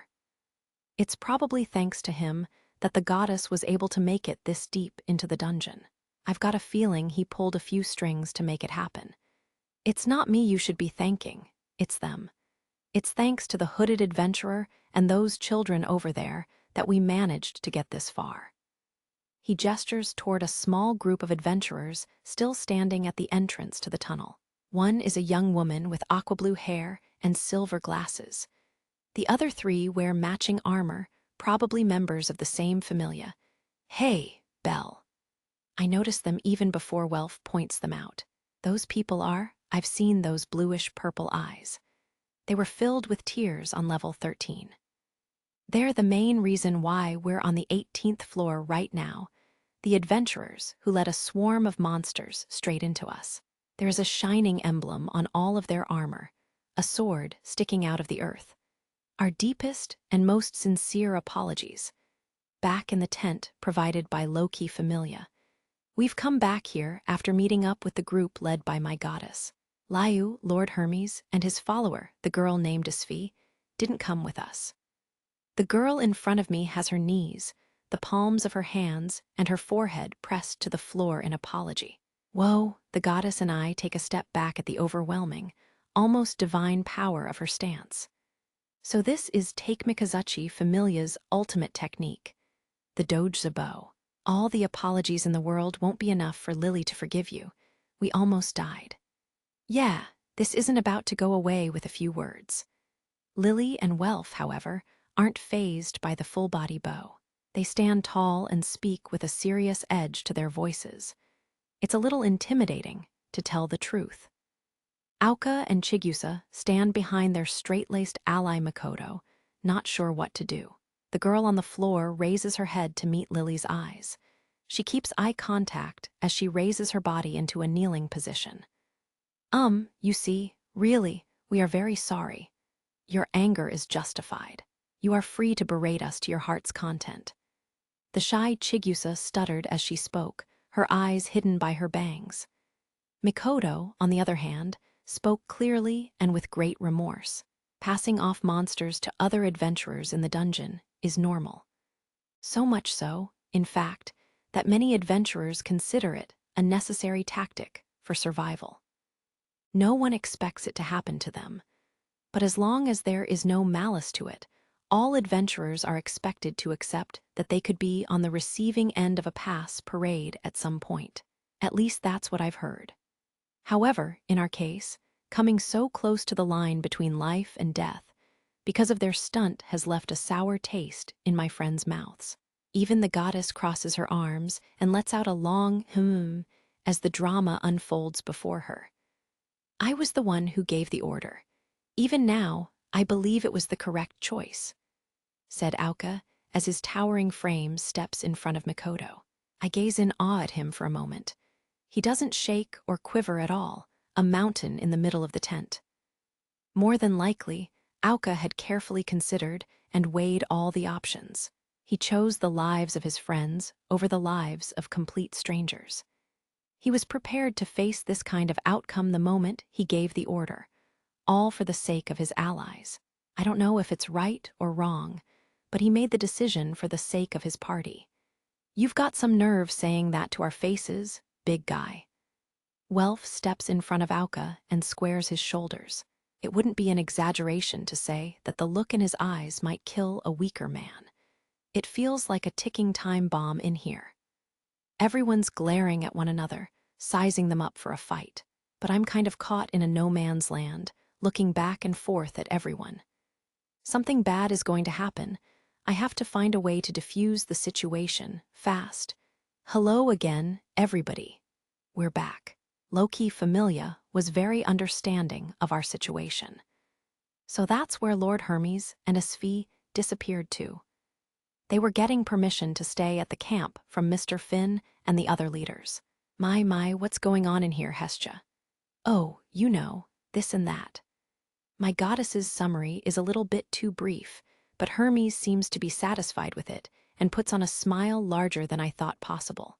No need to think so hard about this. Look at it this way. Mikoto here owes you a big favor. At the same time, you want a chance to atone, am I right? Of course we do. Think about it, Lily. Should the time come, you can have them bend over backward to help you out of a sticky situation. Doesn't that sound good? If the time comes. Lord Hermes moves away from Lily and Mikoto's staring contest and turns his attention to Welf and Auka. Welf, sure, this group in front of you got you into one heck of a mess, but they came down here because they wanted to help you. My presence had nothing to do with it. A heavy silence falls. I'll play nice, but don't think you've been forgiven. Yes, that's fine. Auka doesn't look particularly happy, either. Welf steps away and returns to my side. All of a sudden, the gathering storm clouds have vanished. It might not be anything special for a deity like Lord Hermes, but seeing him effortlessly clear the air like that, I can't help but be impressed. Now then, what are the plans from here on out? Lord Hermes smiles again and opens his arms as if nothing were wrong in the first place. The rest of us just had all of the anger sucked out of our bodies in one fell swoop. We weren't going to say no. Lord Hermes gestured toward Isfi. The girl looks a little perplexed, but comes forward anyway. First of all, concerning our return to the surface, we will leave this floor once Loki Familia slays the Goliath. It's in our best interest to avoid danger. All of us nod in agreement. Loki Familia will move out 2 days from now at the earliest. Which means we have a whole day to kill since we're already down here. Why don't we do a little sightseeing on the 18th floor? Looks like everyone likes Lord Hermes's suggestion. This may be a safe point in the dungeon where no monsters are born, but it's still the dungeon. We decide to stick together as a group. Considering that Eyes had promised to take me to the town tomorrow, we agree that that's where we would go. Our planning session ends rather quickly. Now all that's left is to get some sleep. Oh, that's right. Welf. What is it, Lady Hestia? The ladies had claimed the right to sleep inside the tent, so the men were on their way outside to keep watch and find a comfortable place to lie down when Welf was pulled aside. The goddess also calls over Chigusa and receives a long, weapon-like thing wrapped in white cloth from her. This is something Hephaestos was holding on to. She also had this to say, "Let me see, stop compromising allies for your pride," or something like that. Welf falls silent as he takes the weapon from the goddess and quietly walks outside. Welf, it's nothing. Don't worry about it, he responds to me, but he never takes his eyes off the cloth-covered thing in his hands. Night on the 18th floor has ended. It's morning now. Loki Familia was nice enough to give us some food for breakfast. Eyes leads us toward the town, just as she promised she would. Miss Tiona and Miss Tyone must have had some free time as well because they're coming with us. Layu's not here. I wonder why. We talked briefly yesterday, but she never came to the tent. Lord Hermes did say that she had something she needed to take care of and not to worry, but it feels strange. I follow Eyes out of the camp with Layu on my mind. The town has a lake view, or rather it was built on the main island in the middle of the lake. We move out of the forest, covering the southern part of the 18th floor toward the lake in the west. Goddess. What is it, Belle? Something about you seems different since you got here yesterday. Eyes and the others have gone ahead. The goddess is right next to me, so I ask her a question. It had been bugging me for a while, but now is the first chance I had to ask. Ah, she responds and grins back at me. All gods and goddesses have a special aura. I'm concealing mine right now, so nothing knows that I'm here. Aura, the way for the people of Gekai to know that the person standing in front of them is a deity. It's almost like a glow.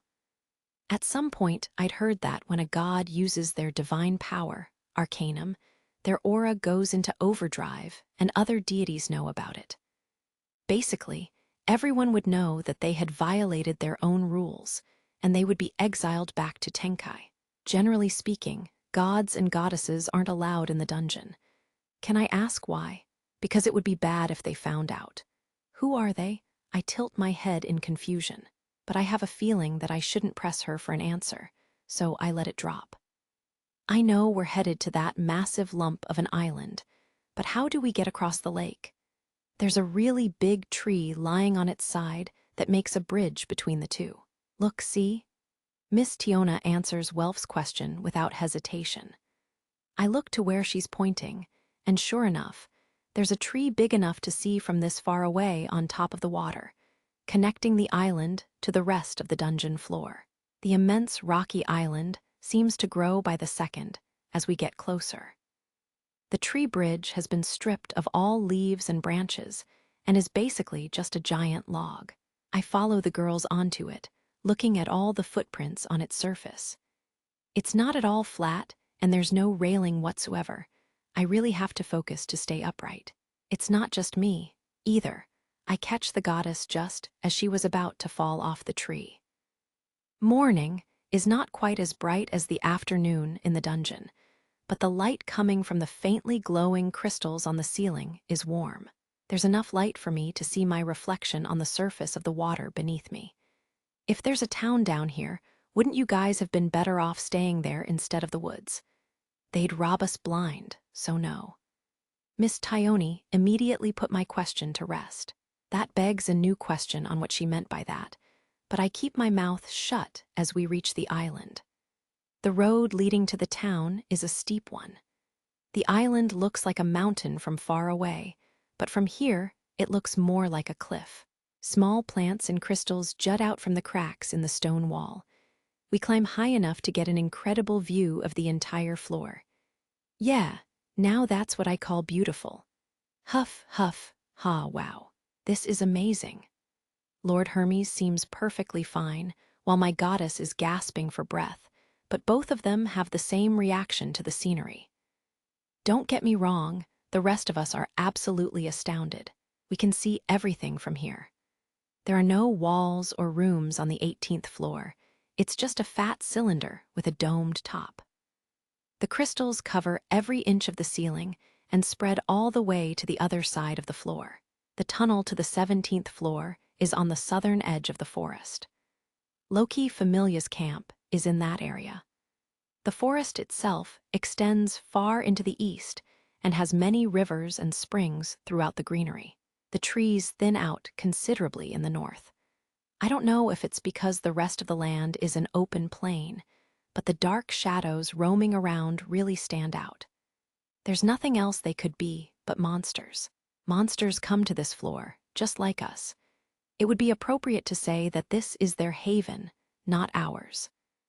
Eyes and Asfi explain that the monsters come here looking for all of the abundant fruit and fresh water. The colossal tree I saw before stands in the center of it all. It's the only place higher up than the island in the western lake that we're standing on. That's the true identity of the 18th floor, a wilderness deep underground. Lily's never been far away from Arario, but this is very pretty. No, you can travel far and wide and never find a view that will rival this one. Reminds me of the mountains in our beloved homeland in the east. Yes, first Lily and Makoto, then Aoka and Chigusa. It's impossible not to be moved by the natural beauty surrounding us. I'm doing my best to engrave this view into my memory. We leave the cliff overlooking the 18th floor and follow what's left of the path to the top of the island. Wah, an arch-shaped gate decorated with flags at the end of 2 rows of wooden pillars greets our eyes.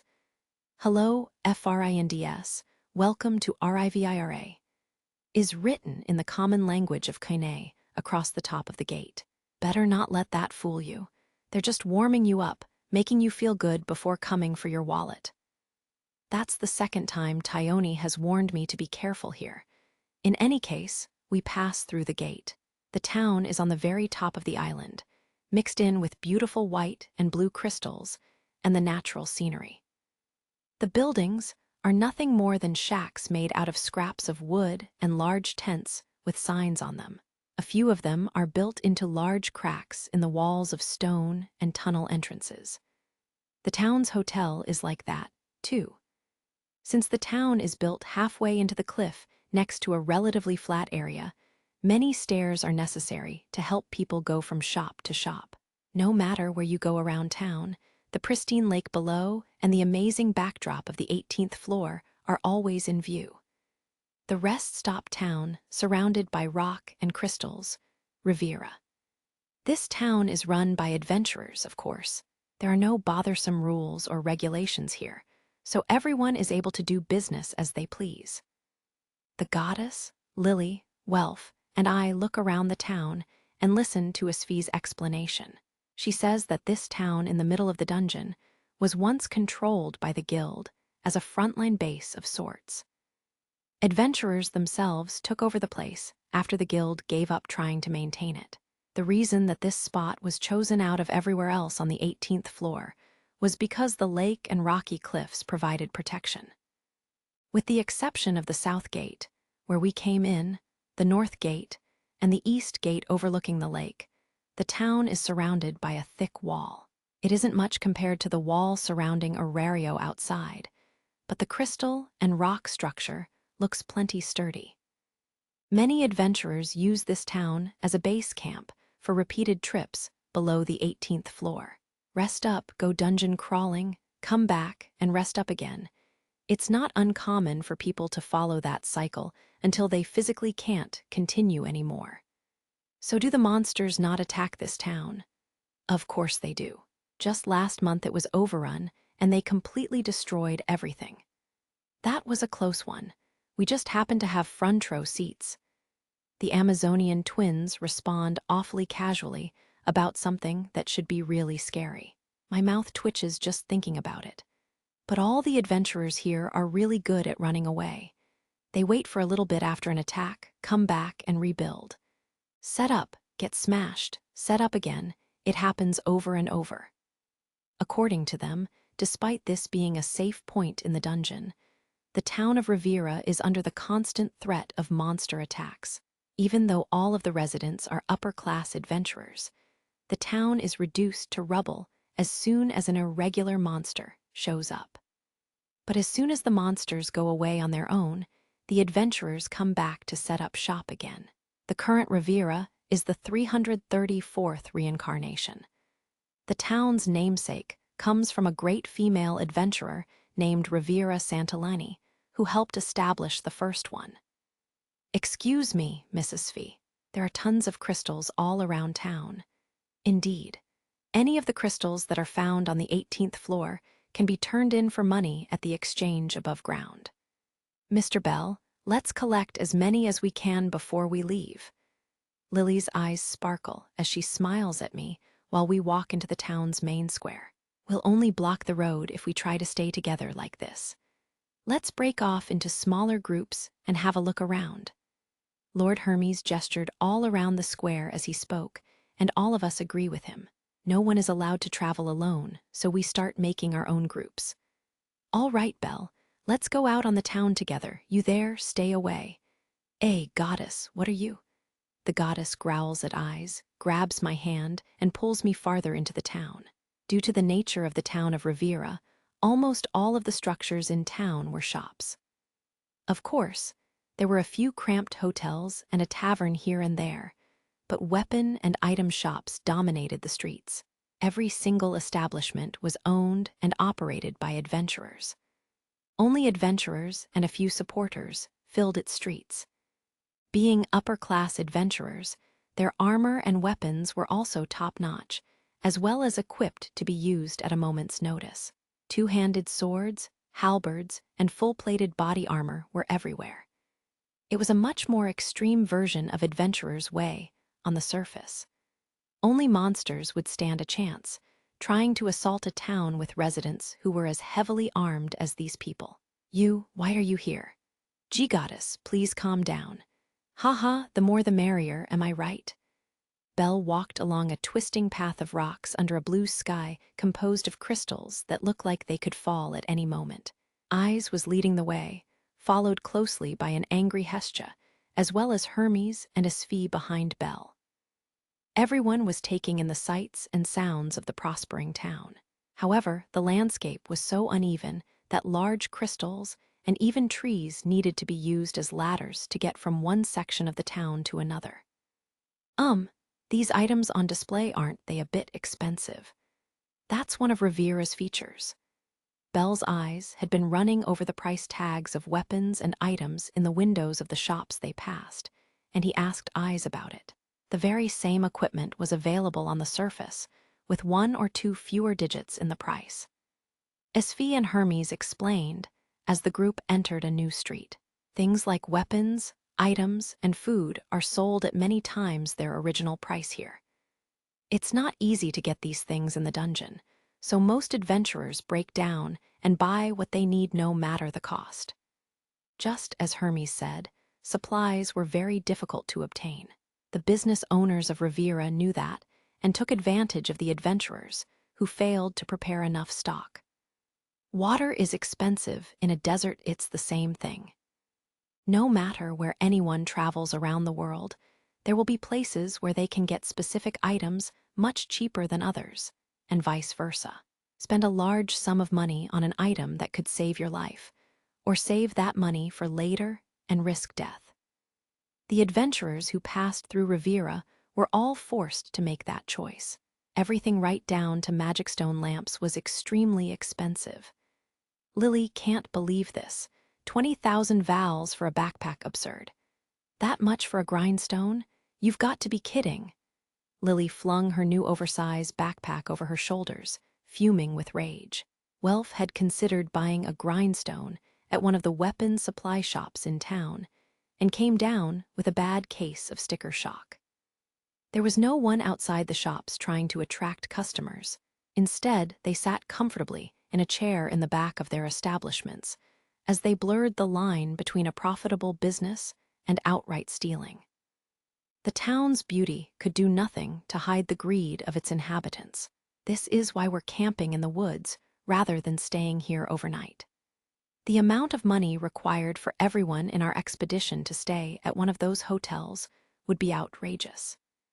Tiona grinned as she interlaced her fingers behind her head when she saw the look on Welf's and Lily's faces. Tione let out a long sigh in disgust. The 2 level 1 adventurers were trying to replace everything they'd lost on their journey to the 18th floor. The Amazonian twins offered to help them find what they needed. This is exactly why Lily hates adventurers. They're so obsessed with money that they'll jump at any opportunity to take advantage of someone else. There are many things I'd like to say to a certain money-obsessed prum that I know, Lil E, you should open a shop down here. Hey, don't take it seriously. All that they had learned was they would leave empty-handed if they tried to purchase something for the established retail price. That's an exchange. They really can get away with anything down here. Wow.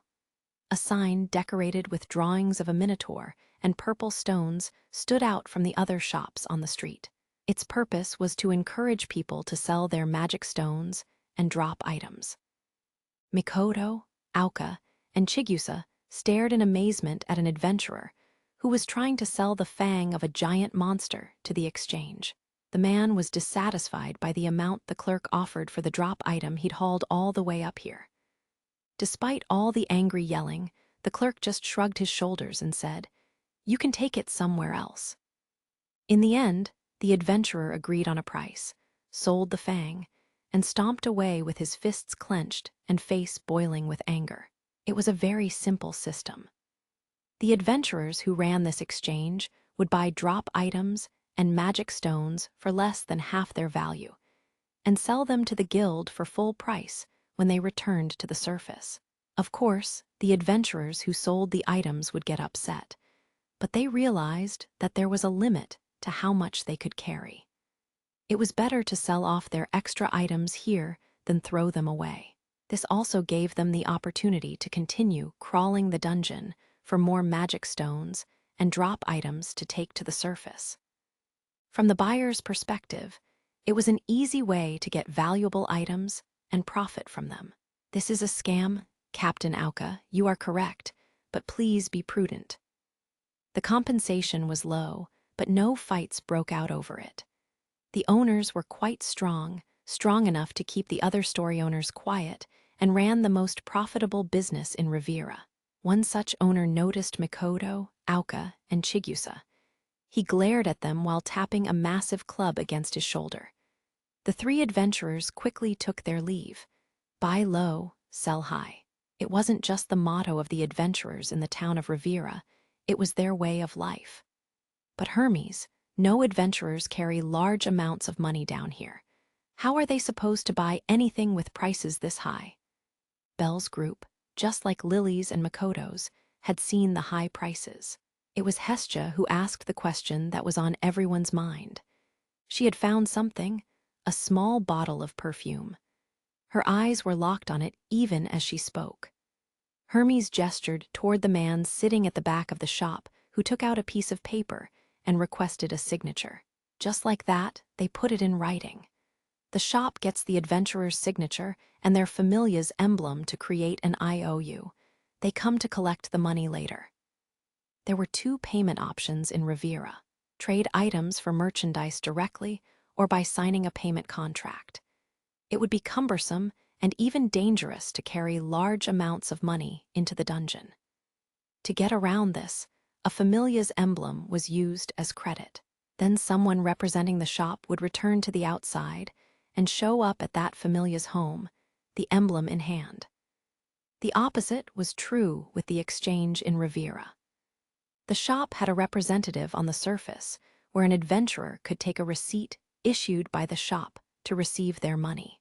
For that reason, suspicious persons who refused to identify themselves could never do business in this town. You haven't made an emblem yet, have you, Hestia? It'd be a good idea to do that. It would help Belle out a lot, too. An emblem works like identity verification.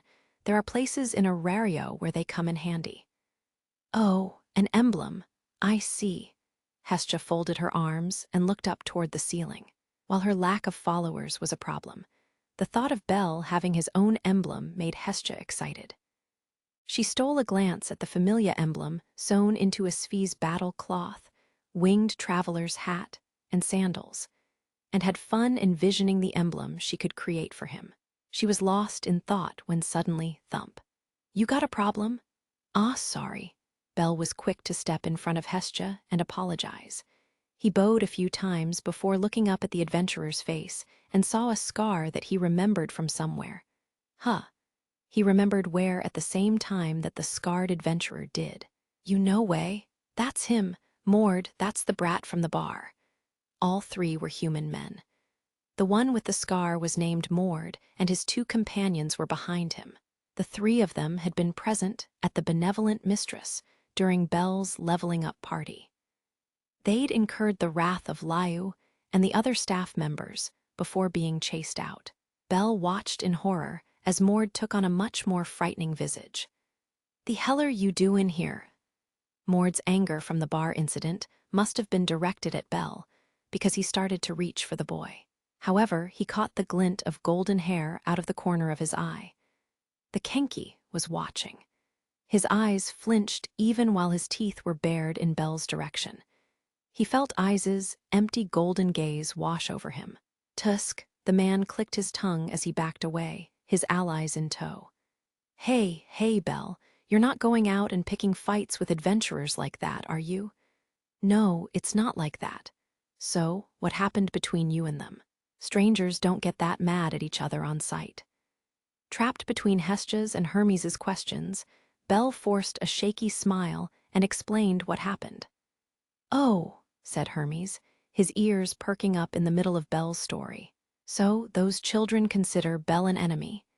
He took a look at the three of them, getting smaller as they walked down the other side of the path. The view of the 18th floor from the town's central square is absolutely breathtaking. There's a cliff right on the other side of this railing, and the lake is far below. I doubt anyone could survive falling off. Even the craziest of daredevils wouldn't even think of trying this one. We all met up again after exploring the town in groups, but I came over here to check out the scenery by myself. Lord Hermes offered to buy everyone a dungeon sandwich at a nearby cafe. The goddess and the others are eating there now. Sandwiches with liberal amounts of fruit between 2 slices of bread, including the honey cloud. I had to escape. Also, the dungeon heals itself after taking physical damage, so it's impossible to break ground and build something sturdy or blast away rock to hollow out an area for a shop. They have to use the terrain as is. Although, I've heard that some rather enthusiastic adventurers brought building materials down from the surface and used them in combination with the natural features of the 18th floor to make a stove. I don't know if they're passionate or just crazy, but the fact remains that the town of Riviera has fresh-baked bread and other food readily available. It's selling quite well, actually. The deepest town in the world, huh? A town run entirely by adventurers. It's literally the frontier base for dungeon exploration. Many adventurers use this area as a place to organize their final plans for journeying into the lower levels. Of course, this is just for upper-class and top-tier adventurers who are up to that challenge. That's where she is, at an extremely high level, one that I can only look up at and admire. I take another look at the vast open space that is the 18th floor, while standing behind a railing made of rusty old swords and broken spears. Ah, I hear footsteps and immediately turn around, only to see her. Eyes is walking toward me by herself. My body freezes as she comes to a stop in front of me, but her eyes, they're looking past me and off into the distance. What were you looking at? Well, I was looking for the entrance to the 19th floor. I panic when she asked the question out of the blue, and that's the best I could do. She walks up next to me and points somewhere on the 18th floor. She must have believed me. I force my body to turn around and take a look. The central tree, the big one in the middle, the one right there. Yes, the entrance to the 19th floor is between its roots. Her fingers, wrist, and elbow all extend straight toward the base of the behemoth tree. As if to reinforce what she was saying, black shadows emerge from the roots almost on cue. The monsters take a quick look around before splitting up, a few heading north and the rest going east. Eyes, why did you come out here? Because you weren't with everyone else, so, She was worried about me. Those words send my beating heart into a tailspin. Even just thinking about them makes me blush. She's right there, looking at me with those golden eyes. We're standing close enough that I could reach out and touch her, easily. I can feel the blood coursing through my veins. It's hot. Did you want to be alone? It's not like that. I'm really happy that you're here, no. Wait, what I mean is, The look of concern on her face makes me so nervous that I can't speak straight, to the point that the truth comes out. It's too late to try to fool her with a loud voice. I quickly try to hide my face behind my right shoulder and cautiously peek out. Once I finally do get a look at her, her eyes are wide open and she's smiling. If I'm not mistaken, Eyes is blushing. Belle, you're always so nervous. Her words are warm and filled with caring, like the way that she would speak to someone close to her. She said my name. I can't talk. My chest might explode. My spirit is shaking to its very core. I've never felt like this before. This is not good. My resolve is wavering. If she keeps standing this close to me, even though I've never accomplished anything, even though I'm way out of my league, if my knees get any weaker in the warmth of her presence, I might just give up pursuing her. I quickly look down, hiding my eyes behind my bangs and blushing like no other. My spirit is singing throughout my whole body. I squeeze my eyebrows together in a desperate attempt to keep myself steady. All the butterflies in my stomach are making their way up my back. I can feel their heat as they move. Then, without warning, the goddess suddenly jumps into my line of sight as if she were trying to tear us apart. Wow, what a view! Wah, flip. I take my eyes off the ground and sure enough, the goddess has wedged herself between us. Eyes looks just as surprised as I am. The goddess is forcing a smile, her eyes half-lidded. No fair, Belle. Going to such a beautiful spot. and not inviting me. We are more than just companions, you know. A ping of fear courses through my skin as I repeatedly apologize to the goddess's smiling face. The way she emphasizes the word companions is absolutely terrifying. So as you can see, Miss Wallen-something, get lost. Don't get in the way of our family time. This is reserved for just Belle and me. You shove, shove. The goddess keeps nudging Eyes' breastplate with her hand, and Eyes has no idea what to do. I move in to try and stop her. I manage to fit myself in front of the goddess. She's almost growling, even as she keeps looking at Eyes menacingly. Sweat won't stop pouring down my face. Goddess, are you wearing something new? Oh, Belle, you noticed. She spins toward me, her expression completely different. She thrusts a small, open pouch out at me. There's a clear vial inside. Isn't that perfume? Is this the one that you saw earlier? That it is. A girl has needs, after all. Don't tell me you want some stinky, sword-swinging girl at your side, Belle. She really does smell good, but I sensed something evil in her words. Eyes blinks a few times, brings her arm up to her nose, and sniff, sniff. She smells like pure water, though. Why is the goddess being so aggressive today? She tells me she borrowed Lord Hermes' emblem to buy the perfume. She spent more than a day in the dungeon, so I can't blame her for being a little bit self-conscious about her aroma. Wah, Eyes, you defeated a floor boss by yourself, right? I have to clear the air, change the subject at any cost. Also, I need to hear this for myself. The goddess's head spins around to look up at her. Eyes just tilts her head to the side and nods with a quiet yes. But it was only because I had Reveria's help. Even still, yes, I slew it. All I was able to do was run from the Goliath. She stood up to one of them, alone, and won. She's still far away, far above me. In fact, the obvious distance between us is so great I wouldn't be surprised if the girl standing here is an illusion. I got a little bit of notoriety, so what? I reconnect with my true, cowardly self, as well as with what I'm aiming for, what I want to be. Nothing to worry about, Belle. With the two of us working hard together for long enough, you can do it. The goddess suddenly raises her voice. I admit I'm a little bit flustered, but that makes me happy to hear. I can work harder, become stronger, and reach my goal. However, for the goddess's sake, for my family, I won't overdo it. I won't leave her behind. The promise I made a long time ago echoes in the back of my mind. I look at both of their faces, Eyes' and the goddess's. All I can do now is focus all of my energy on getting stronger. It seems so clear again. Wallen-something, no wandering off again without my permission. I am sorry. Eyes and the goddess seem to be having some kind of argument. I lower my eyebrows and force a smile. But before long, all my worries leave me, and I smile for real.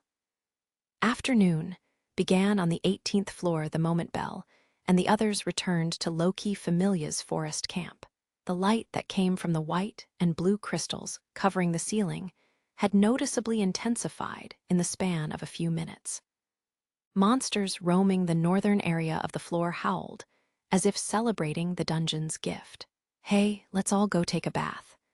Tiona excitedly called out to everyone just before reaching the center of camp. All of the trees around them were bathed in the early afternoon warmth of the crystals above. The group was just about to go their separate ways when she made the suggestion. First, she looked toward Eyes and Tione, but also extended the invitation to Hestia and Makoto's group. Again, how many times will it take until you're satisfied? What's the problem? There's plenty of time, and the water feels amazing. Besides, wouldn't the sight of Lady Hestia's boobs make you go insane? Fat chance. Why would it? The twins' comical argument showed no signs of slowing down. Not too far away, Lily looked up at Hestia.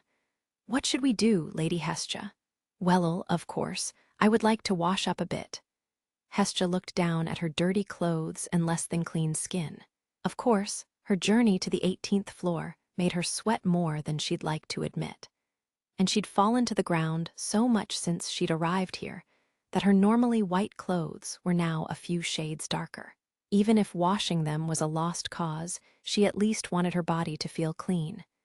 "How about you, Mikoto, Chigusa? Want to come bathe with us? If I am welcome, I would like to, Chigusa. Me too, why yes. What about Mrs. Fee? Lord Hermes. Ah, sure. I'm well protected here, so you can relax for a while." Lily looked up at Svi when she asked.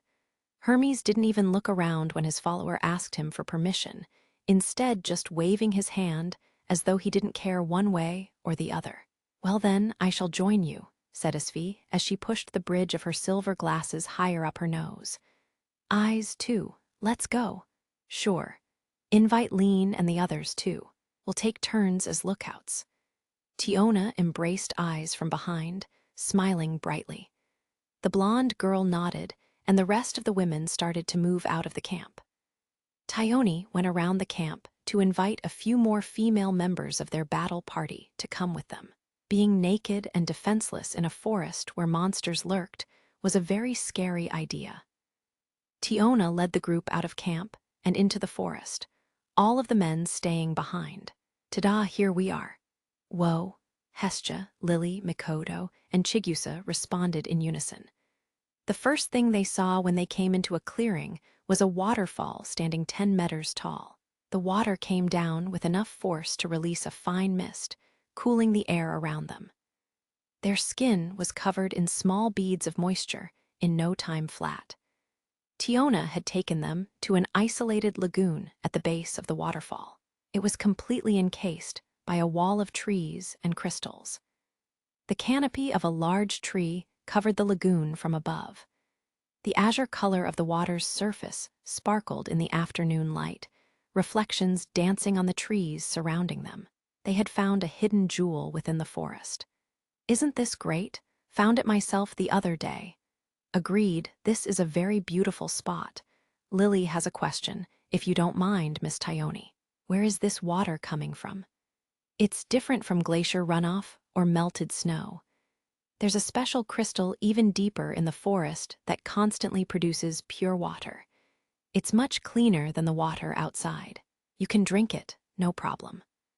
Conversations between Tiona and Mikoto, as well as Tione and Lily, filled their companions' ears as the group made their way toward the water.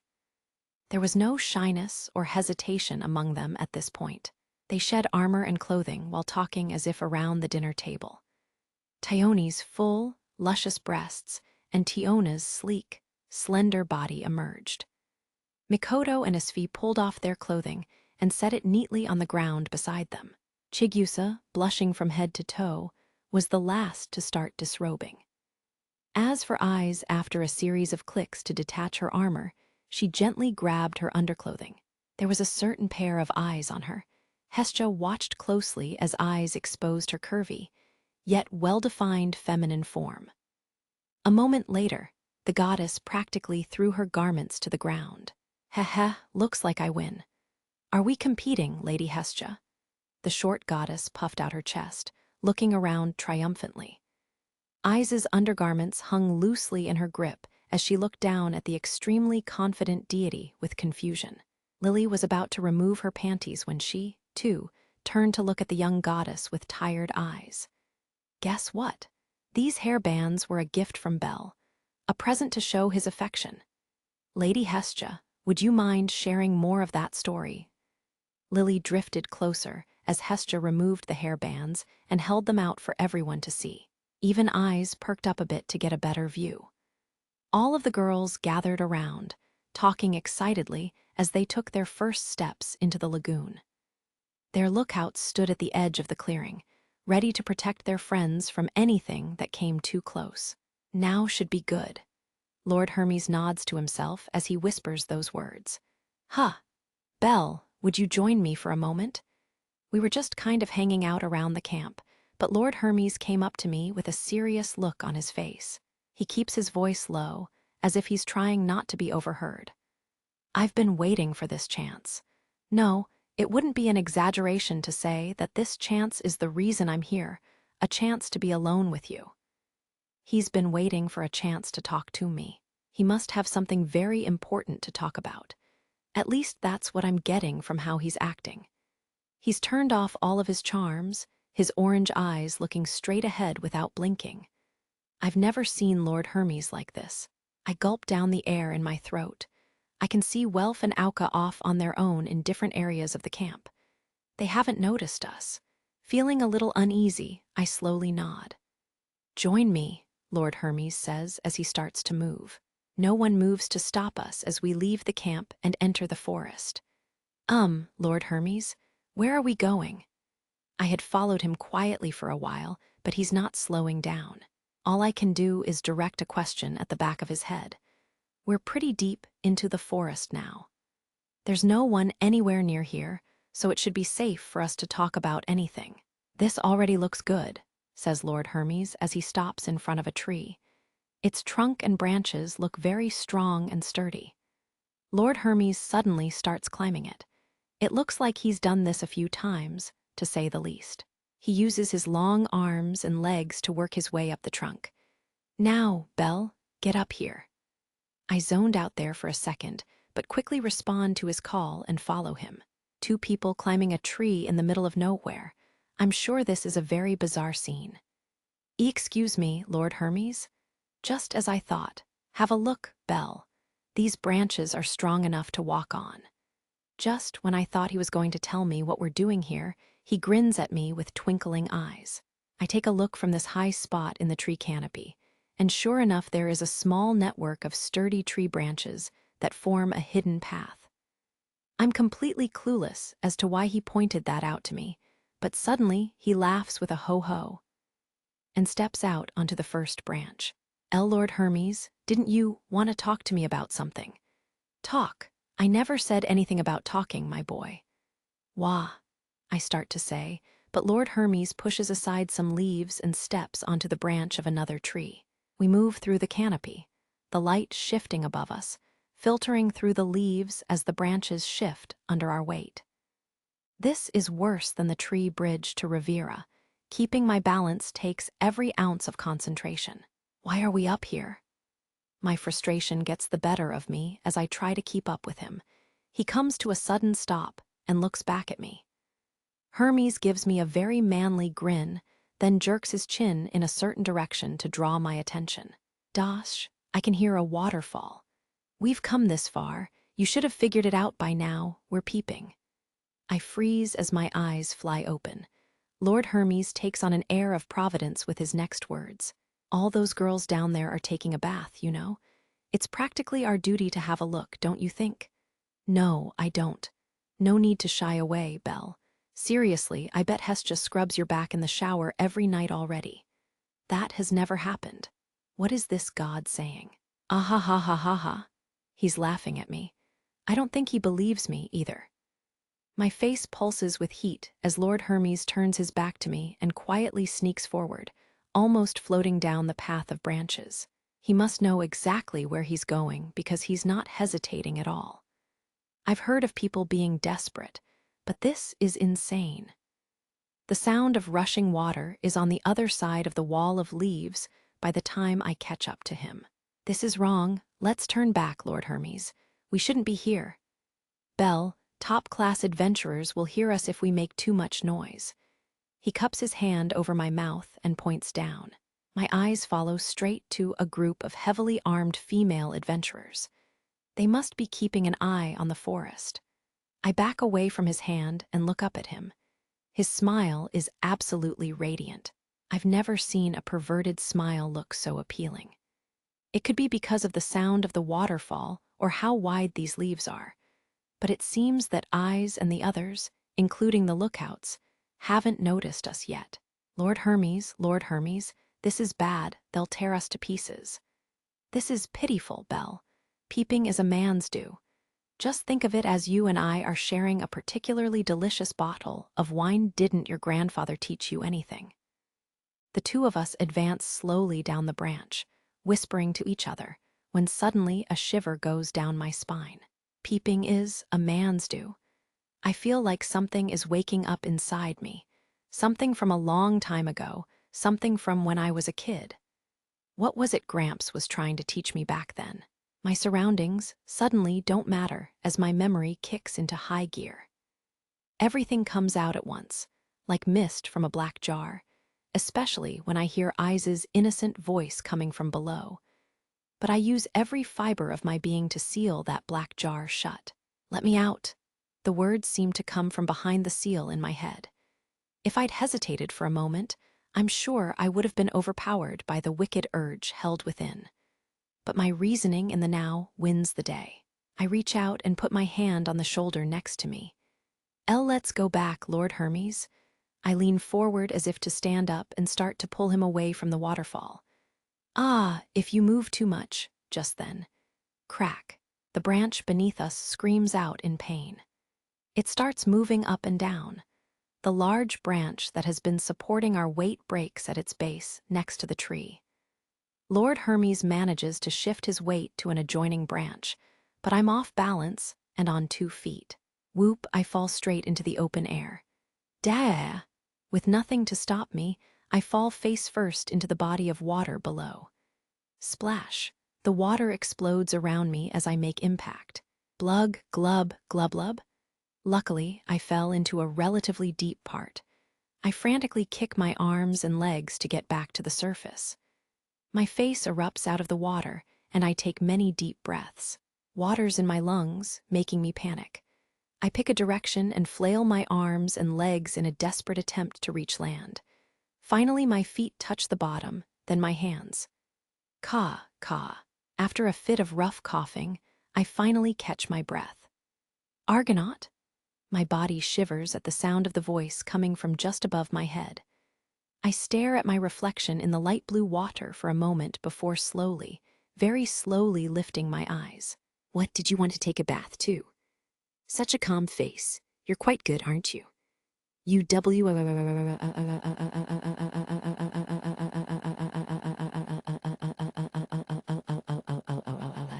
The Amazonian twins are right there. Tiona is leaning in toward me with curious eyes while Tione is behind her, running her fingers through her long hair. They're completely naked and not trying to hide anything, their wheat-colored skin completely exposed. Have Amazons no shame? Wah wah wah wah. Don't tell me, Lord Hermes. To my right, a very pink Makoto stands completely still as Chigusa swiftly hides her body underwater. Isfi is next to them. She doesn't have her glasses on, but that doesn't stop her from looking up into the tree, beams of rage blasting out of her eyes. Rustle. The branches around the area I fell from start twitching. Bell, it's children like you. What do you think you're doing, Mr. Bell? To my left, the goddess has her hair down and her feet on the bottom of the lagoon. Half of her bulging chest is hidden under the waterline as she yells at me with a red face. Lily's the same way, screaming in a high-pitched voice. And directly in front of me, Eyes is standing with her back to the waterfall, hugging her body to hide her chest. Her cheeks are a light shade of red. Water is dripping from her wet golden hair, tracing its way all the way down to her legs. I turn a deep red as the image of Eyes' naked body is burned into my eyes. The next moment, my head explodes. Where are we? Why? I launch myself out of the water and race past the lookouts in the blink of an eye, taking off into the forest as fast as I can. I charge into the forest with reckless abandon. More distance, faster, forward. A big tree stands in the middle of my path, so I take a hard right. I cut over to the forest floor, running like a scared rabbit. But then I notice something important. I'm lost. At long last, the flames burning within me cool enough for me to think straight. I take a look around and see that I don't recognize anything. The trees and crystals in this area don't look like the ones close to the campsite. The canopy is thinner and brighter, too. Am I in the southern part of the forest? The east? Maybe the southeast. I try as hard as I can to remember how the forest looked from the town of Riviera this morning, but I can't remember any details. I don't think anyone could remember the layout of an area after only one day. I have no clue where I am. Gwa, bee bugbear. I quickly jump out of sight after catching a glimpse of a bear-like monster sitting at the base of a tree. If I remember right, their strength and defense are on par with a minotaur. But what really makes them dangerous is deceptively high agility that doesn't match their large body size. First appearing on the 19th floor, they corner their prey before tearing it apart. The thought of an agile minotaur is absolutely terrifying. This particular bugbear must be hungry, or it's found its favorite thing in the world, because it's completely distracted by the fruit on the lower branches of the tree. It's got one honey cloud in its massive paw and another in its mouth. I clasp my hands over my nose and mouth while trying to get my beating heart under control. Turning my back toward the tree, I slowly shimmy around the trunk and wait for the bear to leave. This is bad, really bad. An impending sense of danger, being lost in a forest filled with monsters, takes over me. Eyes said something earlier today about the adventurers in Riviera regularly culling the monsters on the 18th floor to keep their numbers down. Unfortunately, I don't think they come this far out in the woods. Why would they? That means there are more of them out here than closer to town. I'm lost and more than likely surrounded by monsters. This is a very, very dangerous situation. If I don't get back to the campsite by night, I press forward, my eyes playing tricks on me, making the forest look like an ominous swamp, my ears on high alert. Wait, what's that? A different kind of sound sends my mind into a whirlwind. This isn't the quiet murmuring of a stream, but like water being poured out of a glass, very unnatural. I can't deny that there's a chance that a monster is making the sound at a nearby pond. In fact, that's probably it. But I'm hungry and my throat is dry enough to rival a desert.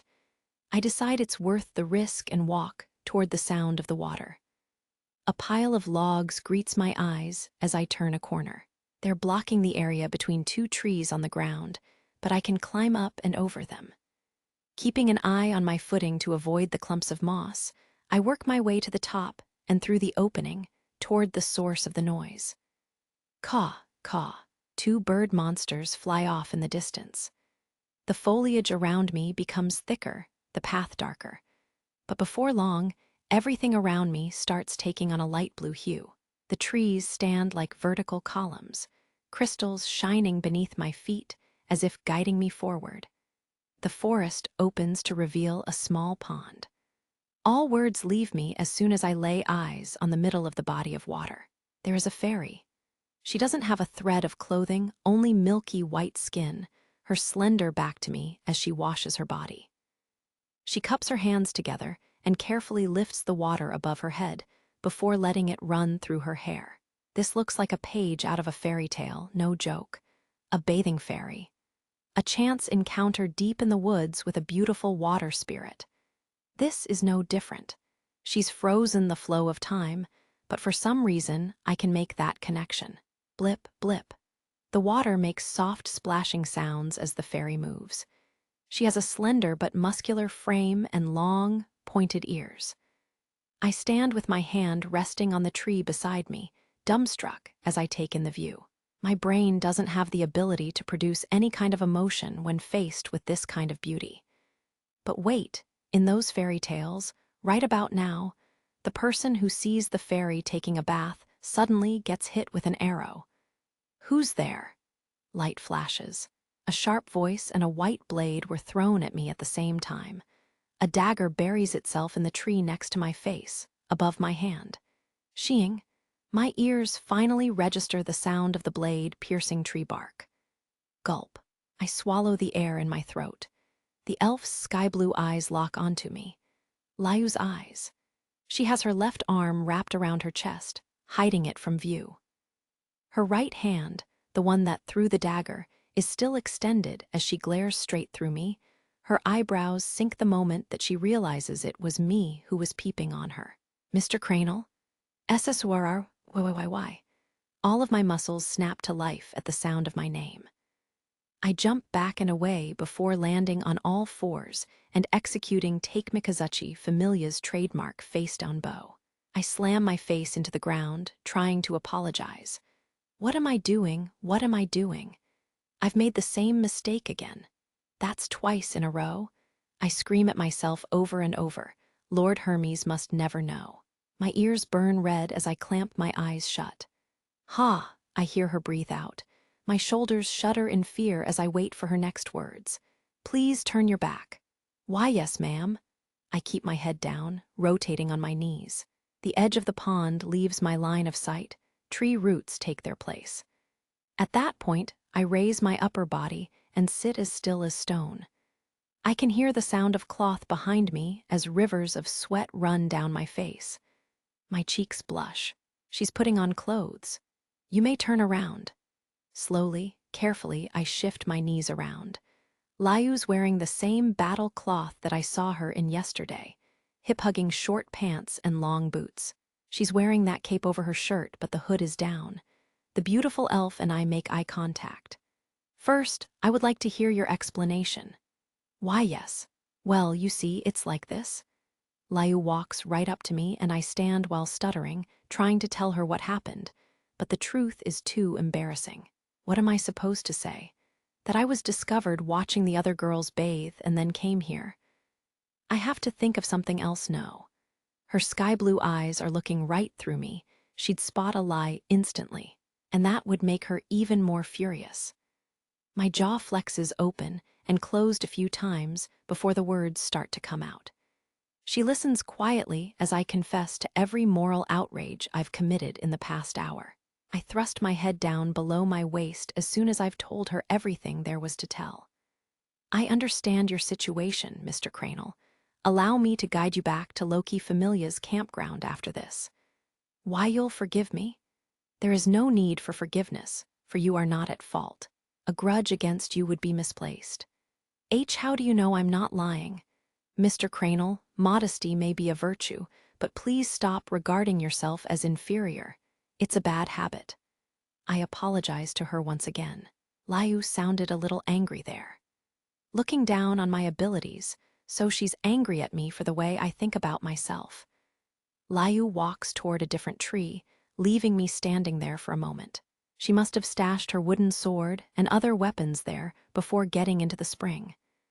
Lastly, she affixes a small pouch to her belt underneath her cape. My apologies for the wait, she says as she comes back. This is a little late, but thank you for coming all this way to rescue me. This floor is pretty far down. No, please don't concern yourself. I was planning to come to this floor regardless. The distance is not a problem. My eyes flicker a little bit wider. I wasn't expecting a response like that. Layu continues talking anyway. I have something to take care of before leading you back to the campsite. Can you spare some of your time? Ah, sure. She says a quick thank you and starts walking. I catch a glimpse of the side of her face before following her. Layu, were you, in the forest this whole time? Yes. Why didn't you join everyone at the campsite? There are monsters out here. Wouldn't it be much safer with? I had an errand to attend to, and I didn't want others to see my face. She said everything evenly and without emotion, just like usual. Lord Hermes said something before, she who had reasons. Is this what he was talking about? I assume that God Hermes has informed you about my past already. No, nothing. Really? Why, yes. It seems I have come to the wrong conclusion. Though she's looking the other way, I can sense the pained smile on her face. We've already come this far. There's no point in hiding anything at this stage. Follow me. What is it? Does she have some kind of connection to this floor? All I can do is just follow that cape and think about the moment when she said she was once known as an adventurer. Layu must know this area extremely well. She's walking with purpose as she makes sharp turns at specific trees and crystals, as if following a set path. We walk for about 20 minutes without encountering any monsters before arriving at her destination. What greets my eyes after emerging from a narrow tunnel through the trees is a graveyard. There's a small open space surrounded by thinner trees and absolutely stunning crystal formations. A series of wooden crosses, broken tree branches held together with string, are lined up in the clearing, and bathed in the crystal light shining through the canopy above. Mamma Mia occasionally gives me time to bring them some flowers. Layu goes to each of the grave markers and carefully sets a flower in front of them. Was gathering these flowers her errand? She reaches under her cape to the small pouch and withdraws a bottle. She pours a little bit of the wine onto each of the graves. Layu, what is this place? All that remains of the women who fought by my side. My familia. She quietly looks back at me as she speaks. I feel like I've just been hit by a ton of bricks. Her sky-blue eyes draw me in. Another with knowledge of my past has emerged. It's only a matter of time before you find out. I would regret not telling you myself. She says it's a bit selfish of her, but asks for my permission. I nod back at her. My name appears on the guild's blacklist. Then she says something unbelievable. My position as an adventurer has been revoked. There was a time that a bounty was placed on my head. She hid her face, and she didn't stay with us at the campsite. Is that why? I once belonged to Astrea Familia. She is the goddess of justice and order, and I idolized her from the day we met. Layu Lion. That's how she was known. Her title, Gale Wind. A hooded adventurer shrouded in mystery whose full name was unknown. Apart from activities in the dungeon, my familia took it upon itself to eliminate those who try to rob Aurario of peace. For that reason, we made many enemies.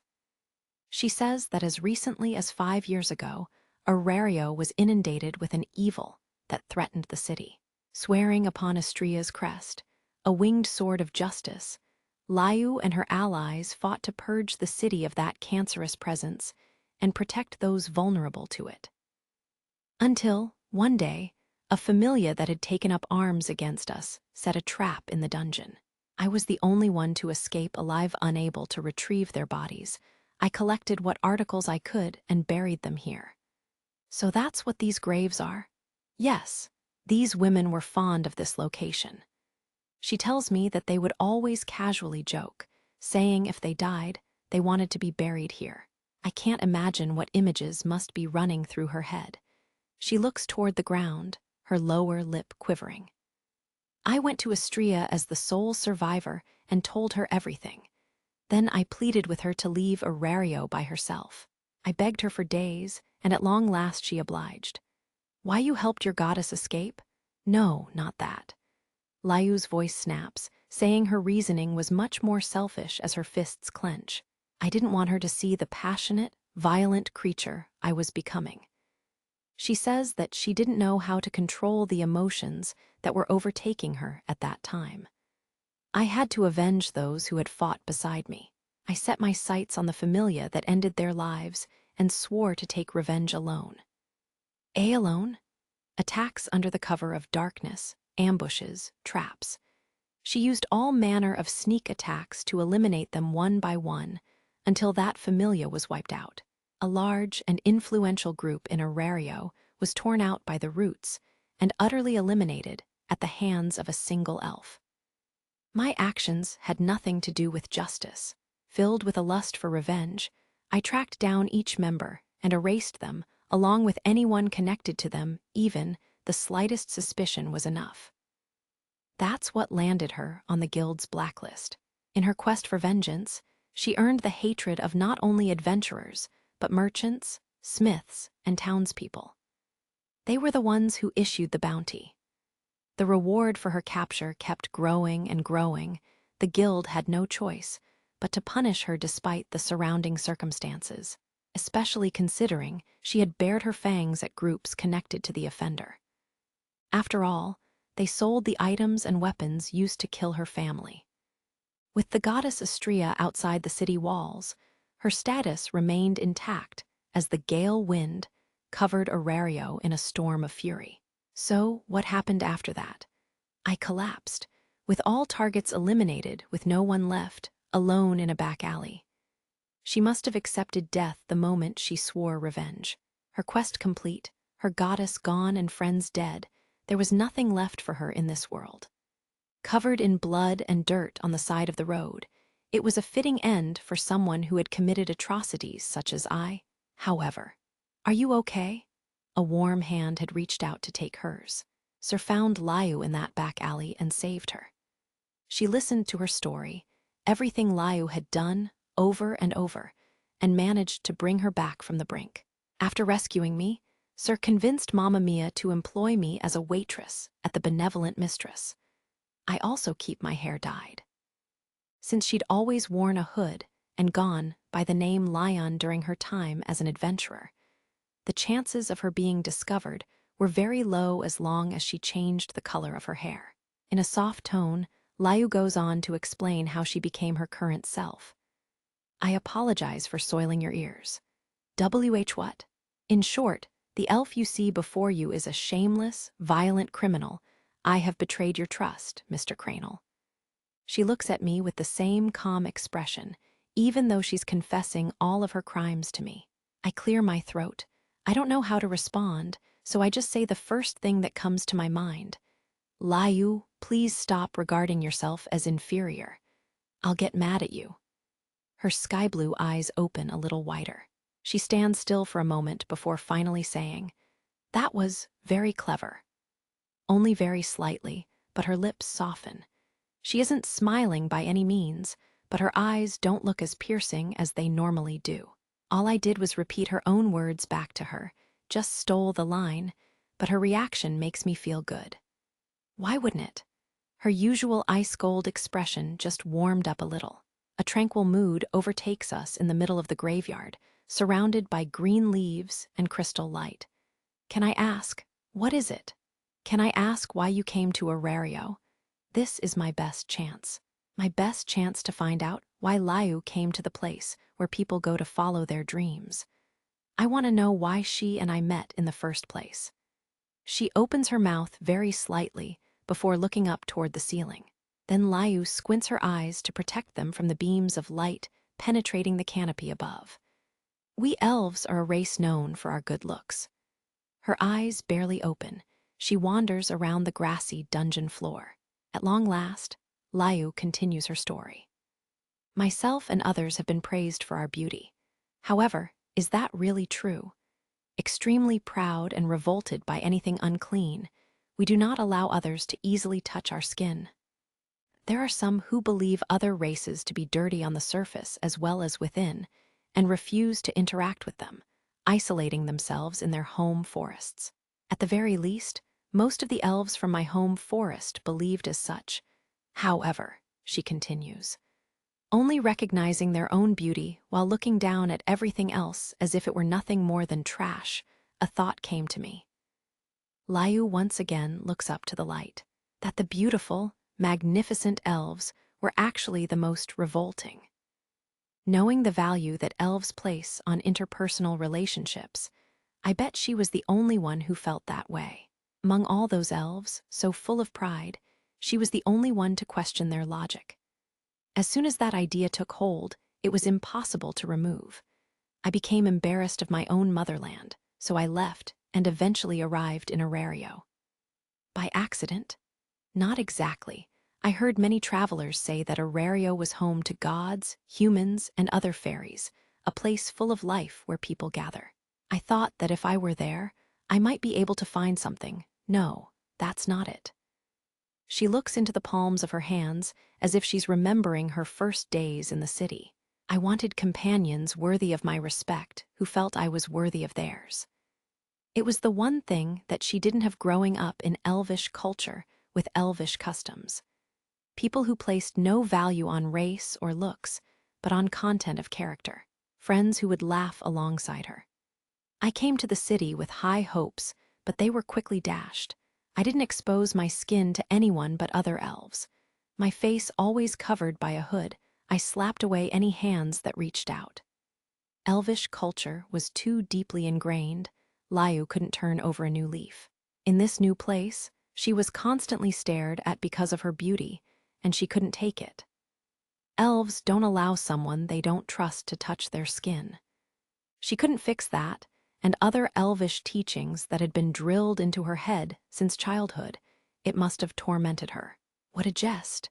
I left my homeland because I couldn't stand my own kind, and yet in the outside world, I was no different from them. So I cut myself off, creating a wall. So that was why she kept her hood up during her time in Arario. She was disappointed in herself for realizing she was exactly the same as the elves back in the forest. From her point of view, she was the one looking down at people. Her inborn disdain for other races came full circle, back to herself. It became self-loathing. I didn't change. I was still an elf, nose high in the air with pride. Layu, however, her tone suddenly changes. Then she walks right up to me, face to face, and gently grabs my hand. Huh. Just like this, there was someone who took hold of my hand, who I could touch. She's shaking my hand. Her fingers feel so small and delicate that I'm afraid they might break off if I shook back. And yet, her skin is very soft and supple. My cheeks blush before I know it. This is my second time with you, yes. Do you remember? Why, yes. The day when you lost your knife and were desperately searching. I'm too stunned to figure out what she's talking about at first, but then the feeling of her skin on my hands triggers a memory. The day when Lily, disguised as a dog person, stole the divine knife. That's what she's talking about. I clearly remember happily embracing her hands because she had recovered the knife. I was very taken aback that I didn't immediately throw the human who had suddenly grabbed my hands onto the side of the road. Her face forms an expression I've never seen on Layu before. A mischievous grin. I wouldn't have been able to say anything if she'd sliced me in half. Only now does the realization hit me. My cheeks and ears are burning, but I do my best to force a smile. You are the third person who I did not immediately punish for touching my skin. She says that with her hand still firmly grasped around mine. Your name is Layu? That's too hard to say. I'll call you Lion from now on. The first, the bright and cheerful girl who invited her to join her own familia. Are you okay? The second, the nice girl who extended a warm hand to her cold fingers, the waitress who gave her a place to be. And the third is, please don't make such a confused face. I feel like you're making sport of me. Sorry. I am joking. I have been following your actions closely since we met. I've come to understand your weakness, your sincerity, and most of all your spirit. Layu, Mr. Cranel, you are kind. Completely overwhelmed by this new aura radiating from her eyes, I can only respond by saying her name. She blinks her eyes closed, the blue orbs hidden from sight for a moment, before slowly opening them up again. You are a human worthy of my respect. Layu smiles. Her thin eyebrows relax as the edges of her feminine lips curl upward. My whole body blushes pink as she faces me with a smile as pure and clean as a white lotus. Mr. Cranel? I know it's a little late, but now I truly know why the smile of an elf is a dangerous thing. The smile of a refined elf, while knowing their usual demeanor day in and day out, is particularly brutal. It's a trump card powerful enough to make my knees go weak despite having my own aspirations. Elvish beauty isn't all just on the surface. A smile that they give only to their most trusted companions. My eyes are filled with the light beams from above and the tranquil colors of the graveyard and flowers, but most of all, the beautiful smile on her tilted head. Now, I think I know why other races have a thing for elves. Ow, ow, ow, what would you do if you broke my face, Svi? You reap what you sow. Night had already fallen on the 18th floor of the dungeon. Two figures quietly made their way out of the forest campsite, Hermes and Svi. A god no better than a peeping Tom, have you no shame? Peeping isn't that big of a deal for us. Bell, who had gone missing after the peeping incident, returned to the campsite shortly before dinner. The fact that he was led to the scene by the deity, and that he practically buried his face in the ground bowing, allowed him to escape with a harsh verbal warning. Only Hermes, the instigator, was physically punished. Well then, where are we going on this pitch-black night? On a pitch-black night like this, there's only one place to bring a lady. Isn't it obvious? On the other side of the grasslands before them, the lights of the town of Riviera shone like a beacon from the west. To a tavern? Damn it! inside one of the few taverns in a small niche of Riviera. Built inside of a naturally occurring crevice in the cliff face, the bar floor was covered by a dirty rug and had only one table with a few chairs. The walls were dotted with portable magic stone lamps. Even in here, crystals grew on one of the walls and a few spots in the ceiling. One man slammed his mug down on the table inside this bar that was a little bit different from most adventurers' usual watering holes. "Take it easy, Mord. Shut it. That brat, I have no freakin' idea how he got down here too damn cocky. That jealousy I hear." That line got a chuckle out of everyone around the table, other than Mord. Only a select few upper-class adventurers had the ability to come to Riviera, meaning that the more time you spent there, the more you got to know the residents who did business. The customers at this bar might have been from different familias, but they were on good terms with Mord's group. "The hell you laughin' about? That piece of shit rookie hasn't done nothing, levels up in a few months, and now his ass is all the way down here. How stupid are we, workin' hard for years just to make it this far?" Recounting the events at the Benevolent Mistress, Mord wasted no time in pointing out the source of his rage. All the people here were part of an exclusive club of upper-class adventurers within Aurario. The thought of some newbie walking the same streets was something he couldn't take lying down. Even more so that some of the gods themselves were talking about this particular rookie, this rabbit. The bar became quiet enough to hear a pin drop when Mord's rant finally came to an end. Even got himself some high-quality salamander wool. "Damn that kid. I want to tear his head off." Mord spat in anger before taking another swig from a particularly potent ale, even by Riviera's standards. But Mord, no matter how much you want to knock I am down a peg, how? He's with the Kenki. One of Hermes's and also Take Mikazuchi's group too.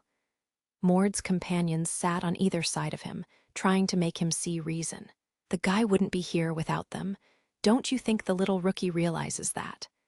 Enough small talk. Are you gonna help me or not? Which is it? Their words had done nothing more than make Mord even angrier.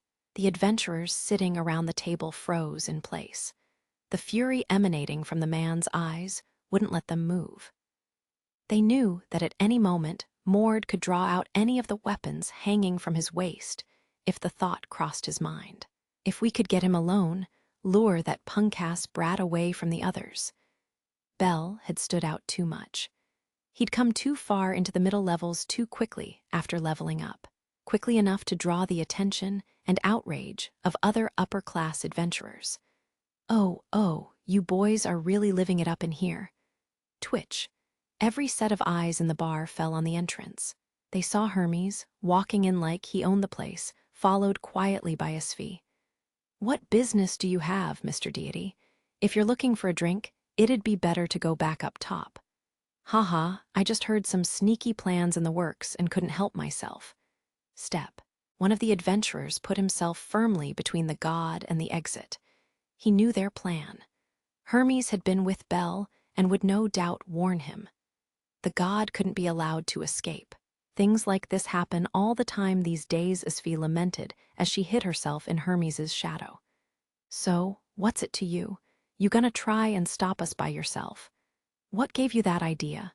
Do as you like. Ignore me and keep forming a plan." "Wah," Mord's jaw dropped in disbelief. "I happen to like children like you. This world would be so boring if everyone played nice." Hermes's eyes arched into a smile as he chuckled to himself. Just for a moment, Hermes flashed his true character, one who enjoyed all of the charms of being on Earth as a god. He wasn't showing tolerance for good and evil. He actually was good and evil. Mord was left speechless by this presence before him, something far more mysterious than any monster. "You want a chance to attack Bell, yes. In that case, why don't I tell you our plans for tomorrow?" "How do I know I can take your word, Mr. Deity?" Hey, this is Hermes you're talking to. I don't lie to any children." A few of the others around the table tried to get Mord's attention, but he ignored them and took Hermes's offer. "I'm not in a position to help you directly. Oh yes, If you need a lucky charm of courage to vanquish your foes, I have a little something you can borrow." With that, Hermes turned to Asfi, who handed him an item. Hermes took it and presented it to Mord. It was a small helmet. Based on its design, it looked more like a hat with a small brim around the front. Its color was the same as the dirt found deep in the earth, black as coal. And this is a magic item forged by the one and only Perseus.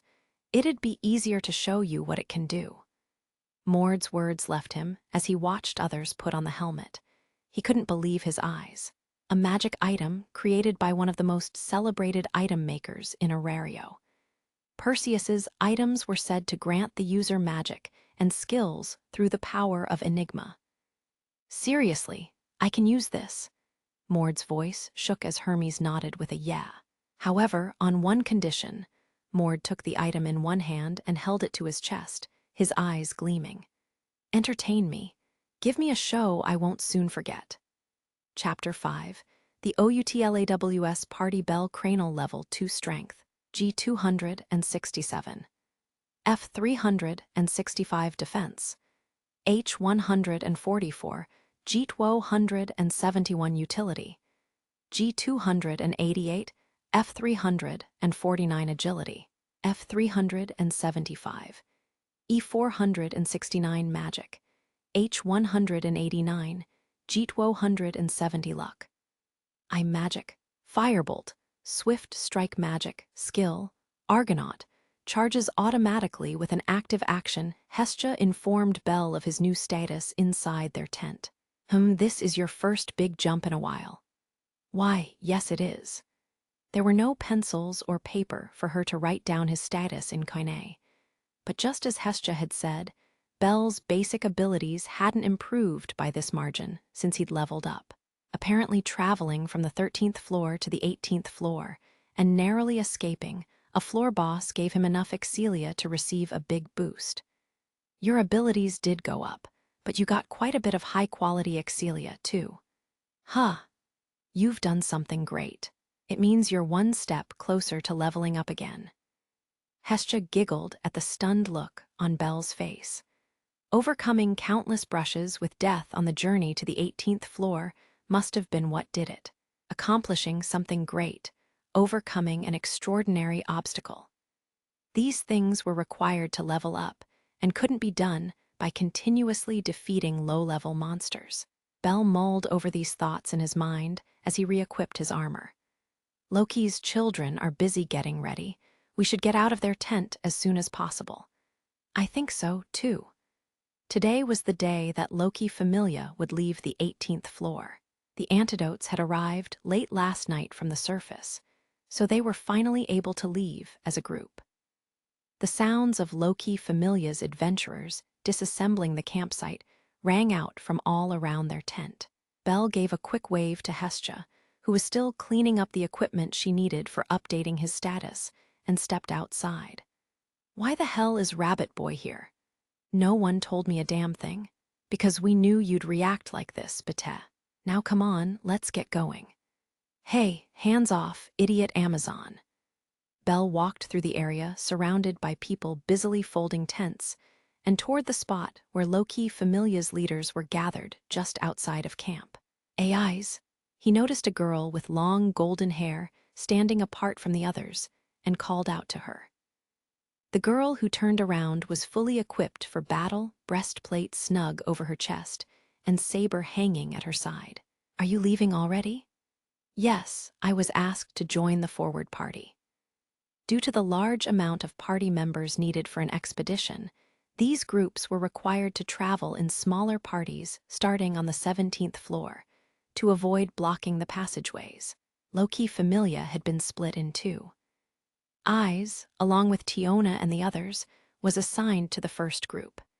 However, Bell's group would be returning to the surface along with the second party.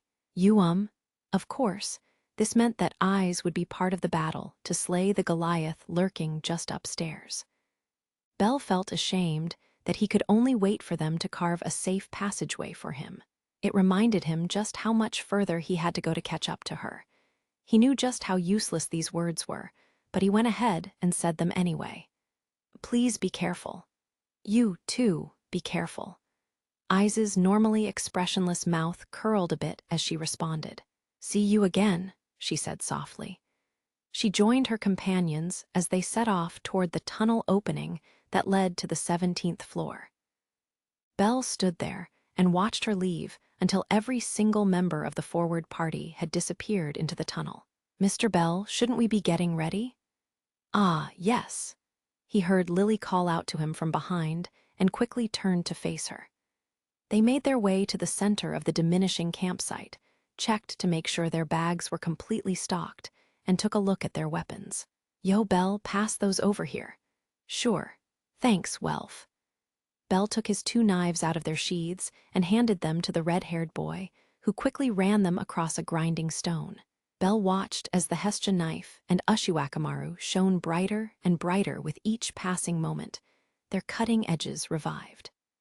Mikoto walked up next to the mesmerized Bell, her blades already sharpened and equipped. "I apologize, Mr. Welf. To sharpen our weapons as well as yours. No big deal. This is my job, after all. Another 3 or 4 is a piece of cake." "Did you end up buying that stone in Riviera?" "Nah, I lowered my head and called in some favors." Welf jerked his head toward a few of the remaining high smiths in the camp in response to Auka's question. The prices had been so high in Riviera that all Bell's group could afford to buy in the town were an old broadsword and Lily's new backpack. Both had been purchased using Welf's Familia's crest, so he was already feeling the empty space in his wallet. The sword in question, as well as the long weapon wrapped in white cloth, lay on the ground next to him as he worked. "I've been wondering, where are Lord Hermes and Mrs. Fee?" Lord Hermes said he wanted one more chance to go exploring. He told Lily to go back to the surface with everyone ahead of him. Esfee looked very tired and frustrated at the situation. Quite the hard worker. Mikoto, Lily, and Welf's conversation made Belle think about Liu. She, too, was planning on going back alone. At least that's what she had told him last night after safely escorting him to the campsite. Considering her situation and status, Belle's jaw had dropped when she told him she was level 4. Her plan was no surprise. Everyone's splitting up, Belle thought to himself as he looked up at the morning ceiling above the forest. Okay, all set. Putting the last of the potions she received from Naza into her pouch, Hestia stepped outside the tent. The thick forest canopy blocked a great deal of the morning light coming from the crystals above. All she could see was the dark green of the forest surrounding her. The campsite was almost deserted, only a few random boxes still on the ground and no people in sight. Hestia was just about to call out to Belle to have him help her fold the tent. "Is someone there?" Swish, swish. The sound of someone stepping through the grass caught her attention, and she turned around. But all she saw was trees and the dark green shade they provided. No one was there. Maybe some leaves fell, she thought to herself as she looked toward the upper branches. Mugu. Something suddenly clamped itself over her mouth, but it didn't end there. She felt a thickly armored arm wrap around her and something solid press against her back. Her eyes frantically darted all over, desperately searching for something that couldn't be found. It was almost as though she were acting out a scene in which she was being restrained. Then her feet left the ground as her small frame was hoisted into the air and moved away from the campsite. An invisible human, almost as if confirming her speculation.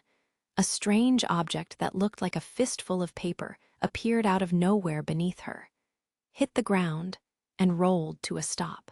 She flailed her body, kicking her legs as potions inside her still-open pouch fell onto the grass. "MGGHH?" Hestia's muffled screams went unheard as she was carried off into the forest. "Goddess, goddess," Belle looked from left to right, calling out to her. Everything in order for their return to the surface, the boy realized that Hestia was not there. He returned to the tent where she had just updated his status. He left soon after, scratching his head once he realized she wasn't there, either. "This is strange." Belle did another lap around the campsite, his right hand on the back of his head. Only a few of the tents were left. There was nothing to obstruct his view. Even though there were many trees in this area, none of them was thick enough to completely conceal the goddess's small body. However, there was no way she could have just disappeared. Maybe she went to see others off. Bell turned toward the tunnel that connected to the 17th floor with an even more confused look on his face. The trees became much thicker only a few steps out of the campsite, enough to block his vision. Even though it was relatively safe in this area, it was also true that monsters lurked in these woods. And it was very unlike Hestia to disappear without saying a word to anyone. These thoughts and others passed through Bell's mind. He found it immediately. It was a small grassy area just a little ways from the campsite. There were many vials of potions scattered on the ground and a small ball of paper. Bell came to a sudden stop, his eyes practically jumping out of his head at the scene before him. Aren't these? He picked up the closest vial, a double potion made by Naza, one that Hestia had carried with her from the surface. Bell fell to his knees, forgetting to breathe. The way the vials of potion were sprawled out on the ground gave him a hint as to what had happened to Hestia. His head snapped up, his eyes scanning the surroundings. The feeling that something bad had happened washed over him as he reached for the crumpled piece of paper. Little rookie, I have your goddess. If you want her back, come to the crystal on the east side of the central tree. Alone, Bell's eyes went wide in shock upon reading it before jumping to his feet. A crude map was scribbled at the bottom of the message. Bell took off at full speed, the paper firmly in his grasp. Chigusa caught a glimpse of Bell out of the corner of her eye, but he had been oblivious to her presence. Who would do something like this, and for what? A new wave of confusion thundered through Bell's head. Not a monster, but an adventurer just like him had put his hands on Hestia. There was only one thing he knew for certain. The adventurer in question wasn't playing around. His actions and the note were enough to figure that out, enough to make him dizzy. Was Hestia okay? That question lit a fire within him. He carved through the forest at full speed, leaving nothing but dirt and sweat in his wake. Bell ran. He emerged from the forest and into the great plain on a course directly for the central tree in the distance. Thump, thump, thump. He coaxed even more speed out of his legs. Monsters in the area noticed him and gave chase, but couldn't keep up. The white rabbit left all of them in the dust. Several large shadows blocked his path. A group of medium-size, two-legged insect monsters called mad beetles stood their ground. Bell thrust out his right arm in response. Firebolt! The electric inferno emerged from his palm the same instant that Bell's voice erupted from his throat. A heartbeat later, Bell broke through the hole in the mad beetle's formation and kept right on going. Hee, this is awesome, the real deal. Mord fought back tears of joy. He held a black helmet in the shape of a hat in his hands. He looked down at the magic item made by Asphi, Aka Perseus, Hades' head, with the eyes of an adventurer who had just struck gold. Hey, you over there, release me. You think you can get away with this? I'm a goddess, you know? Mord looked over his shoulder at the source of the protests. They were somewhere in the middle of the southern forest on the 18th floor of the dungeon. Crystals were scarce in this area, while thick grass spread out between the trees. Hestia lay beneath one of the big ones, her hands and feet bound with rope. My apologies, Lady Worship. Please forgive my sloppiness. You don't feel sorry for anything at all, now do you? There were two more adventurers standing around the tree, the same ones who'd sat next to Mord at the bar in Riviera. They surrounded Hestia on her left and right, watching her. Disappearing and reappearing out of nowhere, is that your magic? Why did you bring me here? Ha, I can't answer all those questions at once, Lady Worship. Mord kept the Hades head out of Hestia's line of sight as he turned to face her, a faint grin on his face. The power of the magic item he received from Hermes granted the wearer invisibility. Requiring no mind or physical strength to perform a skill, The person remained invisible as long as the item was equipped. Mord used this ability to kidnap Hestia from the campsite and bring her here. It was easy for him to find an opening once he knew that Belle's group, along with Loki Familia, would be busy preparing for their return trip today. We have nothing against you directly, Lady Worship, so please don't worry. None of us is stupid enough to raise a hand to a deity. The repercussions are just too scary, so won't you please quiet down? What reason do I have to be quiet, now that I know you won't hurt me? He, Lady Worship. Please forgive me, but if you aren't quiet, I'll be forced to cut that beautiful hair of yours, or maybe those clothes, until you shut your mouth. Mord grinned as he pulled a longsword hanging from his waist halfway out of its sheath. Hestia fell silent. Her shapely breasts shook under the one thin layer of fabric keeping them contained, as if expressing the fear that overtook her. Mord was satisfied by the look of distress in the small goddess's eyes and thrust the blade back in. Leaving the others in charge, he once again turned his back to her. Hey, we're not finished here. What are you trying to do? I'm going to teach a member of your precious family a lesson. Mord's teeth flashed as he grinned at Hestia's wide eyes. The boys got a thing or two to learn about the code adventurers live by. You find them. No, Mr. Bell and Lady Hestia are gone. Lily's voice shook, responding to Welf's call as the young man ran up to her. Not much time had passed since Bell took off by himself to find Hestia. Lily was the first to notice his absence and asked for help searching the campsite and the surrounding forest. Lily hunched over, trying to catch her breath. Mikoto and Auka joined them. This is not good. If we don't find them soon, Loki Familia will leave us behind. There is no time. The two of them were still looking around the forest even as they spoke. Although Loki Familia's second group had agreed to escort them back to the surface, they were under no obligation to wait. With no formal agreement to hold them back, they would start their journey according to their schedule. The window for the young adventurers to join up with them was closing with each passing second.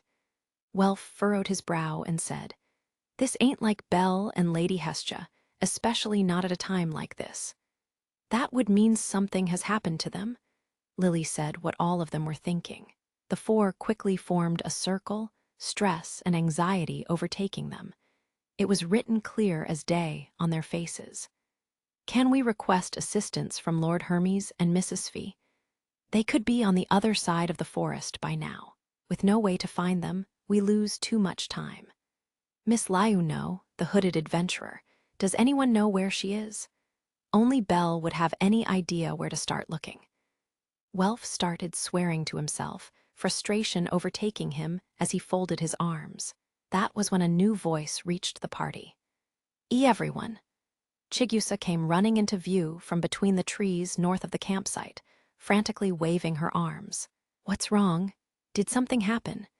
Rather than try to explain, Chigusa led them to the spot where the vials of potions littered the ground. "Aren't these the ones that Hestia received from Naza? Oh, and also, I saw Mr. Cranel run off that way. He looked very distressed. Lily thinks it's safe to say they've got mixed up in something bad," said the Prum as she reached down to inspect the potions for any kind of clue. Indeed, it seems unlikely that a monster did something to Lady Hestia. So that means this was the work of other adventurers. Kidnapping, without any of us or Loki Familia noticing. Welf and Makoto's conversation going on over her head, Lily's hand shook as she found something. Found it." Belle saw a large blue crystal reaching up toward the ceiling as he made his way among the trees. Stuffing the map down the front of his shirt, Belle picked up his pace. The ground was uneven with thousands of thick roots. He tore through the forest with powerful strides as if guided by the wind. The central tree was due east of the crystal landmark that stood directly in front of him. He squinted his eyes as the crystal's glow grew more intense with each step. The trees thinned out as he emerged into a very open and bright location. "He's here, Mord." An adventurer, hidden in the shade of one of the last remaining trees, saw the boy and called up toward the crystal. Belle came to a stop. The adventurer who emerged from behind the blue crystal was none other than the person who he'd bumped into in Riviera, Mord. That was fast, little rookie. The goddess. He immediately figured out that the man in front of him was the one responsible for Hestia's disappearance, and wasted no time asking him about it. Mord moved out from under the shadow of the crystal, his lips forming a toothy grin. "Your lady worship was nothing more than bait to draw you out, little punk. We haven't done jack shit. After all, who'd be stupid enough to hurt a god? They can hold one hell of a grudge." Belle's eyes sharpened. He was their real target. "Why, what do you want with me? You must have some idea. You can't seriously be that stupid, can you, record holder?" The man's voice was laced with a thick, cold hatred. It told Belle everything he needed to know. The reason that the man had gone as far as capturing Hestia to lure him out was, "You alone?" "Yes." "Is that so? Well, I brought some insurance just in case." Rustle, rustle. Upper-class adventurers emerged from behind trees and under grass. There were too many for Belle to count offhand, at least 20 in all. Mord's group moved to surround Belle, his body tensing up on the spot. "Don't have a heart attack. They won't touch you, follow me." Mord jerked his chin over his shoulder. Belle had no choice but to do what he was told. The squad of adventurers wasn't far behind, clack, clack, tapping their exposed blades against their armor, as if waiting for the fun to begin. Belle kept his mouth shut and tried to ignore the thinly veiled, excited smiles that surrounded him. His first priority was to rescue Hestia, but that was impossible under these conditions. He didn't know where she was being held, and no one here was about to let him have a look around. Belle came to the conclusion that he had no choice but to listen to their demands for the time being. He had fought enough monsters to be calm in the face of danger. However, he didn't recognize the quiver running through his limbs at this very moment as fear. This place, Mord led Belle to a small plateau. The surface was almost perfectly smooth, with a circular area slightly higher than the rest. About 7 meters in diameter, it was unmistakably a stage designed for an audience. "Up now." Once again, Belle did as he was told. Mord was close behind. The squad of adventurers surrounded the stage. There was no way to escape. And now is when the fun begins. We duel. Duel? That's right, a duel. And the pathetic loser has to do whatever the winner tells him. When I win, I'm talkin' all of your good-looking equipment and selling it for profit. The scars on Mord's face warped as he grinned yet again, as if to say, "You might as well hand everything over now." The look in his eyes and the tone of his voice showed extreme confidence. The winner would take everything from the loser. Belle needed a moment to let that archaic and violent rule sink in. He narrowed his eyes, eyebrows sinking as low as they would go. Steadying his breath, Belle responded with as much resolve as he could muster. "Release the goddess if I win." "Sure, sure. If you win." Mord's face went blank for a moment when Belle issued his demand. However, a thin, cold grin reappeared on his lips in no time, his eyes glaring. The surface of the stage was covered with loose dirt and small pieces of crystal. The imposing form of the towering blue crystal stood not too far away. Belle and Mord took their places in the middle of the arena, pulling weapons from the sheaths around their waists. The type of weapons they carried gave clues about each of the combatants' fighting styles. The Hestia knife in his right hand and Ushiwakamaru in his left, Belle fought with a combination of high speed and an overwhelming flurry of knife strikes. The crowd of adventurers around the stage started whistling and hollering as Belle took a defensive stance. As for Mord, he slowly withdrew a great sword that he kept strapped to his back, long sword still at his waist. "But don't get the wrong idea, you punk-ass brat." He rested the gigantic sword on his right shoulder and reached behind his back with his left hand. Then he laughed. Dark and evil, his eyes glinted at Belle. "This is a show where I beat the livin' shit out of you." He thrust the massive weapon into the ground. The force of the impact was enough to crack the stage, as well as send up an explosion of loose dirt and debris. Bell felt the ground shake through his boots as Mord disappeared from sight. "Damn it, man!" came the angry voice of an adventurer behind him as he took a faceful of the dust. Bell quickly jumped away from the cloud to gain some distance, set his feet, and watched carefully. Huh! The dirt cloud was gone, but Bell couldn't believe his eyes. The great sword was still stuck in the ground, but Mord was gone. Not left or right. Bell quickly scanned the audience to see if he was trying to sneak up on him from behind using them as cover. Mord wasn't there. Above, his eyes went wide as he looked toward the ceiling, but the blow came from the side. Jih-ha? Something about the size and shape of a fist swung in from the right side of his head. It was powerful enough to take Bell off of his feet. He quickly recovered, rolling a few times before jumping back up. Bell quickly looked around the stage, doing his best to ignore the throbbing pain in his right temple. But Mord was nowhere to be seen. Bell had just enough time to register confusion before the next hit came. A jump kick. Whoosh. He could hear air whistling by his ears, a moment before the heel of a Sabaton iron boot buried itself in his chest. Eyes flying open, as all the air in his lungs was expelled, Bell was once again launched backward. Landing flat on his back and fighting for breath, Bell quickly rolled away from the spot after sensing a violent aura coming right for him. The place where his head was just a moment ago suddenly crumbled. A stomp attack had just landed. Absolute hell was waiting for him as Bell climbed back to his feet. An unrelenting storm of punches and kicks were unleashed on his body. Blood and dirt flew with every blow. Left, right, right, left. The audience roared with excitement as Bell was pushed closer and closer to the edge of the stage. Their arms waving and fists pumping, Bell was caught in a fierce whirlwind of bloodlust.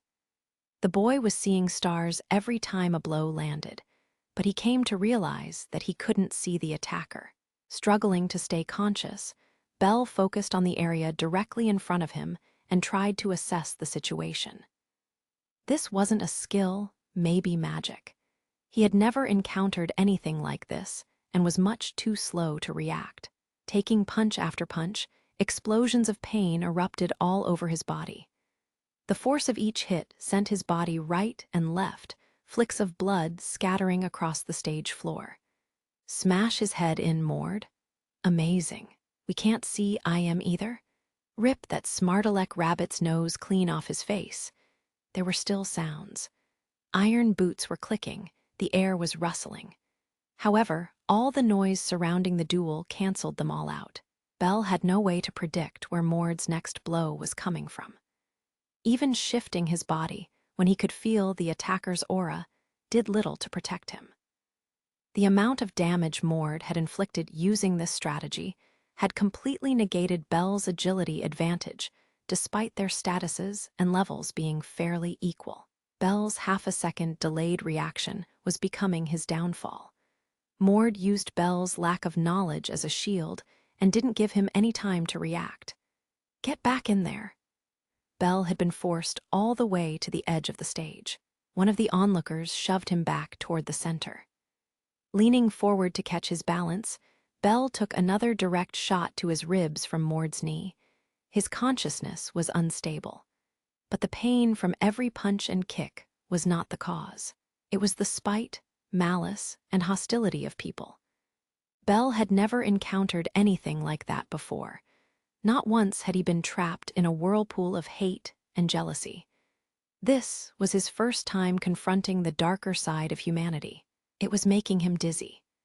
Jeers and insults were hurled at him from every direction, joyous laughter and piercing glares as well. Light-headed, and with a twinge of fear, Bell realized that this stage was in a completely different world from the one that he knew, the warm, supportive realm that he called home. It was an adventurer's baptism of fire. This was part of being an adventurer, a rite of passage. Now, this was what made an adventurer. Wine and women, Riches and titles were all required to make an outlaw's party. Bell gritted his teeth in a desperate attempt to stay conscious, even as the blows kept coming. Bell and Mord's very one-sided duel was surrounded by a ring of excited adventurers, yelling at the top of their lungs. Two sets of eyes watched the show, created by the outlaws from a safe distance. "You have vulgar taste, do you seriously find watching this kind of fight interesting?" Harsh, Isfi, very harsh. Hidden in the canopy on the edge of the forest overlooking the stage, Hermes shrugged as his follower glared at him with unyielding eyes. "You said that you wanted to see the power of Bel Cranel with your own eyes. Did you come all the way down into the dungeon to see something like this?" "Actually, I was hoping to see him fight a floor boss, but that didn't work out so well." A shade of disappointment filled Hermes's orange-colored eyes as he watched Bell jerk and shake below. "This is even more sadistic," Isfi responded with a tone of sadness in her voice. "Going out of your way to give them my helmet, informing all of those adventurers, I'm beginning to think you have a grudge against him." "Oh, I'd call it tough love. It's impossible to call this love. Now hear me out. Sooner or later, adventurers were going to bare their fangs at Bell. You said it yourself, he wasn't well liked, yes. Bell was naive, and at that rate, he would eventually meet up with something far crueler. Vulgar or not, I wanted him to understand this side of humanity." Isfi fell silent at her god's level of tolerance and acceptance of all types of people. Not only did Hermes inform them of a way to get Bell isolated, but he'd also provided a magic item that allowed them to avoid any entanglements with the Kenki. He'd even asked them to entertain him with a show. This might have gone too far to be a simple test for Bell, but perhaps it was exactly what he was hoping for. "But while I can't deny I'm enjoying this on some level, I've done something terrible to Hestia. And if the boy should fall here, then he didn't have what it takes, that's all." Hermes didn't take his eyes off the fight, even as he responded without hesitation to Isfi's questions, until finally he lifted his eyes to a different angle and said, "But even now, both Bell and the others shine brightly with the thoughts of their friends." "Found 'em," Welf signaled to the others as soon as he caught a glimpse of a large group of adventurers. There were 3 people behind him, Auka, Mikoto, and Chigusa with her backpack. SHF, all of them quickly ran through the grass in the forest to meet up with him. Moving as a group, they analyzed their surroundings and made their approach. Loki Familia really did leave us behind. Let's consider our options after we have safely recovered Mr. Bell and Lady Hestia. Mikoto and Auka exchanged words while equipping themselves with short bows and arrows from Chigusa's backpack. "Just to warn you guys, I'm pretty useless against people that strong. All I can do is seal their magic. That's plenty." Auka nodded at Welf before joining Mikoto behind a large tree root. The two of them made eye contact for a moment and jumped into the air, unleashing arrows toward their opponents. "Oi, what was that? The ones who were with the little rookie, how the hell did they find us?" Although the shots came from behind them, the upper-class adventurers drew their weapons and deflected the arrows with ease, proving their skill. Mikoto and Auka fired 4 arrows per second, creating a rain of unrelenting projectiles. The adventurers who had been watching the fight quickly broke away from the stage and ran toward the source. This was part of the plan anyway. Wipe them out? Who the heck would be intimidated by Take Mikazuchi's banner, huh? The fastest of the upper-class adventurers quickly maneuvered through the arrow rain, shouting threats as they went. Auka saw the first few break through their ranged attacks when he fired his last arrow. He discarded his short bow without hesitation. "Chigusa, a spear." "Sir." Taking one from her a second later, Auka moved to engage. "Too slow, Nimrod?" A werewolf with particularly high agility sidestepped Auka's first strike. Smiling as he made it past the first defense, the werewolf turned his claws on Mikoto, who had just thrown down her own short bow. "Yah!" Seizing the opportunity, Mikoto quickly grasped hold of her attacker's wrist and flung him cleanly over her shoulder. The werewolf landed square on his back. Before he had a chance to register the pain, however, Auka stomped straight into the werewolf's gut with all of his might. "Gay, we are followers of Lord Take-Mikazuchi, yes." The werewolf's body flinched in response. Auka and Mikoto's teamwork had put one of the upper-class adventurers completely out of commission. Being a god of combat, Take-Mikazuchi made sure that all of his followers were proficient with many types of weapons, even empty-handed fighting styles. Not limited to just bows and spears, Auka and Mikoto were able to adjust their battle style to fit any situation. With their supporter Chigusa by their side, the two of them were able to respond to the newcomers as well. Using a mixture of techniques and battle savvy, the three of them moved to find the most advantageous position to continue the fight. The sons of bitches are hard to put down. Idiots, we've got the numbers. Surround and overwhelm them already. The last of the upper-class adventurers arrived to join the fray, yelling at those who were already engaged in combat. Welf looked on, overwhelmed as adventurers just kept coming. "Hey, there's too many of them. We'll have to use the trees to our advantage. Stay close." Auka's voice was steady and in control despite the 20 enemies brandishing their weapons in his direction.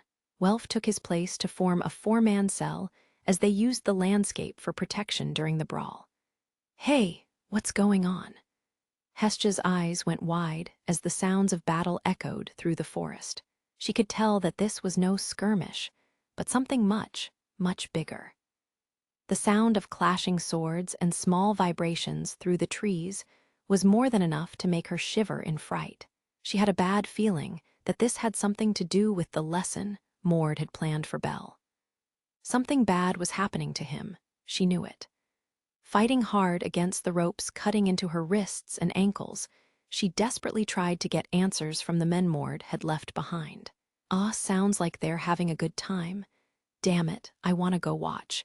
Hey, no ignoring gods. That's an order. The two adventurers sitting on the ground on either side of Hesja just stared blankly back at her. "Urgka," she yelled as her face bulged with rage. Unfortunately for her, her small build was not the least bit intimidating. Her captors weren't sure how to react. "Who's there?" Huh. Hesja looked left and right in rapid-fire succession as the adventurers suddenly sprang to their feet. Rustle. They quickly spotted movement in the thick bushes just beyond their hiding place. Two long, white ears emerged as a rabbit poked its face out from behind the leaves. "Bebel, course not. Almurej, eh?" scared the shit out of me. The rabbit monster flicked its head from side to side, its red eyes scanning the surroundings before it hopped out of the bush. Holding a honey cloud in its small hands, it quickly bounded through the area and out of sight as if looking for more fruit. One of the adventurers breathed a sigh of relief, but then suddenly furrowed his brow. Wait a second, why would there be an Almurej on the 18th? That particular rabbit monster only appeared on the 13th and 14th floors of the dungeon. Monsters tended to attack anything they perceived as a threat, including other monsters. So how could one Almurej, a fairly weak monster, make it all the way down to the 18th floor on its own? The adventurer couldn't shake the feeling that something was amiss. He stepped away from Hesja and toward the spot where the rabbit disappeared when suddenly, splat. Gah. Something hit him square in the chest. Honey-colored juices ran down the front of his armor. He looked toward his ally. The man had been hit in the head with the same thing. The moment the two of them realized they'd been hit with fruit, the ground shook as a tree collapsed behind them. The two of them slowly turned around to find Gura, 3 bugbears, each drooling with hunger.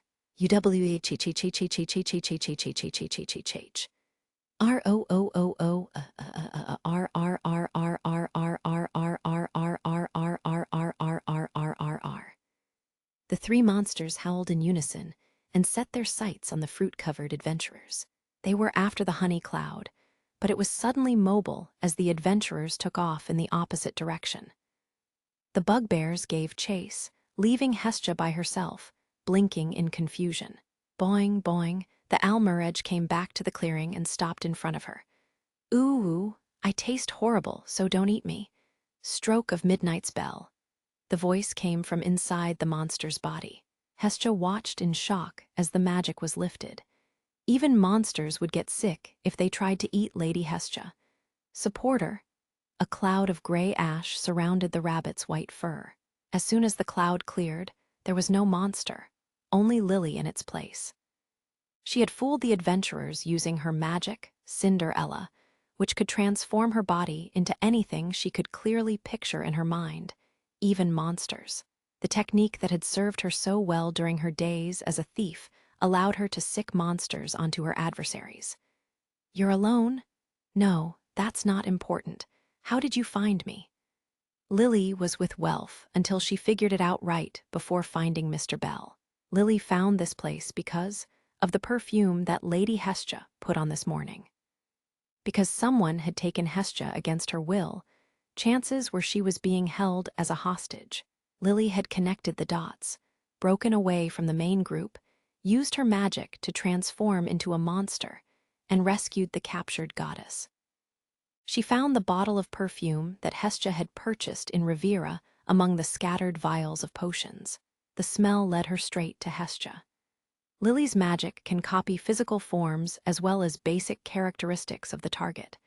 Lily can't get any stronger than her status, but copying an inborn sense of smell is possible. That's convenient. Shape-shifting magic. Certain types of animal people were known to have particularly sharp senses with the assistance of their status.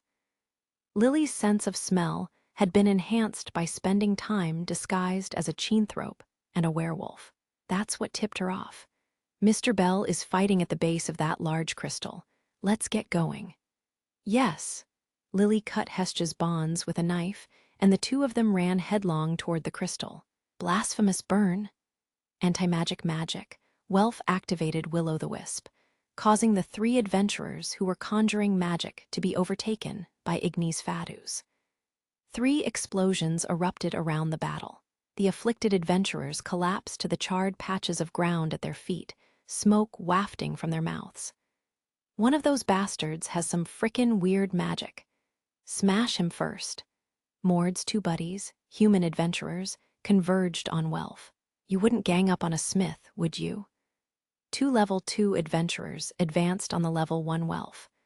While he had time to set his feet, the 2 of them were far too fast for him to counter.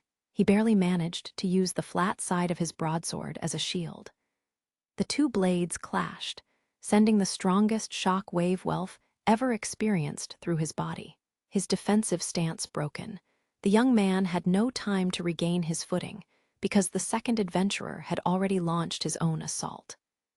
Eat this! The man's iron boot carved an arc through the air and came down hard into his right shoulder, cutting into Welf's salamander wool jacket. He managed to avoid a deadly strike by shifting his body to the left, but the strap used to hold his broadsword snapped in half. The broadsword's sheath and the weapon wrapped in white cloth fell away from his body. The sheath simply fell to his feet, but the weapon fell down the steep hill at his back and into the thick forest below. Time stood still as Welf watched it tumble farther and farther away, helpless to retrieve it. He took an iron boot to the ribs and fell down a second later. Jay, it's over. Welf felt the impact throughout his back and saw a sword coming straight for his chest. Then suddenly a strong gust of wind. Hag, the blade of Liu's wooden sword. Welf watched in amazement as the man who was about to kill him took a hard hit from behind and collapsed like a bag of dirt. I thought the forest was too loud, so this is what's going on. You, the one who saved Welf, was none other than the hooded adventurer. She kept her wooden sword pointed toward the ground and stared down the remaining adventurer. Who the hell are you? A friend of this punk. The man menacingly brandished his sword, but the girl calmly put her hands on either side of the hood and pulled it back. Apparently you didn't learn your lesson. We shouldn't have held back the first time. Gaayig. The man let out a scream as if he'd seen visions of his own death the moment that the hooded adventurer's face Liu's face, was exposed. He had been with Mord at the Benevolent Mistress when the waitresses overpowered them. He screamed because the most frightening and violent among them, the elf, had now appeared right in front of his nose once again. A look of despair overtook him as he turned to run, but Liu showed no mercy and struck him down before he could take a step. "I apologize for my tardiness. My blade shall assist you." Yeah, thanks." Liu pulled her hood back over her face and swished the cape. She advanced on the group attacking Auka and Makoto. Their enemies dropped like flies on the ground seconds later and moaning in pain. Welf looked through the forest, the ground littered with fallen upper-class adventurers, for a moment before looking in the direction that the white-trapped weapon had fallen. He moved up to the edge as if it were a wall and looked over. He glared down the hill like it was his father's sworn enemy for a few seconds. Turning his back to it, he rushed off to rejoin Auka and the others. Impact after bone-crushing impact echoed through the clearing. Bell bobbed and weaved, the outside of his arms pulsing with pain as he stood his ground. The ring of adventurers who surrounded the stage was already gone. The sound of weapons clashing and roars of battle could be heard in the forest not too far away. Take Mikazuchi Familia, with the assistance of Welf and Liu, was putting up quite a fight. Bell and Mord's duel continued on the suddenly quiet stage, its audience nowhere to be seen. One scream, and then another. The outlaws were dropping fast. There was an invisible attack, a solid fist on the end of the meaty arm that tore through the air. The blow landed squarely on the outside of Bell's skinny arms. There was also a sense of confusion. Bell could feel it coming from the opponent he couldn't see. Mord took a step back, changed his angle, and unleashed a flurry of powerful kicks. Block, block, block. Although his defense wasn't perfect, Bell had a good idea where the attacks would come from, as well as their timing. The boy showed no signs of losing his footing.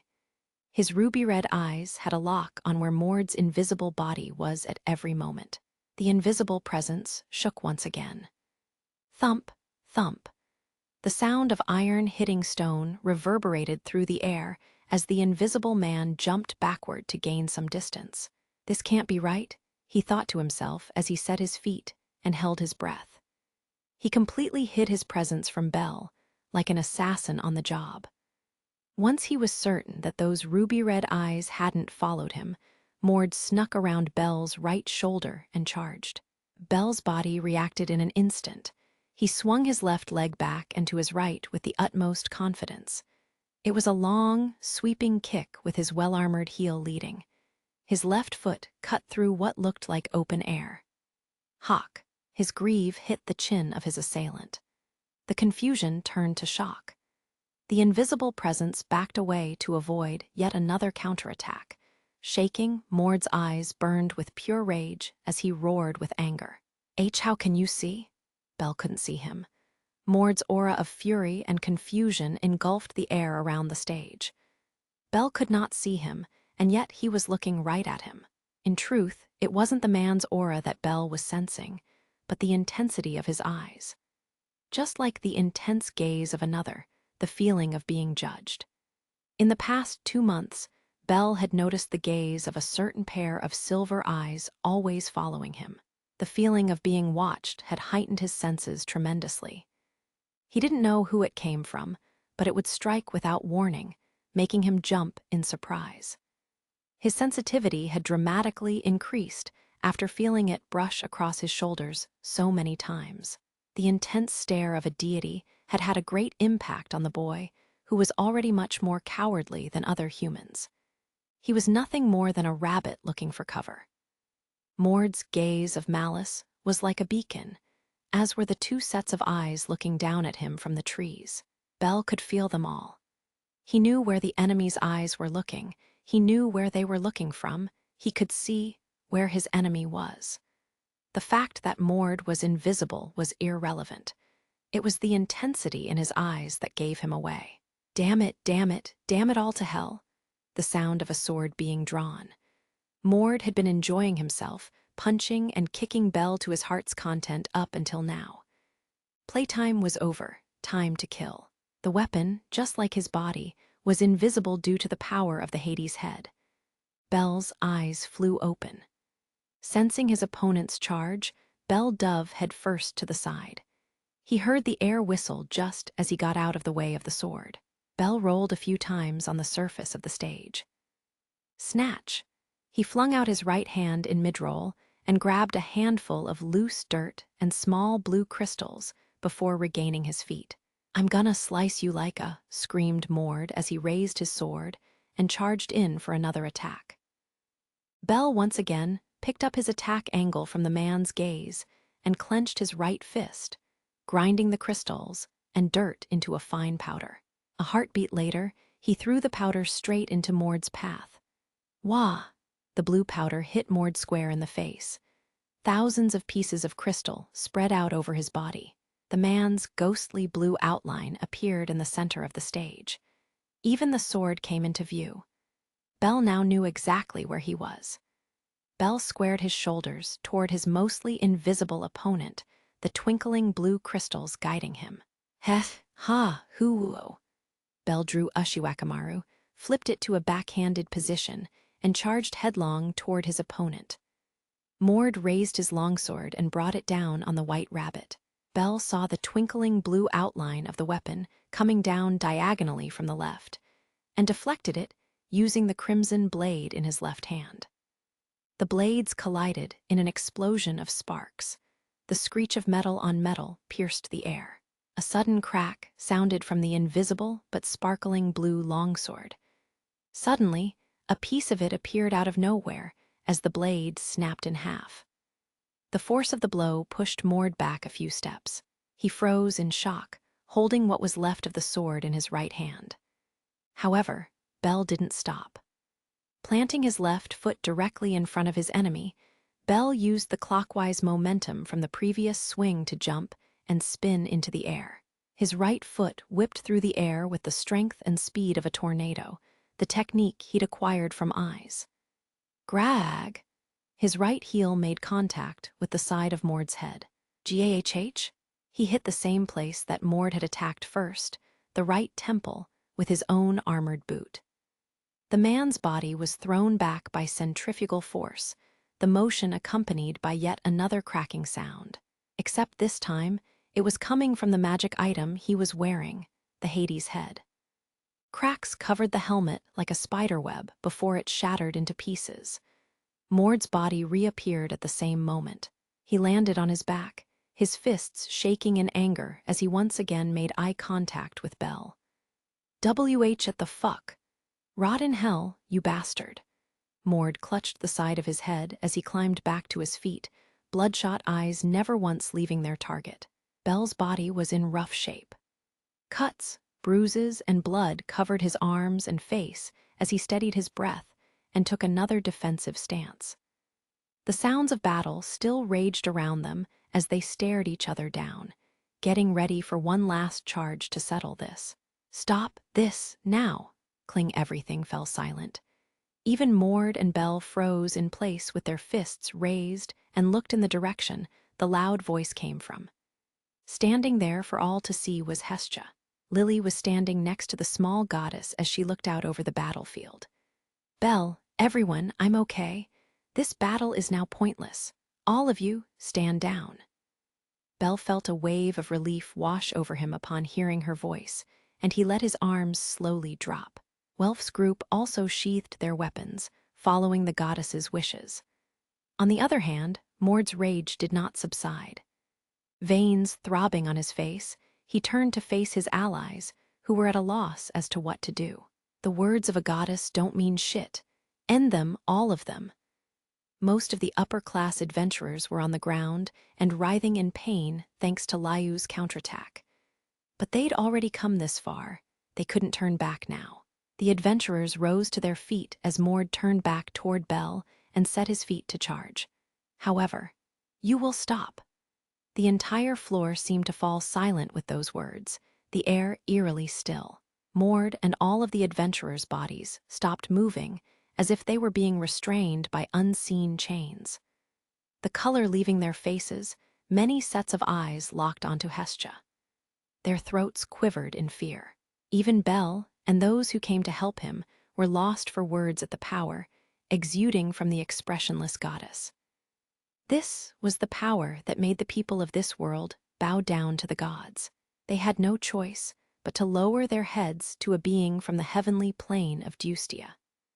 Hestia unleashed her godly providence not for her own benefit, but to stop the children from hurting one another. Put down your weapons. Bel had never seen Hestia look like this, or use such a persuasive tone. Mord and his adventurers could only grunt and moan as they stepped backward, overwhelmed by the immense pressure being emitted from the goddess's blue eyes. Yua hhhhhhh. One of the upper-class adventurers turned tail and ran. Then a second and a third, the others watching and contemplating their options. Suddenly, everyone started a full retreat. "W8, you idiots," screamed Mord. It didn't take long for him to join them. A distinct calm filled the forest, as if the storm had passed. "Bel, are you all right?" "Ugh." Bel still couldn't move even as Hestia tackled him to the ground. Time came back to him. The goddess sat on top of his stomach as she took one of Mayach's high potions out of her pouch, popped off the lid, and poured it onto Bel's face. "BWFF?" Bel spat in surprise, even as the sweet liquid flowed into his injuries and healed them. The potion made its way into his bloodstream and through his body, healing his other wounds in the process while restoring his strength. "Yua, I'm so sorry, Bel. It's my fault you ended up like this." "Ah, no, goddess, I couldn't protect you in the first place, so please don't cry." Bel didn't know how to react as Hestia collapsed onto his chest, tears pouring from her eyes. He slowly wrapped his arms around her, as if trying to comfort a crying child. Just moments ago, she was unmistakably a deity from another world. But now, she was looking very human. Bel didn't know what to think anymore. The gods were still worthy of the awe and reverence of the children of Gekkai, even with their divine powers. Arcanum. Sealed. This was because their life on Gekkai was nothing more than a game to them. They could still unleash their divine providence and force everyone around them to bow down. But at the same time, they cared about the children who had pledged to follow them, and they wanted to assist in their life stories. Bel looked down at the deity who had used her power not for her own gain, but to save people just like him. Hestia looked up, eyes filled with tears. At that moment, Bel felt something new for his goddess, an even deeper connection. "You in one piece, Bel?" "Welf, Lily understands the situation, but please don't act alone. Mr. Bel had plenty of chances to ask us for help." Hestia once again buried her face in Bel's chest as Welf and Lily appeared on the stage. The red-haired young man was doing his best to force a smile as Lily scolded Bel. The boy apologized and thanked them both. Mikoto and her group watched from a distance, smiling at the bonds of friendship that held the battle party together. Sorry, take Mikazuchi Familia. I've caused trouble for you, too." "Not at all, Lady Hestia. We were happy to help." "Thank you for your help, too, Hood." "Hood." Hestia had stopped crying and stood up, finally acting like the goddess she really was. Her face hidden under the hood of her cape, Layu mumbled to herself as everyone's shoulders relaxed. A soft breeze came to the forest with the battle finished. Everyone there had a genuine smile on their face. Then, "Anyway, how should we?" Hestia began. That's when it happened. The ground beneath their feet shook. No, the entire floor was shaking. "Q-quake. No, the dungeon is shaking." Chigusa, Mikoto, and Aoka spoke to one another with their eyes on the ground. The vibrations became more intense, causing the leaves to rub against one another. "This is a bad tremor." Bel realized at the moment that those words left Layu's lips. An irregular was about to occur, and this was a warning sign. Every feature of the 18th floor seemed to shiver around them. The next moment, Something above them cast a massive shadow over the stage. "The hell is that?" The words fell from Welf's mouth as he looked upward. The entire ceiling of the 18th floor was covered in millions upon millions of crystals, each providing light. The largest one of these, the sun of the floor, had something inside it. Something big, something moving. A piece of it reflected onto every surface of the massive white crystal, as if it were inside one big kaleidoscope. It was blocking the source of the light, each one of its movements casting a shadow across the vast landscape. Just like the others, Bell had noticed the thing inside the crystal and watched it closely as the biggest tremor yet overtook him. All of the adventurers present on the stage took a defensive stance, their hands going for their weapons out of reflex. Then, crack. It appeared. The thing was still moving inside the crystal, but a thick line had appeared on the surface of the crystal itself. A crack monster. That's impossible. This is a safe point. Several pieces of crystal fell away, glinting in the sky as they fell to the ground. More and more lines appeared on the surface of the crystal as Mikoto and Lily practically screamed at what they were watching. The black thing inside the crystal was doing more than wiggling. It was punching and kicking from within. The figure seemed to grow with each passing moment. "Ah, come on, no way. This is my fault." Whoosh. Every head snapped in Hestja's direction. Completely ignoring the stares of the people around her, Hestja didn't take her eyes off the ceiling and continued. "That was almost nothing. There's no way." The echoes of the cracks were getting louder, as though they were attempting to crush everything beneath them. Hestja watched in disbelief. "I was noticed." "No, this isn't Hestja's fault." Hermes watched the entire floor continue to shake from his perch on top of the tree. "Lord Hermes, what did you do this time?" Of course, none of my little amusements could trigger something like this. Isfi's lack of trust in her god came out in her voice as she unloaded all of her frustration at the top of her lungs.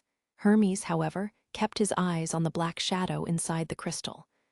"Ah, Uranus, haven't you been listening to the prayers? I didn't hear anything about this." Hermes's eyes narrowed in frustration. He was so upset by his predicament that he practically spat the words out of his mouth. "Stop ignoring me and please tell me what's going on. What is that thing?" "Out of control, I'd say. And for some reason, it's more sensitive than usual. And it's noticed our presence." Hermes once again ignored Isfi's borderline panicked confusion and continued talking quietly, almost to himself. "The dungeon hates it, you see. It hates the fact that gods are all the way down here." Hermes continued to watch the ceiling despite the suspicious look he was getting from Isfi. She opened her mouth to speak, but was suddenly interrupted by the sound of another loud crack. The monsters lurking in the forest chose that moment to howl at the sky. The sound of their vicious howls mixed with the cracking sound coming from above and resonated through the whole landscape. "Isfi, go to Rivera and call for reinforcements." "Reinforcements? Don't tell me we're going to have to fight that thing, not run away." "Certainly looks that way." Hermes let his words trail off. A moment later, a new series of echoes joined the chorus from the south, a rock slide. Isfi's head snapped in that direction. The pupils of her eyes shrank behind her glasses. "The tunnel, our only escape route, is blocked. I don't think it wants us to get away." "I've had it. If I don't get out of this alive, I'm haunting you until the end of time, Lord Hermes." Isfi flung herself out of the tree with reckless abandon. Hermes watched her go, his shoulders slumping out of sympathy for her situation. He looked back up toward the ceiling once she was out of sight. "Well, then," the cracks were growing, scattering like a spiderweb of lightning. A rain of crystal shards fell to the ground below. The thing stuck its face out from the top of the crystal, shaped like an open lotus flower with a thunderous boom. Hermes watched in awe, frozen to the spot, before cracking a smile in spite of himself. "Yep, that's a floor boss." The monster thrust its face out of the bottom of the heavily damaged crystal.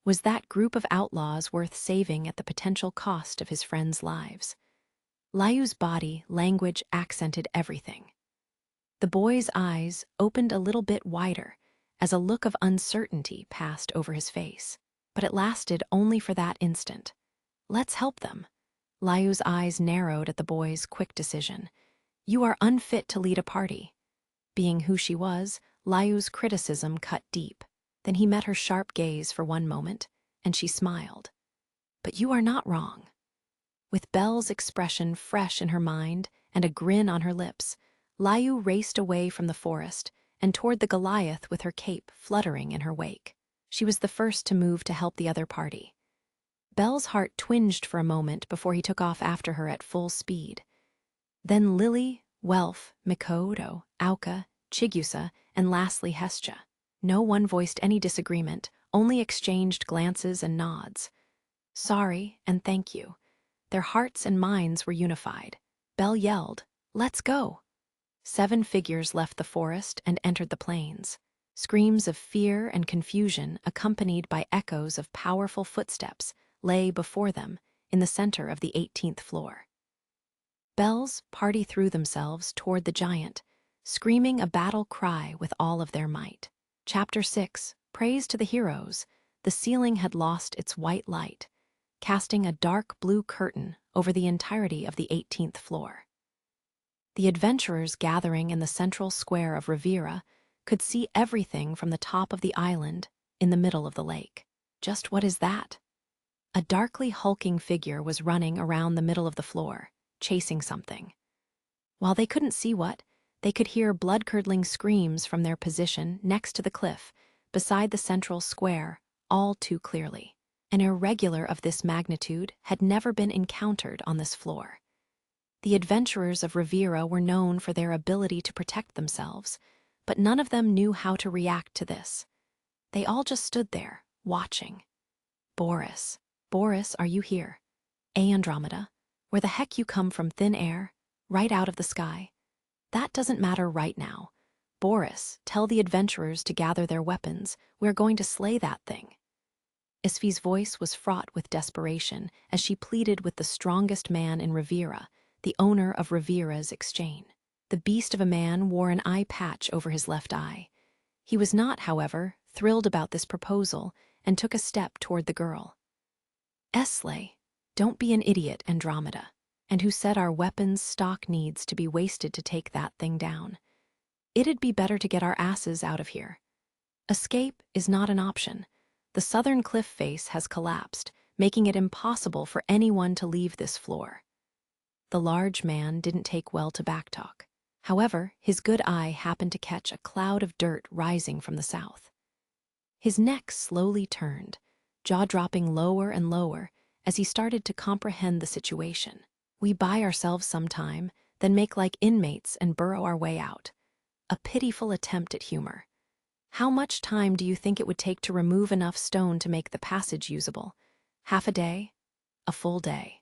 It would be interesting to see if any adventurers could buy enough of this time you mentioned for you to clear a path, or if everyone would be wiped out first.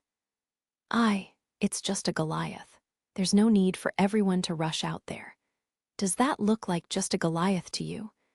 Isfi looked out over the cliff toward the black shadow rampaging under the cover of night. They could feel the impact of its mighty fists every time the Goliath swatted the ground from this distance. This is just my intuition, but I believe that the Goliath and our exit being cut off are linked. No one will be able to escape as long as that thing draws breath. It would be pointless to hope for reinforcements. Damn it all to hell. The man's muscular shoulders dropped the moment that Isfi finished her explanation. The Goliath took another swing off in the distance, accompanied by even more screams of pain and another tremor. All right, maggots. You heard her. We're ending that monster here and now. I will personally see to it that anyone who chickens out will never set foot in this town again. All of the adventurers in the square couldn't move for a moment after Boris gave the order. Then, as if someone flipped a switch, every single one of them sprang into action. Equipping themselves with their best weapons, they exited the town and rushed toward the plain. Isfi watched as the stragglers completed their preparations and set out as Rivera fell silent. Placing her hand on the railing above the cliff, she watched their advance. "I suppose I should get moving." Taking one last look at the giant, she planted her right foot on top of the railing and jumped off. The Great Plain had turned into a hellish battlefield. The Goliath had targeted Mord's group of adventurers. The ones who were unable to get out of the way fast enough were thrown skyward with each swing of its monolith-like fists. Even if they managed to dodge the blow, the impact on the ground was powerful enough to throw their bodies into the air like tissue paper. UWWAHHH. Everyone could hear the screams of their allies, but none of them were able to think about anything but themselves. Self-preservation instincts had taken over, as all of them desperately tried to put some distance between themselves and the black giant. Their desperation had turned to madness, unfortunate allies flying through the air, while their own fear made them scatter like flies in a futile attempt to escape. Ooh! The Goliath followed each of its targets with a piercing gaze. Physically, its body shape wasn't all that much different from an orc. Short but thick legs supported an upper body that made up about 60% of its total height. It slouched forward, long hair flowing halfway down its back. The Goliath's eyes kept jumping from small shadow to small shadow as they ran in circles beneath it. So it stopped watching. Instead, it focused its two blood-colored orbs on the shadows farthest away and leaned toward the ground. A second later, the giant set off an explosion from its mouth. Ayo! A roar and a sonic boom erupted from between its jaws. The blast made impact at the feet of the adventurer farthest away from the Goliath. The man was caught so off guard that he couldn't even scream as he was launched into the air along with large grassy chunks of the dungeon floor. Mord and the rest of the adventurers watched him hit the ground like a puppet whose strings had been cut.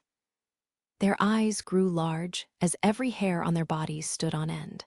Howl, this was no ordinary howl used to inspire fear and intimidate. This was a magical attack that turned the Goliath's throat into a cannon. Its sheer power and range made the Hellhound's fire breath look childish by comparison. Mord's group was trapped in a nightmare. If they were too close, they would be physically crushed. But they would be shot down one by one if they tried to run away. Each one of the adventurers turned pale as a ghost.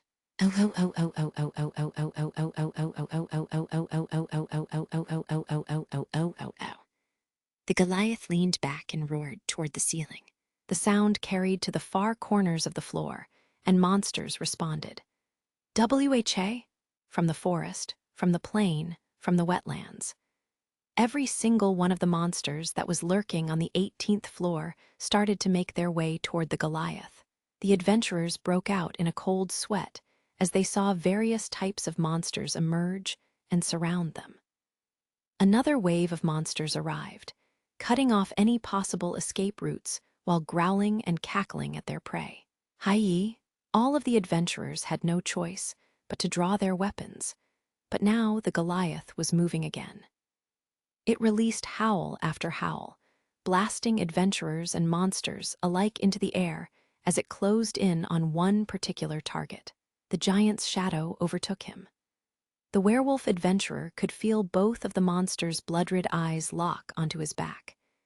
He watched the shadow of a giant fist rise, monster or adventurer. Whatever that wrecking ball-size appendage hit would die instantly. The Goliath roared once again as it brought the fist crashing down. However, another adventurer arrived on the scene as if riding a gust of wind. Layu's cape fluttered as she made her move. Taking advantage of the Goliath's blind spot, she jumped up its leg from the side with amazing speed and buried her wooden sword directly into its left knee with a powerful strike. Waves of pain coursed through the beast's leg as all the adventurers heard a loud snap. Without one of its legs for support, the Goliath's fist missed the werewolf adventurer by a considerable margin. Auka and Makoto arrived on the scene, trying to keep fear from appearing on their faces as they passed through the panicking adventurers toward the giant. H-A-A-A. Y-A-H-H-H-H-H-H-H-H-H. Axe and katana hit the same knee that Liu had just attacked, but what happened next left the two of them speechless. Sharp pain traveled through both of their wrists. Auka's battle axe shattered on impact as Mikoto's katana blade broke in two. The beast's iron hide was stronger than both of their weapons combined. They didn't even leave a scratch. Retreat at once. Liu's sharp order reached their ears in time to snap them out of their shocked daze. Auka and Mikoto stared into the palms of their now empty hands before looking straight up and into the blood-red pupils of the Goliath's eyes. They were very angry eyes. The giant twisted its waist as it swung its massive right arm behind its back. G-H, E-H-H-H-H-H-H-H-H-H-H. Its arm whipped through the air as it swept forward. The Goliath's fist traveled halfway around its body before finally striking the ground. While Auka and Mikoto managed to dodge it at the last moment, the impact threw them into the air as they were blown backward by the wind in the giant's fist's wake. But the Goliath wasn't going to leave it at that. It took another step forward and opened its jaws. Blasphemous burn! The monster's head was caught in a huge explosion just before it released a howl. Another roar from the giant was muffled as its face emerged from a cloud of ash and sparks, its mouth still spewing smoke. Its eyes quickly found the cause of the explosion, Welf and his anti-magic magic. A howl required magic power. That's what triggered it. The red-haired man stood in the plain not too far away, his eyes focused on the beast's burned mouth, when suddenly, Welf's eyes widened as he saw what the beast had in store for him. The Goliath was already in position for another howl, and the young man could see the magic energy gathering deep inside its throat. Ha! G-U-H? The howl aimed at Welf had missed. Yuwu! He yelled as the ground behind him exploded. It was thanks to Liu that he was still alive. She had scampered up the giant's 7-meter-tall body and hit it in the back of the head to change the trajectory of the howl. She used her momentum to spin and land a kick directly to the giant's cheek before retreating to the ground. Strong, as well as fast. This is no ordinary Goliath. Liu whispered to herself, her eyebrows sinking under her hood as the Goliath recovered in no time at all. The Goliath that appeared on the 17th floor was about level 4. The Goliath she was facing now was completely different from the ones that she and her former allies had slain countless times before. Its defense was strong enough to make even her hands go numb after impact, its ability to use a howl, but most of all it had reflexes that did not match its massive size. This enemy had the potential to be level 5. That was Liu's conclusion. A feeling of dread and despair started to well up within her as she tried to come up with a plan of attack all by herself. Retreat was pointless. The moment anyone showed their back to it or lost the will to fight, they became a target. Liu's years of experience and combat instincts told her as much. With the weapon created from a holy tree in her homeland, the wooden sword Alves Lumina, in her hand, the beautiful elvish warrior decided to use a distraction tactic to engage the beast, and repeatedly attacked its legs. URRGH. O-O-O-O-O-O-O-O-O-O-O-O-O-O-O-O-O-U-U-U-G-G-H. Liu's level 4 attacks were powerful enough to inflict pain on the beast. She was even fast enough to avoid its gaze, nothing more than a small shadow running around the Goliath. The Goliath roared angrily, swinging its arms around as if trying to swat a particularly annoying fly. About 100 meters south of where Liu was fighting against the Goliath, Mord and the other adventurers were engaged in a widespread brawl with large swarms of monsters. Scott, Guile, where are you? Save me, please. Mord was beginning to panic, trapped in the midst of monster roars and adventurer screams. He called out to his 2 closest friends, but there was no response. Mad beetles, bugbears, gun libella, minotaurs,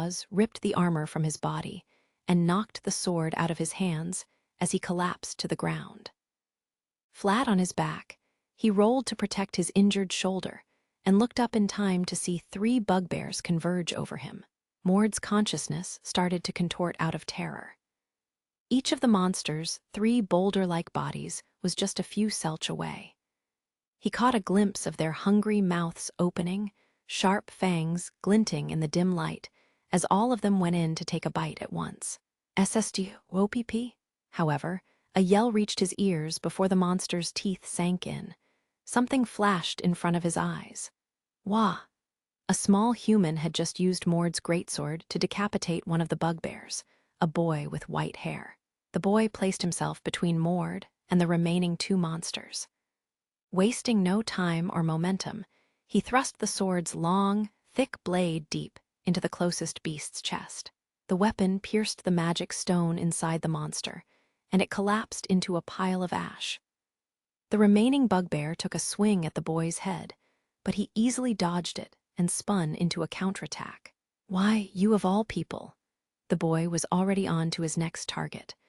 Mord watched the back of his white head disappear into the chaos as words spilled out of his mouth. Gashy. Someone grabbed a hold of the back of his collar. You're in Mr. Bell's way, let's fix that. Jay, oh wow. Who are ouch, damn it, my ass. Mord's view suddenly changed as he was pulled along the ground on his back. A prom girl, Lily, carried her large backpack over her shoulders while dragging him with one hand, exactly the same way she would carry the corpse of a monster, over the ground without much concern for his well-being. However, the ground was not smooth due to small crystals that came up naturally from the dungeon soil. The man yelped in pain every time he hit one. There was no panic in Lily's movements. Part of being a supporter was being able to accurately assess the movements of monsters and adventurers to stay clear of battle while fulfilling her duties. She weaved in and out of the brawl, dragging Mord closely behind her until they were finally out of danger. Please find somewhere to hide if you are unable to fight. Don't waste the life that Mr. Bell saved. Lily let go of Mord's collar as soon as they were in a monster-free area of the plain. The wide-eyed man quickly sat up and asked her a question. Hey, why is he helping us? Even now, Mord could see Bell taking on monster after monster to save the adventurers who not too long ago were cheering at his pain. Bolts of scarlet lightning erupted from the boy's outstretched arm, slaying monsters in their tracks, no matter the distance. Lily turned to him as he watched the battle from afar and said, "Be grateful that Mr. Bell isn't the type of person to hold a grudge." Lily squinted her eyes and stuck her tongue out with a blech, before turning her back on him and rushing back into the fray. Tup, tup, tup. Lily's footsteps got quieter, leaving Mord alone with his thoughts. The man looked dejected and whispered to himself, "What the hell was that?" The only answers he received were the fierce sounds of battle. "Chigusa, are you sure it's okay for us to leave?" "Why, yes. First, if we don't gather enough weapons." They were on the west side of the plain, moving away from the battle. Hestia and Chigusa ran toward the lake as fast as they could, a pouch and a backpack filled with items shaking as they went. I've never experienced it myself, but weapons and shields break all the time when fighting floor bosses. So if we can't get enough spares, Captain Auka and the others. Chigusa's long bangs covered her eyes as she spoke between breaths. Hestia hit her fist to her palm as if to say, "I got it," and nodded back to her. Of course, fighting a monster of that caliber for a long period of time would require a large stock of weaponry. Chigusa and Hestia were on their way to the town of Rivera. They were hoping to persuade the adventurers there to provide weapons and items for the fight. Chigusa was only level 1, and Hestia was far below that. The two of them would only be a liability on the front lines. So they entrusted Lily with the support of Belle and the others, and decided that this was the best way to help them. Wah! Chigusa. A bugbear spotted the girls just as the tree bridge to the island in the middle of the lake came into view. It charged straight at them. They had managed to evade any encounters with monsters up until now, but there was no way to avoid this one. Chigusa bit her lip as she jumped in front of Hestia to protect her. The monster's forepaws slammed into the ground with each step, the vibrations in her boots getting stronger and stronger with each passing second. When suddenly, an arrow pierced the monster's head through its eyes. Whoa! An elvish archer was the one who brought the bugbear to a screeching halt. He was not alone. The adventurers of Riviera had arrived. They ran around Hestia and Chigusa toward the floor boss on the other side of the plain. Chigusa, reinforcements. The town's adventurers. The two of them were filled with hope and admiration, blushing as more and more adventurers came into view. The ones who had already passed them were yelling out signals to one another and pointing in different directions. They split into 3 groups. One hung back to eliminate the monsters blocking the path to the battlefield. One broke off to assist Belle in the brawl, and the rest made a bead for the floor boss. All of them had weapons drawn and ready, yelling at the top of their lungs as they charged forward. You're always so reliable in a pinch. The first person out of Riviera's reinforcements to reach the floor boss was none other than Isfi. She had weaved her way through the surprised yelps of other adventurers, all the way to the feet of the Goliath. Reaching into her belt holster, she withdrew 2 small bottles and hurled them at the beast. The giant was still trying to follow Liu's quick movements when both of the bottles hit it square in the face, exploding on contact. Oh, come on, at least singe a little. Most monsters in the middle levels would have been incinerated by just one of those burst oil grenades. As an item maker, these were her specialty. However, they left no mark on the Goliath's thick skin. The giant counterattacked with a howl, but Isfi was able to dodge it easily and meet up with Liu. Lion, I believe you figured it out already, but our reinforcements are preparing to launch a large magic assault. Please keep the Goliath entertained until they're ready. Understood. You and I shall take turns drawing its attention. No, why? All right, you maggots. Andromeda is going to be the decoy, so get those spells going. Boris, you're going to regret this. Being given the most dangerous role in their operation. Isfi silently cried to herself as she and Liu raced out in opposite directions to surround the giant. It was up to them to buy enough time for the others to prepare, with speed as their only advantage. We've got more than enough weapons, damn it. If anything breaks, come get a new one. A small group had gathered on a hill a little ways from the Goliath. The inhabitants of Riviera had established makeshift bases next to the crushed central tree, and a short distance from the rock slide that covered the southern tunnel.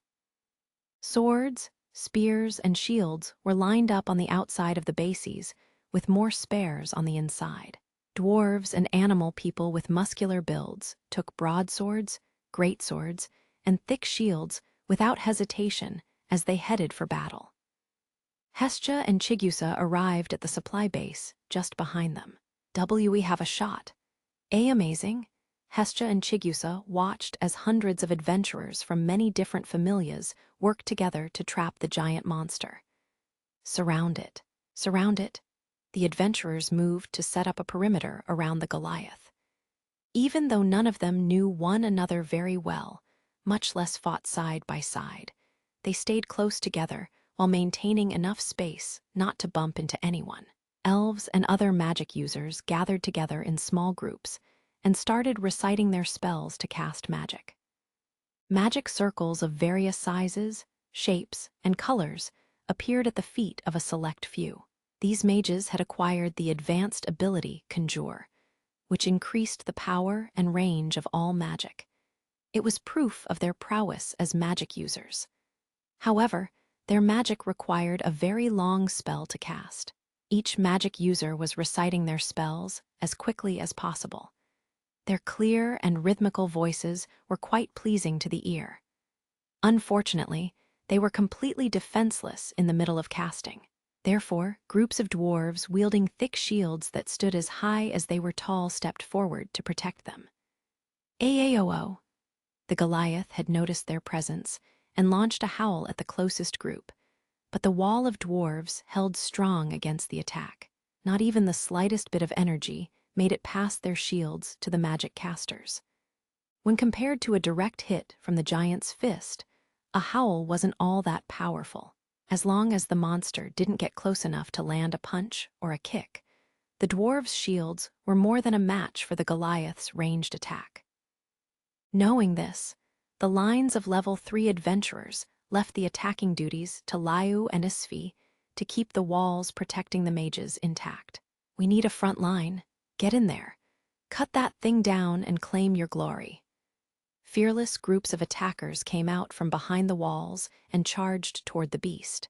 Whipping themselves into a rage, the attackers broke off into parties of 4 to 5 adventurers as they closed the distance. The first ones to arrive waited for Liu or Isfi to distract it long enough for a window of opportunity to attack one of the beast's 2 legs. The Goliath looked down in surprise as greatswords, hammers, and axes slammed into its lower body before looking up as a shadow flashed in front of its face. Isfi threw another one of her burst oil grenades into its eyes, momentarily blinding the massive creature. It cried out in anger and frustration as 6 groups of attackers continued their assault on its knees and feet. "Belle, you all right?" "Welf." Rivera's enforcements had rescued Mord's group from the monster brawl, allowing Belle to join the adventurers at the forward base. He had never seen so many magic users casting at the same time, and was a bit overwhelmed by their intensity as Welf came running up to him. "What about Mikoto and Auka?" "They're fine. Joined up with the guys fighting the normal monsters." The Goliath might be taking center stage, but many smaller battles were taking place around the forward base. Considering that the tunnel to the 17th floor and the path to the lower levels under the central tree was cut off, no new monsters would be appearing on the 18th floor.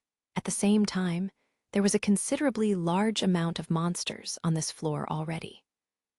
Belle scanned the battle and quickly found Mikoto and Auka fighting alongside lower-level magic users and adventurers to protect their stronghold. "So what now? Want to join me in the monster call?" "Aye." Belle paused for a moment when another voice came from a little ways behind him. "Yo, rabbit boy, get over here for a piece of the action. Or are you too scared?" A group of attackers was getting ready for another run, and their leader called out half-jokingly to Belle. They had heard the rumors and invited him to join them in the adventurer style, a challenge. "Show 'em how it's done. I want to brag that I've got a contract with the guy who took down this floor boss. Got that? Count on it." Belle smiled as Welf gave his shoulder a small shove. The boy nodded as they wished each other luck and went their separate ways. Belle raced off to join the group of attackers, caught up with them, and joined their formation. A large man with an eye patch gave him an affirmative jerk of his chin, as if welcoming him as soon as Belle arrived. "Little rookie, are you goin' in with those weapons? A greatsword, please, the best one you've got. I hear ya, take this one." One of the attackers in the group took a spare greatsword off his back and handed it to Belle. The boy thanked him. Belle held the greatsword in his right hand, resting the back of the blade on his shoulder as the group of attackers, 4 in all, left the forward base and charged toward the giant. However, it saw the group coming and ran to meet them. "Oh shit. Huh." The brave attackers immediately changed course, leaving Belle behind. Still a relative newbie, Belle didn't recognize the danger in time to get out of the Goliath's path like they did. Belle wondered if maybe he was falling into a trap as he charged toward the Goliath, alone.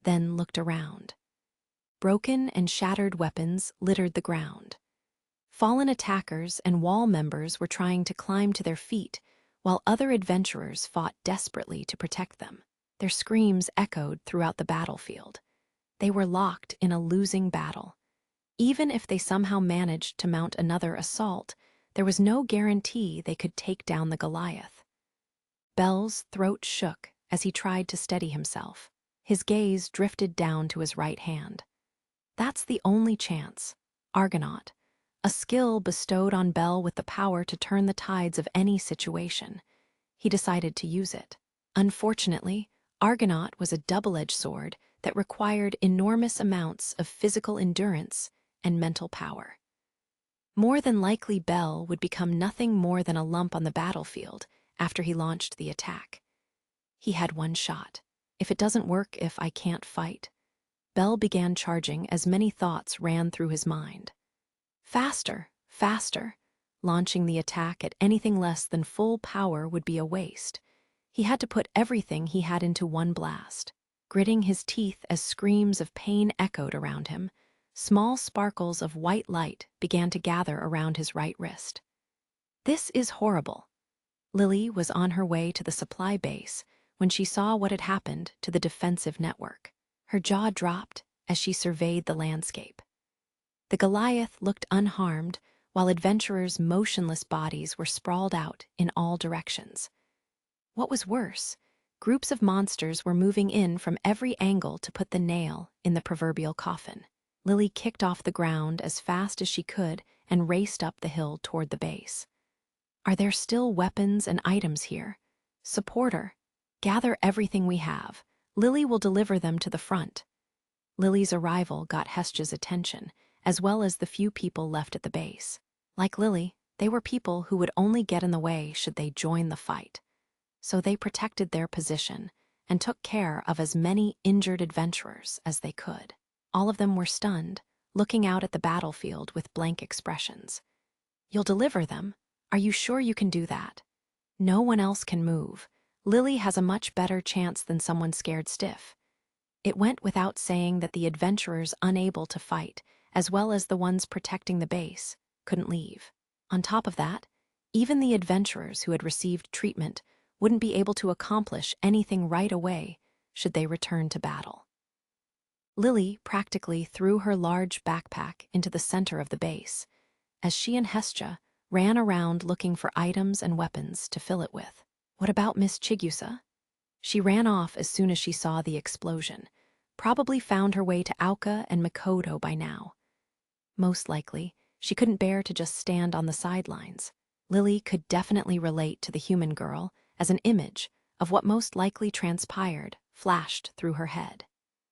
Even though she would be done for if targeted by a monster, Lily's devotion to Bel and Welf gave her the courage to fulfill her duties as a supporter in the face of danger. Ignoring Hestja's looks of concern, Lily filled her backpack to the top with anything that could be useful. Supporter. Lily's hand had found a large weapon when fumbling through an old cargo box. She suddenly came to a stop. Her eyes caught a glimpse of something very interesting. Hestja drifted to her side out of curiosity. Is that a drop item? The exposed black surface of the item shimmered in the dim light. It was roughly the shape of a sword, but wrapped in cloth rather than a sheath. It could very well be a big black bone. A very poorly made hilt was attached to the bottom part of the blade. The cloth appeared to have writing on it, most likely the owner's name. However, the fabric was so dirty and ruffled that it was impossible to read. There was a good chance that this was a spare weapon owned by someone who often visited Riviera. Many adventurers used the town as a place to store their backup weapons, rather than carry them to the 19th floor and beyond, because they took up too much space. The weapon must have been withdrawn from storage because of the emergency situation. Hardly any effort went into this at all, no. Wait. Lily gulped as she looked down at the item that could very well have been a natural weapon found within the dungeon. The girl leaned in close to assess its density, cutting edge, and overall destructive power. This was once a piece of a large monster, a claw or a fang that became a drop item. What's more, that monster was from the lower levels. Lily immediately dropped the weapon in her other hand and snatched up the black item before jamming it into her backpack. Oi hey, supporter.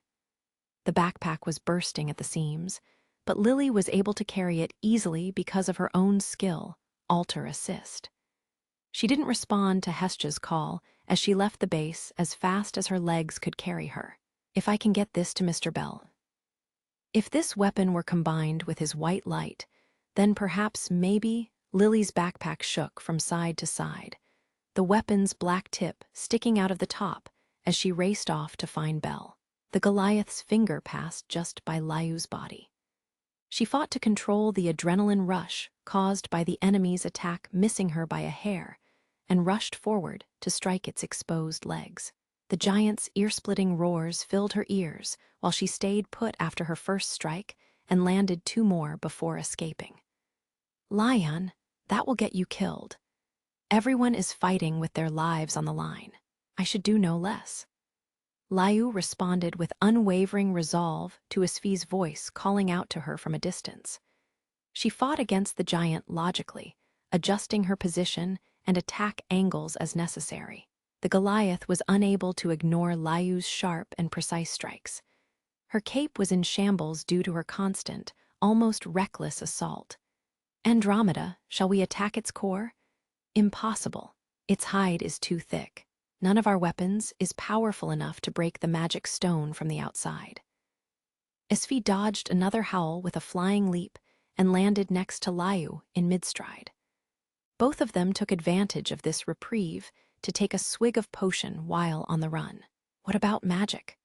My spell takes an absurdly long time and is rather dull. There is no possibility it will have any effect on that Goliath with its regenerative capabilities. Don't hold your breath. Isfi's white cloak fluttered as she wiped her mouth with her arm, a look of hopelessness on her face. Understood, Liu calmly responded to this information. That being the case, we need another volley from the mages. It will just heal again after taking a direct hit. If so, we hit it again and again until it can't heal anymore. Are you insane? Isfi reached for her belt as Liu picked up speed, leaving her behind. She changed her own path and withdrew more burst oil grenades, hitting the Goliath in the face on her way past.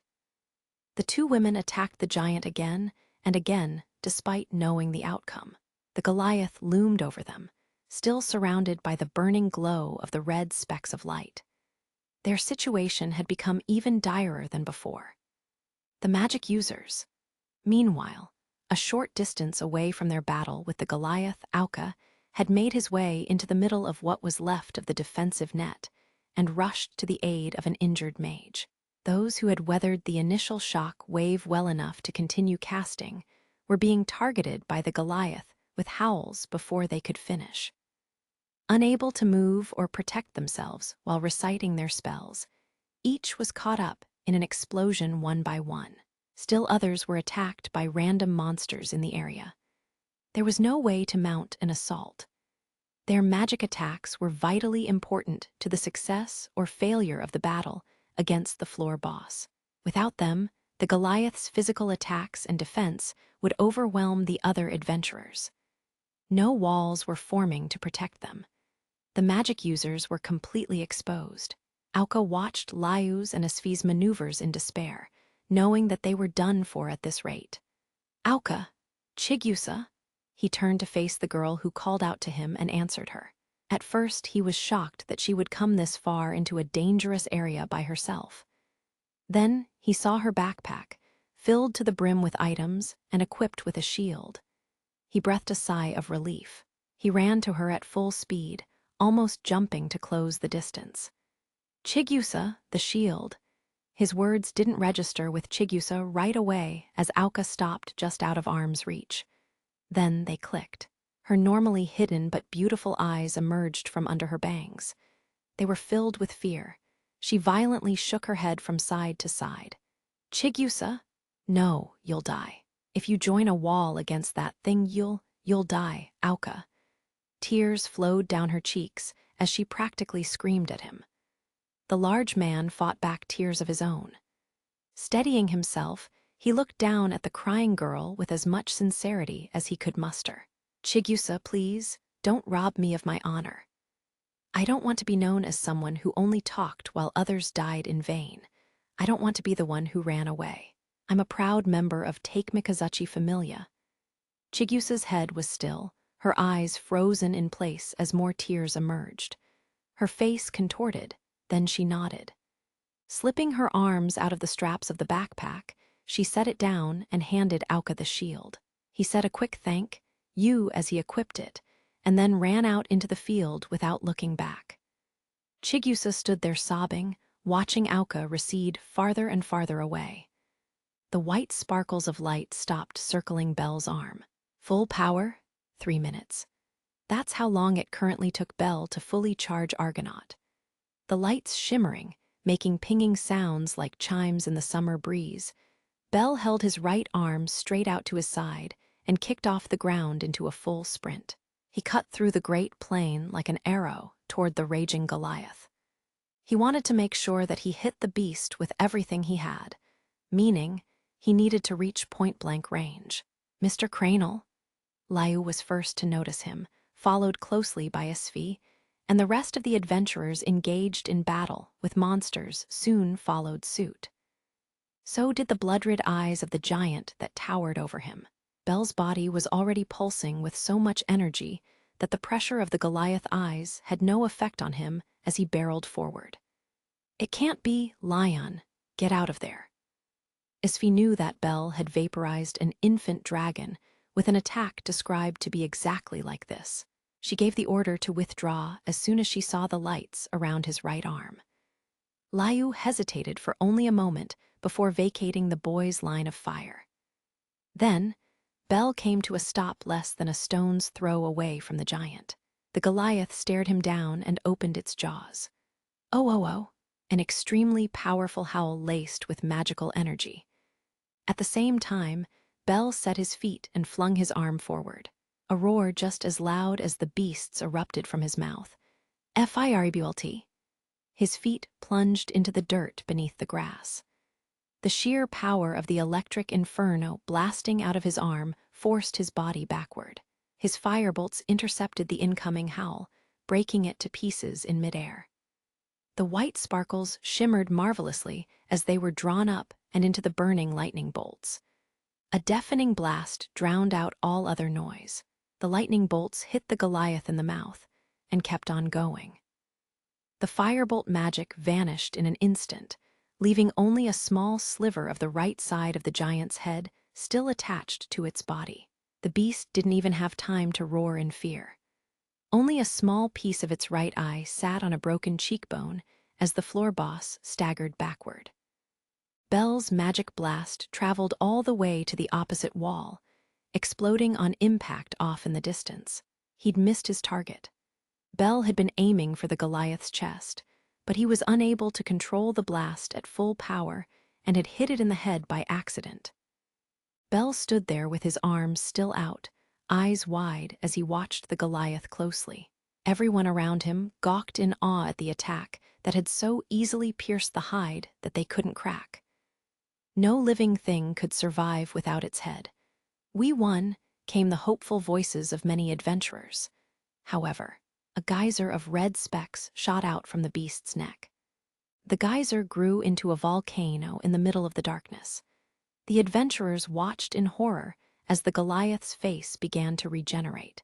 Despair took hold of their hearts as they watched a new blood-red eye wiggle freely, without a socket. The Goliath was still alive even after losing its head. It had withstood a fully charged, Argonaut-supported firebolt, using its otherworldly life force and recovery ability to survive. Belle's ace in the hole had failed. The newly reformed left eye joined its partner in finding the white-haired boy standing in the middle of the grass. The two red orbs glared down at him with intense hatred. "Belle, run away." Gone was Liu's calm demeanor. The Goliath unleashed yet another howl right on top of the boy as she screamed out to him.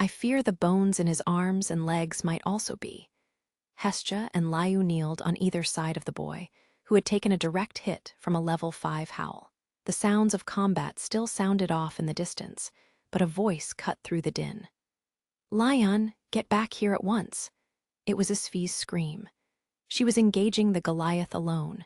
Her eyes shot open as the beast prepared to fire another howl. She wrapped herself in her white cloak just before impact. The shock-absorbent fabric of her own design withstood the blast, but the young woman's thin body went flying. "Elf lady, please go.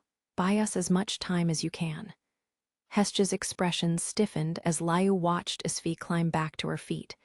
"Bel will wake up, and once he does, he will kill that monster. But Goddess Hestia, you saw, didn't you?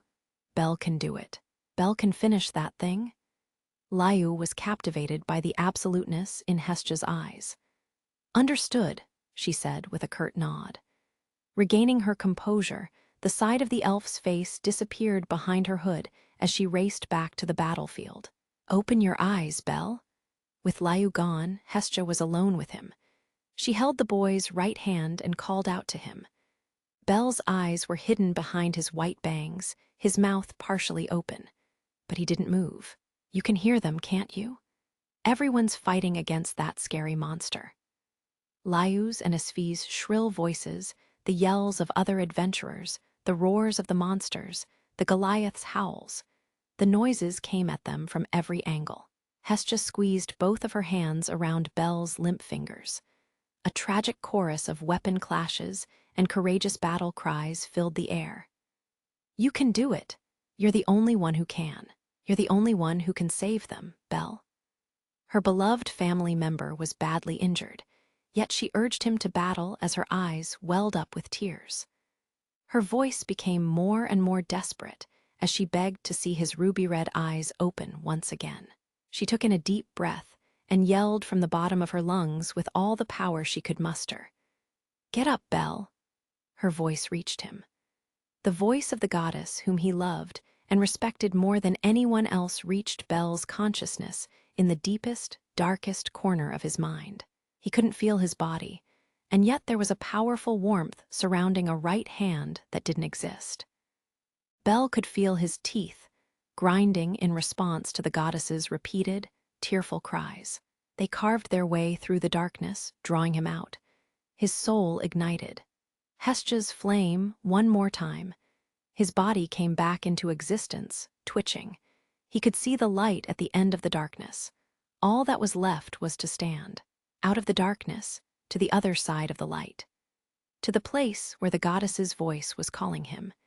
His body still would not move on command, so Bel focused on the warmth enveloping his right hand. Despite his best efforts, it would not move or even quiver in the direction of the light. "Damn it!" The boy screamed at his body, fully knowing that it was at its physical limit. And then, if you have what it takes to be called a hero, another voice cut through the darkness. "Hermes."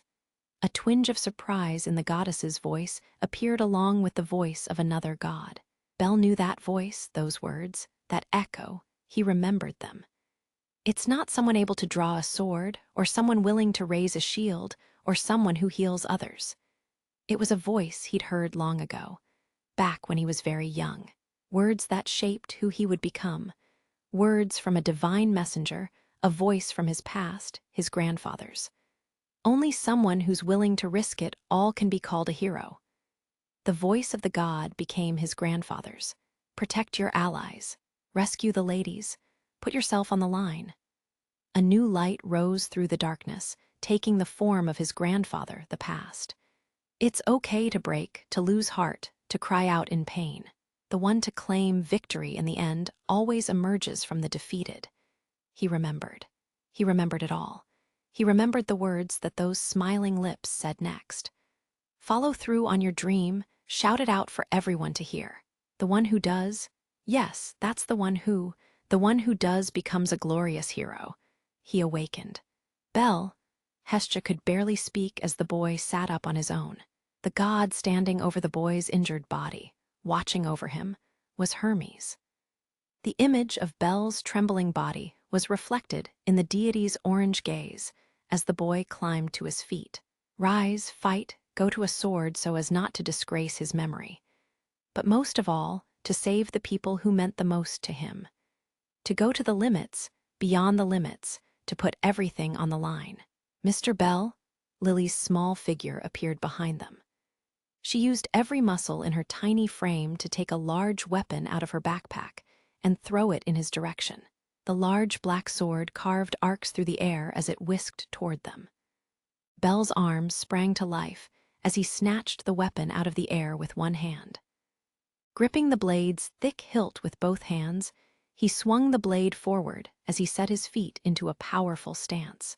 His ruby-red eyes flicked forward and focused on the form of the terrifying giant off in the distance. Let the aspirations burn. Let the dreams roar. If there was one advantage that Bell Cranel had over anyone else, it would be this one irreplaceable memory from his youth. That's because it was all he had. He started to charge Argonaut. At the same time, the characters engraved into his back began to glow red. Limit release. A temporary state in which surrounding conditions combined with emotion to overload the fauna contained within a deity's blessing. Skill power increased exponentially during a limit release. A stone that would send ripples through a battlefield, a sword aimed for the giant's throat. White sparkles swirled around Bell's body as he charged for the attack before they climbed high into the air. Ping, ping, ping, the sound of chimes.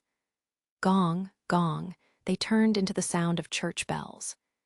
In a clearing on the edge of the forest, southeast of where the battle against the rampaging Goliath was taking place, Mord's group of adventurers had peeled away from the main forces. They were on the brink of losing their will to fight. I can't take this anymore. We can't win. We gotta get out of here. Maybe if we found a hiding place in the forest. A violent beast that no one could stop was on the loose. No matter how many monsters they slew, another one appeared to take its place.